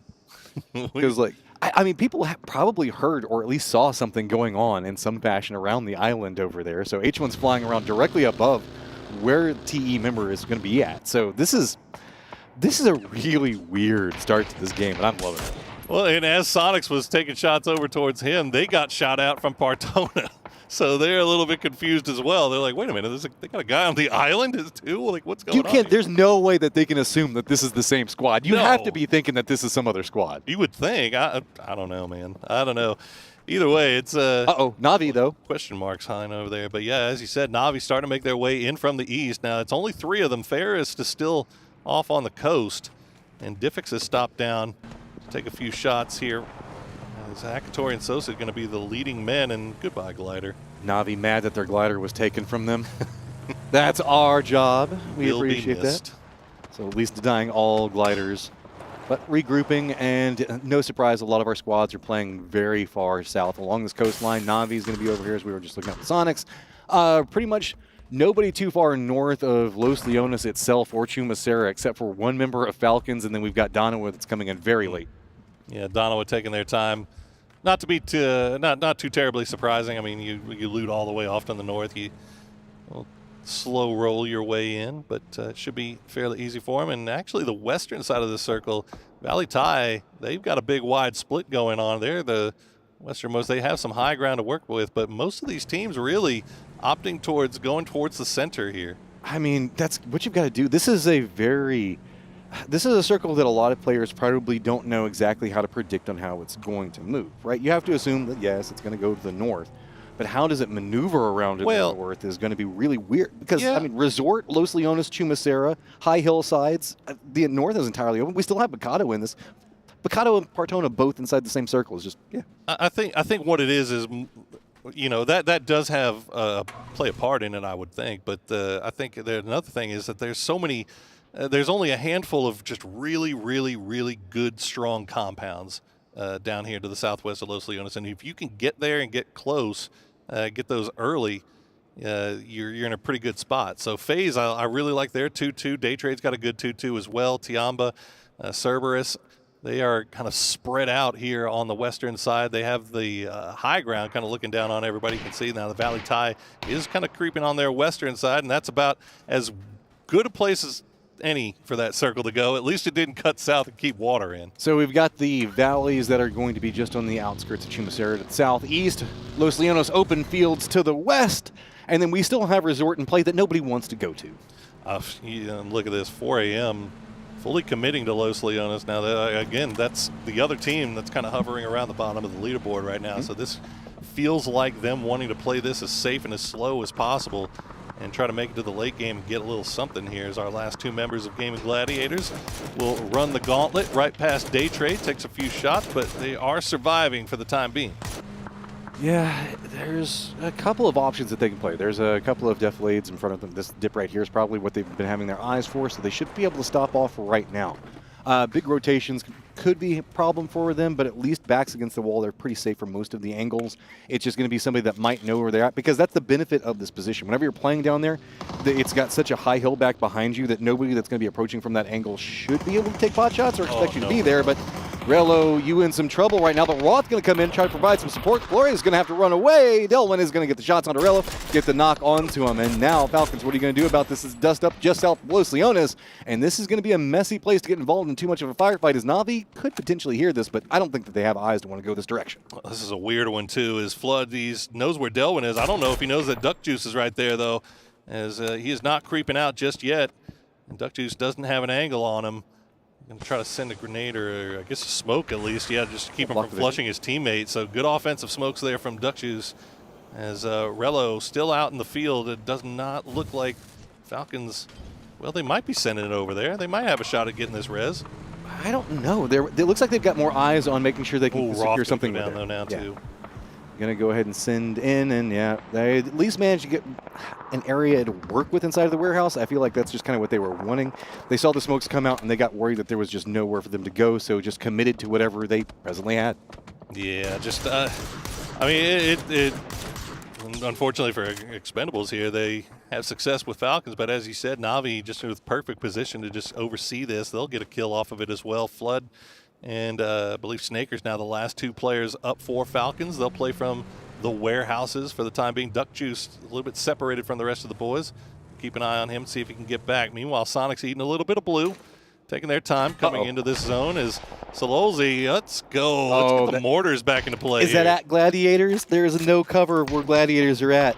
If they measure that out. Oh, there you go. Okay. They got a shack. They're fine. I thought that they were still just playing backs against the wall there, so they at least get themselves a shack to play from, but that's still going to make you a bit nervous. Yeah, nobody likes to hear the mortar coming over in their direction, ever. That's never a good thing to hear. But GG should be survivable for at least the time being, and fortunately for them, Twisted Minds and Cerberus are going to keep each other honest here as well, so they can't just kind of sit down there and just ADR farm onto GG. So we'll check in with Sonics once again. They have made their way on the eastern side of this zone, just south of Los Leones. Now, Na'Vi has 3 deep just off to their west, and they've left Sosid on the south side, but Sosid not looking over in this direction just yet. He's still looking off to the west. So he'll start making his way up to the north. The circle will center up once again, and Falcons, I think they realize we're dead center circle. We're down to 2. We'd like to survive here. Let's go move somewhere else. Let's just move across the hallway, you know, get somewhere that's just a bit smaller, not as lucrative. Maybe try to defend that one up a bit more. Something more defendable. Yeah, TE also going to regroup. Looks like Navi's got their eyes set. They have the high ground position. No glider. Valley Tie. At least got some vision to work with, but now Sonic's going to be coming up back behind them, force them down. 17 Gaming making their rotation there. The leader of the pack, Valley Tie, like you're talking about, jumping up in the air. Looks like they might be going for Falcons positioning, actually opting away from the very large open warehouse to go right after Falcons. Oh, it's like that so sometimes. Lulzy got the knock on Levante with the mortar. Craziness going on here as Valley Tie will just go ahead and take probably the safest compound you can get here. As Donowa now, they're running into the field of view of 17. Loki's just going to send it. It's not going to pay off for him in the end, though, as Lil Ghost will finish that kill off. And whoa, yeah, keep your happy feet on. You don't want to get run over by that thing. Anyone not feeling good about the rotation, just in Onyx, as it is going to be phased, taking some pot shots into the side of his vehicle, just trying to find a stopover point for some type of safety. Wouldn't be surprised if this is going to be it. Yep. Now he's just going to go ahead and jump out. I mean, it's kind of center-ish, but it's about as best you can do in this situation. It's a dip, and technically you do also have some periphery cover with where Day Trade and FaZe are playing. That's might be a good thing, actually, for Falcons here in dead center that they have a full 4-man squad of Valley Tie above them. They can kind of do a little extra defense for them, keep them from maybe getting crashed. But we'll see. We'll see. 4 a.m. has a great spot inside the zone now once again. This is a team that absolutely needs to pick up some points. So we'll see if they can get a little bit of circle love for once today at least, as New Happy just off to their west, KDF off to their north. So everybody kind of playing around inside the compounds with the exception of Donowa, who's down to just in Onyx, hiding in the middle. And we do have a few teams off to the northwest still. They're just running around here. Twisted Minds not really doing much. Sonic's going to spot out Na'Vi. They come in at the worst possible time, and Ferris will go down. Yeah, this was the kind of exchange on the hillside. As Na'Vi is I got baited. I got baited. It happens sometimes. Yeah, this is the first day of broadcast. I was looking at the map, and then I came back, and I saw them shooting. I was baited. That happens.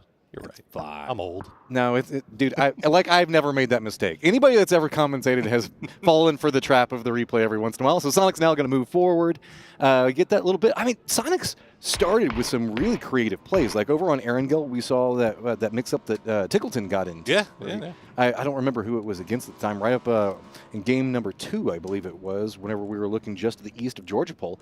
But it's been kind of quiet. A lot of circle chasing going on for them today. Yeah.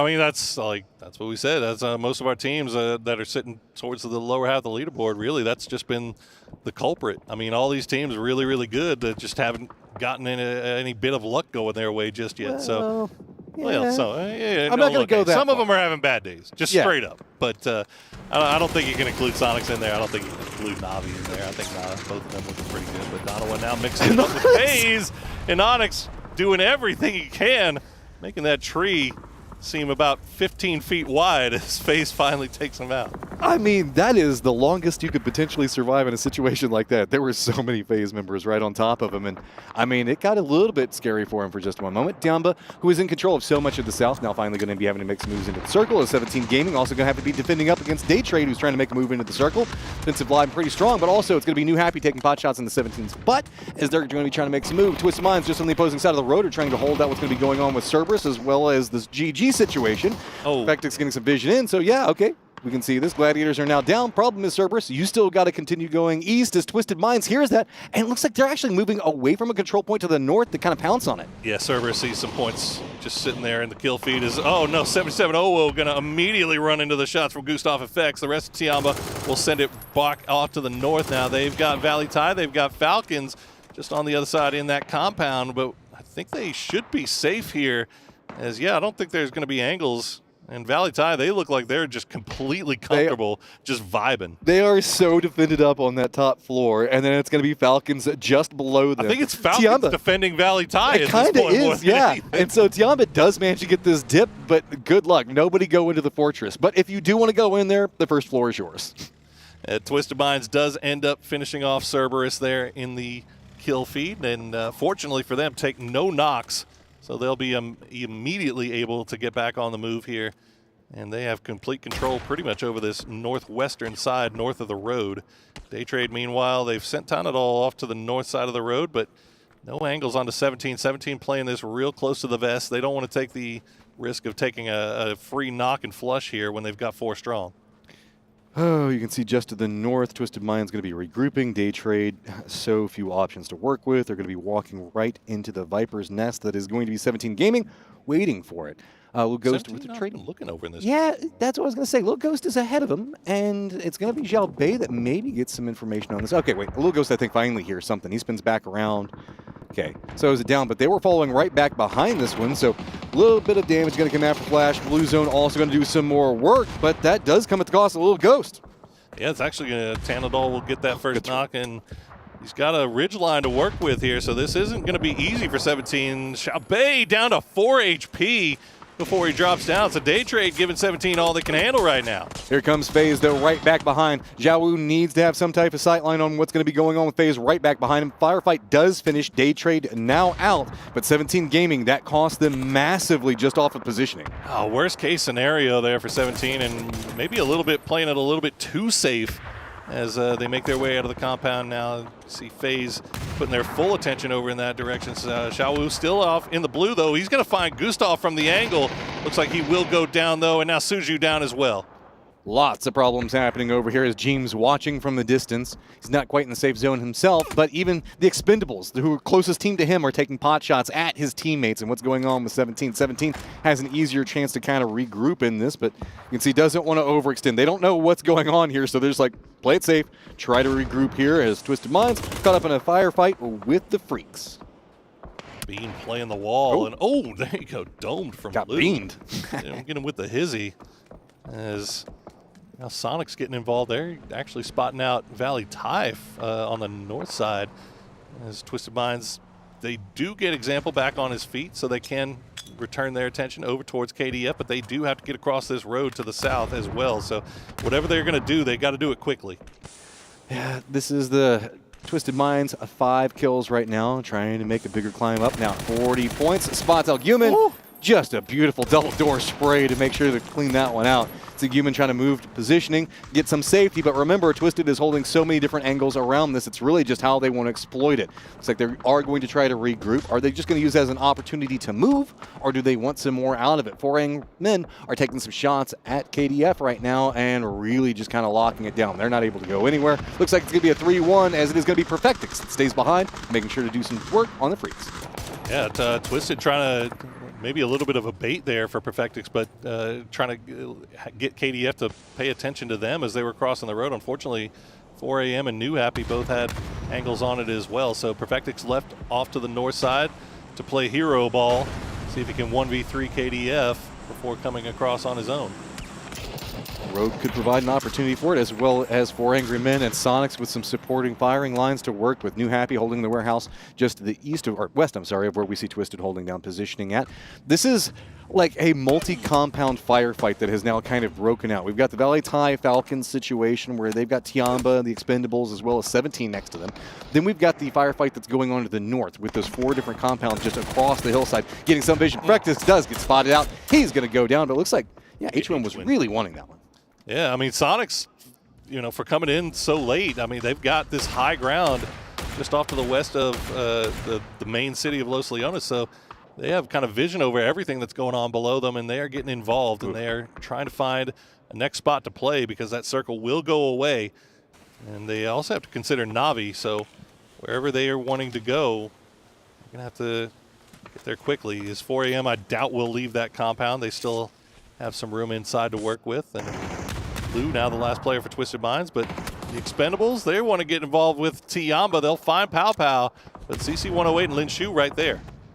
Tries to step away. Tiamba, though, has been playing pretty aggressively around, making sure to control their territory. Does spot out, gets the shots in, quick knock, doesn't want to overextend it too much. Duck Juice looks like he's going to go for a peek back up, and Linchu is going to go ahead and get spot out. He's going to go down. Expendables continue their climb up in retaliation. Now moved ahead of Twisted Minds by 2 points. Yeah, that hurts to lose that one for Linchu. He had him dead to rights, and the Expendables trying to escape to maybe get that res, but it looks like 17 got them in their eyesight, and yep, that's going to be the flush and the knock. So Guman now the last one for KDF, has made it across the street at least, so he's got that going for him, which is nice.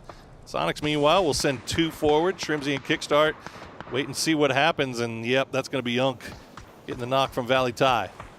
Compound gets even more compressed. You know, we were talking about like all the floors in that warehouse a second ago, or you know, you've kind of got like Valley Thai at the sun. You know, the first floor is kind of open. No, not really, because there is a basement that is going to be just to the south of that, and in the lower area, that's going to be where the Expendables and everything's going to be going on with 17. 17's going to go down, and the climb continues yet again for the Expendables. They have been just scrapping down here this whole time, man. I'm telling you, this kid Tanvu's got a little something, man. We've been seeing him pop up in the kill feed a lot today. And he is showing out for the Expendables right now. Now it's just the 2 of them left playing from the south side, but they've got a lot of room to work with. We'll see what they do. Lou, last one alive for Twisted, will find that last player from Freaks, but New Happy all looking over in this direction. 4 a.m. looking over in this direction, but none of them really want to commit to this push just yet. This is an awkward area to push because, yes, there's a lot of cover and there's the crates, but then there's also this really open area that's just kind of in the middle of all of it. It makes it to where you don't really want to maneuver through certain paths, and those paths that are going to be open to you that you can maneuver through with some cover now become technical choke points if somebody else reads around it. You can see where Bobo's playing. He's got straight vision down that crate line, and that's why Na'Vi can't go for too many peaks. 4 a.m. making a good decision about the compound that they wanted to go to early, and it's paid off right now. So far, 3 kills for them. As we said, need every point they can get. Would love to climb a little bit higher in preparation for tomorrow. As Bobo, I think they know that they've got Sonics pretty dead to rights here. If they want to try to make that push, it is available.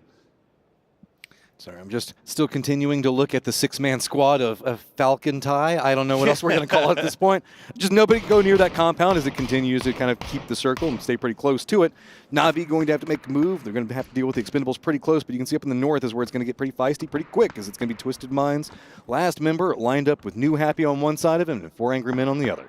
Jeez, Valley Thai with the goated E pickup in the early games. Lou will get spotted out, and that's going to be Twisted Minds going out in 8th. 4 a.m.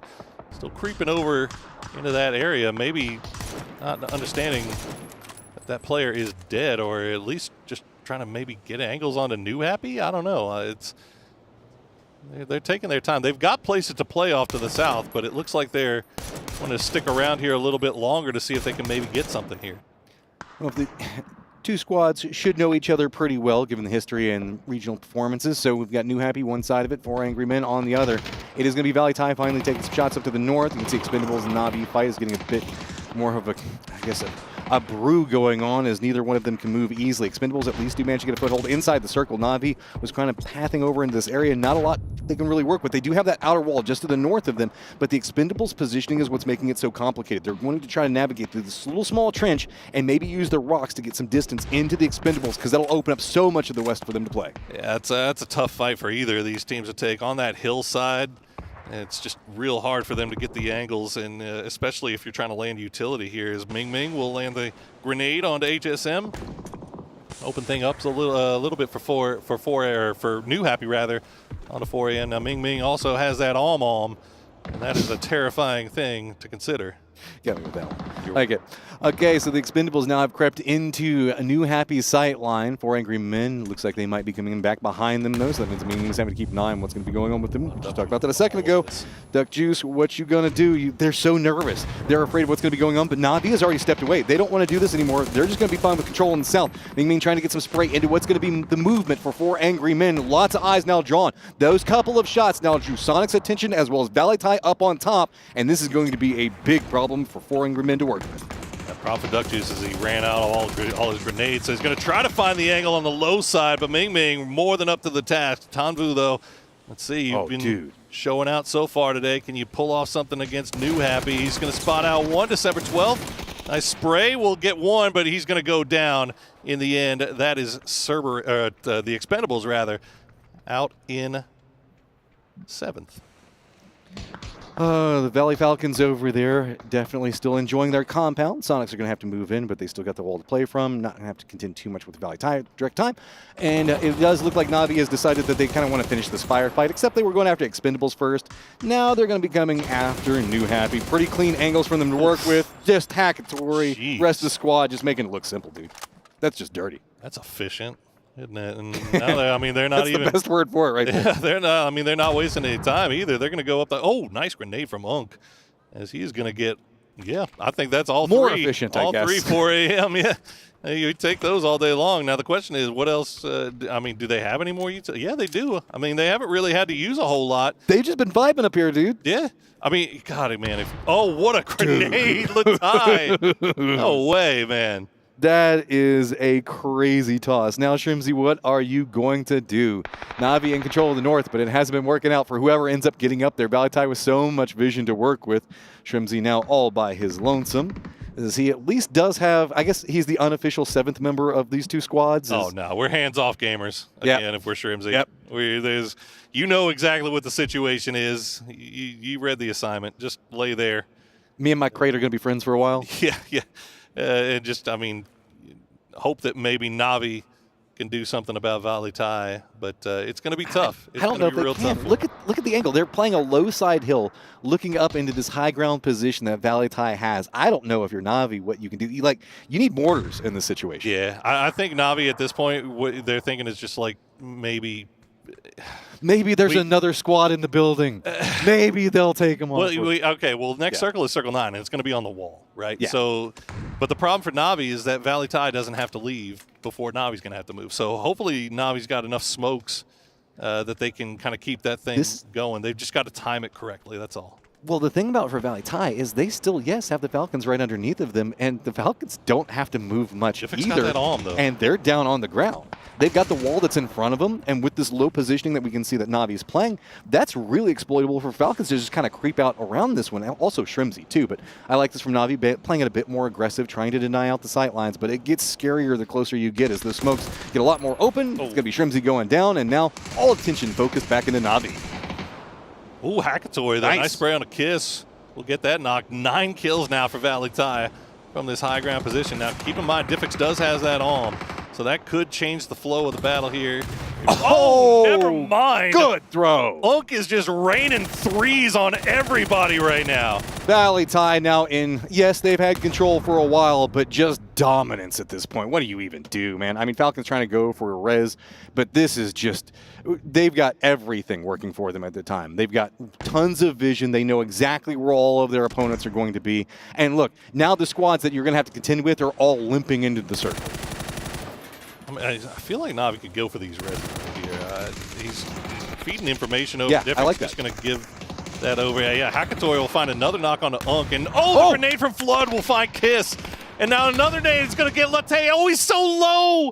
But he doesn't get the knock, but he will get the flush at least onto Kiss. Megalos going for the res onto Unk. And Na'Vi going to use that minute time to try to make a push in. And now the wall divides all of them. Flood looking up, trying to make sure that nobody from Valitai can come after him. That's allowed Hackatory to get right up on top. So now these 3 looking up at everybody above them who's been raining down carnage for so long. Hackatory playing around the smokes, just trying to wait it out, but Flood has gone down. Latte just jumps down into this one. He wants to go for the flush, walks out into the smoke. Bold play pays off. And there you go, and just like that, Na'Vi's going to go down as well, and Valitai with the most improbable victory of day 1 here in the final game of the day. Dude, that almost came apart there at the end. I thought that was just closed door, but then all of a sudden those nades appeared, and it got spicy. Man, Falcons just... look, Unk was showing out with the grenades a little bit earlier, but right there at the end, they were so close, man. They got the knock. If they would have gotten the second knock and not left Unk with like 2 HP, Unk had no more heals. You saw he was peeking the roof line with like 10 HP. And, he is a Chad, but I don't think that was why he was doing it. I think he just had no other choice. they had a lot of kills. So keep in mind, they had also drawn a lot of attention to them for quite a while. So that means that they had taken on probably a lot of armor damage as they were moving through helmets and everything else like that. It's a bit scarier up there, but I mean, it became a very, very fun ending here. As yes, you can see this all going to be Valitai up on top, controlling everything. That's 17. They had, let's see, 17 points going into this sprays. They managed to get more than that in just this one game. So they are right back in the conversation going into tomorrow. And I mean, what do you do even if you're Navi right there? And look at that. Oh, he found the toesies. That's such a hard angle to play from.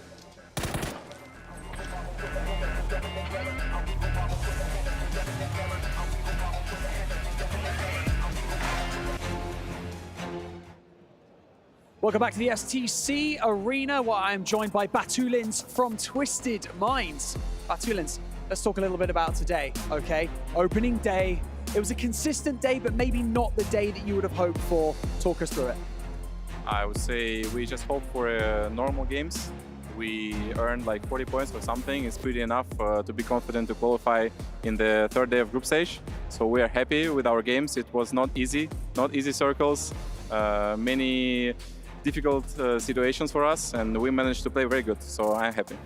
Good, you should be happy. Now, coming into this competition, obviously you know that many teams have kind of dubbed you as the team to beat. You kind of come in with a lot of expectation on your shoulders. On top of that, you've got the orgs kind of expectations or pressure because they want to compete in the club championship as well. And on top of that, it's possibly the most stacked lobby that we've ever seen at an international event. Does any of that pressure get to you guys, or do you have that intense level of experience on LAN events? I would say there is no like pressure for us, since we are already like 3 times third place in the global championships, second in previous Riyadh. We won the last LAN in China, so we feel very confident. We just need to get used to these places, to new computers, everything like that, weather, this country, and that's all. And we're gonna win it. I like that. I like the confidence, but you know that ultimately, these 3 days of group stages, it's just about getting into the finals, isn't it? And then you can really pop off. So tomorrow you've got a day off. What do you feel like you guys need to adjust coming into your second day of groups, which will be the day after tomorrow? Is there anything that you want to focus on after competing here today? Good sleep, nice food, and just watch other teams playing, that's all. We don't need to do anything, just play our game. Don't need to do anything. Well, Batulins, thanks so much for joining me in your post-day 1 interview. We can't wait to see you the day after tomorrow. And that's not it from us here on the main stage, because we've got Sandstorm with HWin from Sonics ready to end the day. Yes, we are ready to end the day. But before that, of course, we have a lovely interview with one of the players from Sonics. Now, HWin, first day, it's been a little bit rough for you guys, so talk to me. What's been going on with you guys? Yeah, a little bit of a rough day, but you know, we're trying our best to just pick up points where we can. We're playing out of new edge positions, and it feels like we're chasing circles a little bit, but maybe we'll catch a break on day 3. Yeah, the circle really hasn't been your friend, or I want to say Twisted Minds' friend at all today, so we'll see what happens when it comes to day 2 and day 3. But since you guys are going to be taking a day off tomorrow, so what's going to be the focus? What's going to be the goal for you guys? Are you guys going to be watching the rest of the teams, or what's the plan? Yeah, I mean, tomorrow we'll probably just focus on ourselves, reset, go to the gym, hang out, review a bit, and just play ranked a bunch as a team. I like that. You know, still try to relax a little bit, but also focus on preparing as much as you can. Now, you guys are coming into this tournament as the reigning world champions or reigning champions from Gamers 8 last year. So do you feel like there's an element of pressure or anything that might be affecting your gameplay coming into this tournament, or how's the team feeling? I mean, of course there's pressure, but with the team as experienced as you know, my teammates are, we've been through it before. We've had our highs and our lows. So as long as we focus on what's ahead, we'll be fine. All right, well, I'm looking forward to seeing what you guys can pull off on day 3 and see if you guys can make it into the top 16 and qualify for the grand finals. Best of luck, HWin.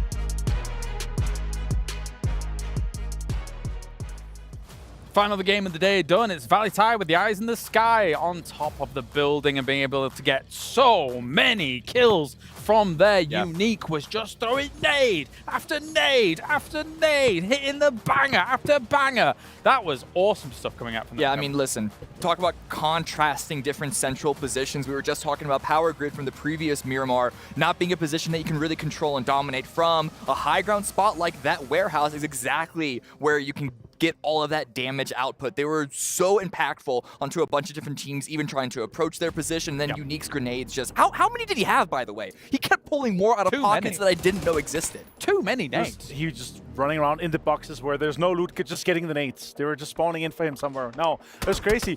What the most beautiful thing about this is it was an emergency pickup onto location that ended up being super central for 4 or 5 circles, actually, having huge impact. And remember, they knew how important it was for them to stay 4 guys alive, so they waited with peeking out until this high ground, until the roof was the highest ground. That way they could peek down like this and they could just get out and get so many points and so many kills. Nice shot back from Na'Vi though, but it's just important. If you have such a high ground position with 4 guys alive just shooting at you, it's just impossible to defend. Of course, Falcons tried with a few nades, but just a little bit outrush. Technically, if nobody's on top of this roof, then Na'Vi has a pretty decent approach to this location. But with this locked down, like, there's no way Na'Vi's going to be able to kind of breach on forwards unless you've got 100 smokes. I mean, there was a possibility, but then 1 grenade from Unique took out 2 of them. I believe it was Sosed and Diffex. But yeah, exactly. Unique coming out with 1,000 points of damage. 1K club of the match. Just barely, but hey, you make it 4 digits. That's absolutely fantastic. I do want to know how much of that damage was from frag grenades alone. He just went onk, onk with all those nades. They just bounced off people's heads like that, making that noise. That's lovely. Sound, like it. The Toro's on. But obviously, I mean, you've actually had your eyes on Valitai throughout the day. They've been able to find themselves central spots, but not had much success until just now. Thankfully, this central position, very hard to approach. You can't get there physically unless you take another E pickup. So the best that we saw attempt was Falcons throw those grenades up and over. And there are some angles to get them in the small cubby at the top, but really, really difficult for anyone to upset their position. So we have to acknowledge greatly benefited by the circle chefs in their direction. However, the capitalization from that spot needs to be noted. Well, let's take a look at the leaderboards then and figure out all the numbers that are coming in from this game, of course, because now with Valitai being able to take this many points, that's going to rocket them up the standings with 24. We have Na'Vi and New Happy again. Yeah, good consistency coming in from these guys. It must be the LASIK making a difference. Oh, maybe. I'm not sure if he has contacts or not, Ming Ming, but I mean, he's looking great, regardless of the fact, which is awesome to see, considering that, again, if you think about New Happy, they are a previous world champion. Ming Ming, obviously, a lot of weight on his shoulders to try and perform because he is such a star-studded player. But anyway, here's our standings overall for the day. And as much as we have some teams at the very top here with a lot of points, it's actually so much closer than I thought it was going to be by the end of the day, Cameron. If it stands like this, what were you saying, Avenger, that the cutoff would be like 50 to 60? We're talking, if we're looking at PGS 3 and 4, of course, it's like 54, 55 points. But again, it's very linear towards the top. 41 on 7th and up to it's the 2nd place. There's only 8 points different, right? So it could be a lower cutoff or higher cutoff. I'm expecting it to become like safe somewhere in the 60s. Could be low, could be high. Falcons looking very good in terms of this here, of course. They can come into tomorrow. And they could be pushing these 8 teams that are coming in from Group C, not having any points, and them only needing, 5, 10 points to be sure. They can be very pushy and very hard and aggressive on these teams here to maybe cut them out a little bit. Maybe they don't have any, direct rivals in terms of hot drops or spots they want to take away from them. Still, if they feel like they're a greater threat once we come to finals, that's a good opportunity for them to kind of deny them that, because there's no double elimination this time. Well, of course, with these leaderboards, the way they stand as well, with Falcons doing so well in day number 1, we can kind of compare that with how things sit for the STC results so far. And, okay, well, wow. The audience prediction was saying that Falcons was going to do pretty well today, and they've followed through? They did. I mean, 2 wins, and despite, concerns that the wins were the only places that got points that previous game, they actually did pretty well for themselves, also had to defend in a less powerful position than Valitai, but regardless, still got some points on there. Okay, never mind, it doesn't matter. You commented a little bit of a misplay rather on the prone behind the the Oh, trash Falcons, compactor, a small little They could have little maximized maybe one or two more points, but still, if you're first, I'm fine with this. This is a great average. If you could average 10 per game, 4 more points would have been fantastic still. Then the lead, it's not going to make a difference. They're going to come in tomorrow. They're going to start strong, 1 or 2 few points here and there, and they're completely fine. Because there's no way they don't get, even if they have a terrible day, they'll get 10 points and they'll be in. So I'm not worried for them at all. It's just, it still speaks volumes to how important it has been for them to come in, a week earlier than all the other players. Been in the paid HQ, dividends. It paid dividends already here. It's really the return on investment that it's just huge. Definitely, and well done to them so far. Hey, if you said to anybody else, you can have 2 wins on the day, they'd be happy with that. Oh, yeah. For sure. Let's check in with the Gadia Player of the Day as well here for day number 1 for the Esports World Cup for PUBG. And it is going to be looking like Haisaki being able to take some of these fights. Yeah, this is a clutch pushing, of course, up to New Happy here. And 1v3, 1v4, good nades coming in. And there's some more plays. Oh, I like this as well. Oh, this is a good one. push here on 17 Gaming with Falcons. Some utility, some nades here. Overall, there's been some really good plays throughout the day here. I was going to say, can we change it to plays of the day? Plays. There's a plural here, yeah, for sure. But yeah, overall, a lot of players in these situations here, of course, if they are already proning and kind of hit a little bit, you will have these situations where they push through with nades and just clean these teams up completely. If you know you have a knockout too, you have the advantage, you're going to be pushing like that, and we're going to see stuff like that happen so often. In a way, getting a knock is close to getting 2 opponents down because they have to commit someone else to go for the res. And that's the moment that you go for the push, whether it's over a ridge or just through some other terrain to finish the kills and finish the fight once it started. Because if you wait too much time, you try to play too safe, they're going to get the revives, and then who knows how they're going to answer back onto you. Well, thank you very much, guys. What a sampler we've had today for day number 1 from the Esports World Cup for PUBG. Groups A and Group B came out all guns blazing, trying to get those points here to set themselves pretty up for that 50% mark that they're hitting here in the group stage. That does it for us here for day number 1. Tomorrow we are back same time, same place. We have Group C entering the fray to try and shake up the status quo here for the Esports World Cup. We'll see you tomorrow.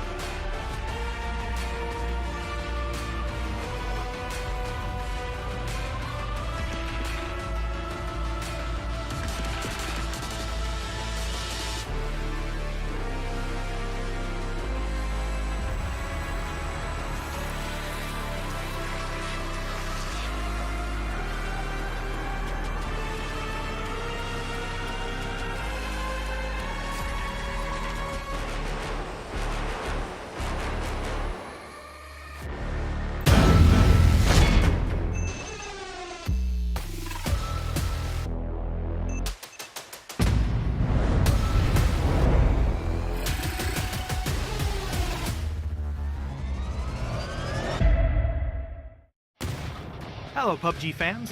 Or, I suppose in this case, PUBG clans. Because this month is all about giving you new tools to rally your clanmates so you can rise together and survive together.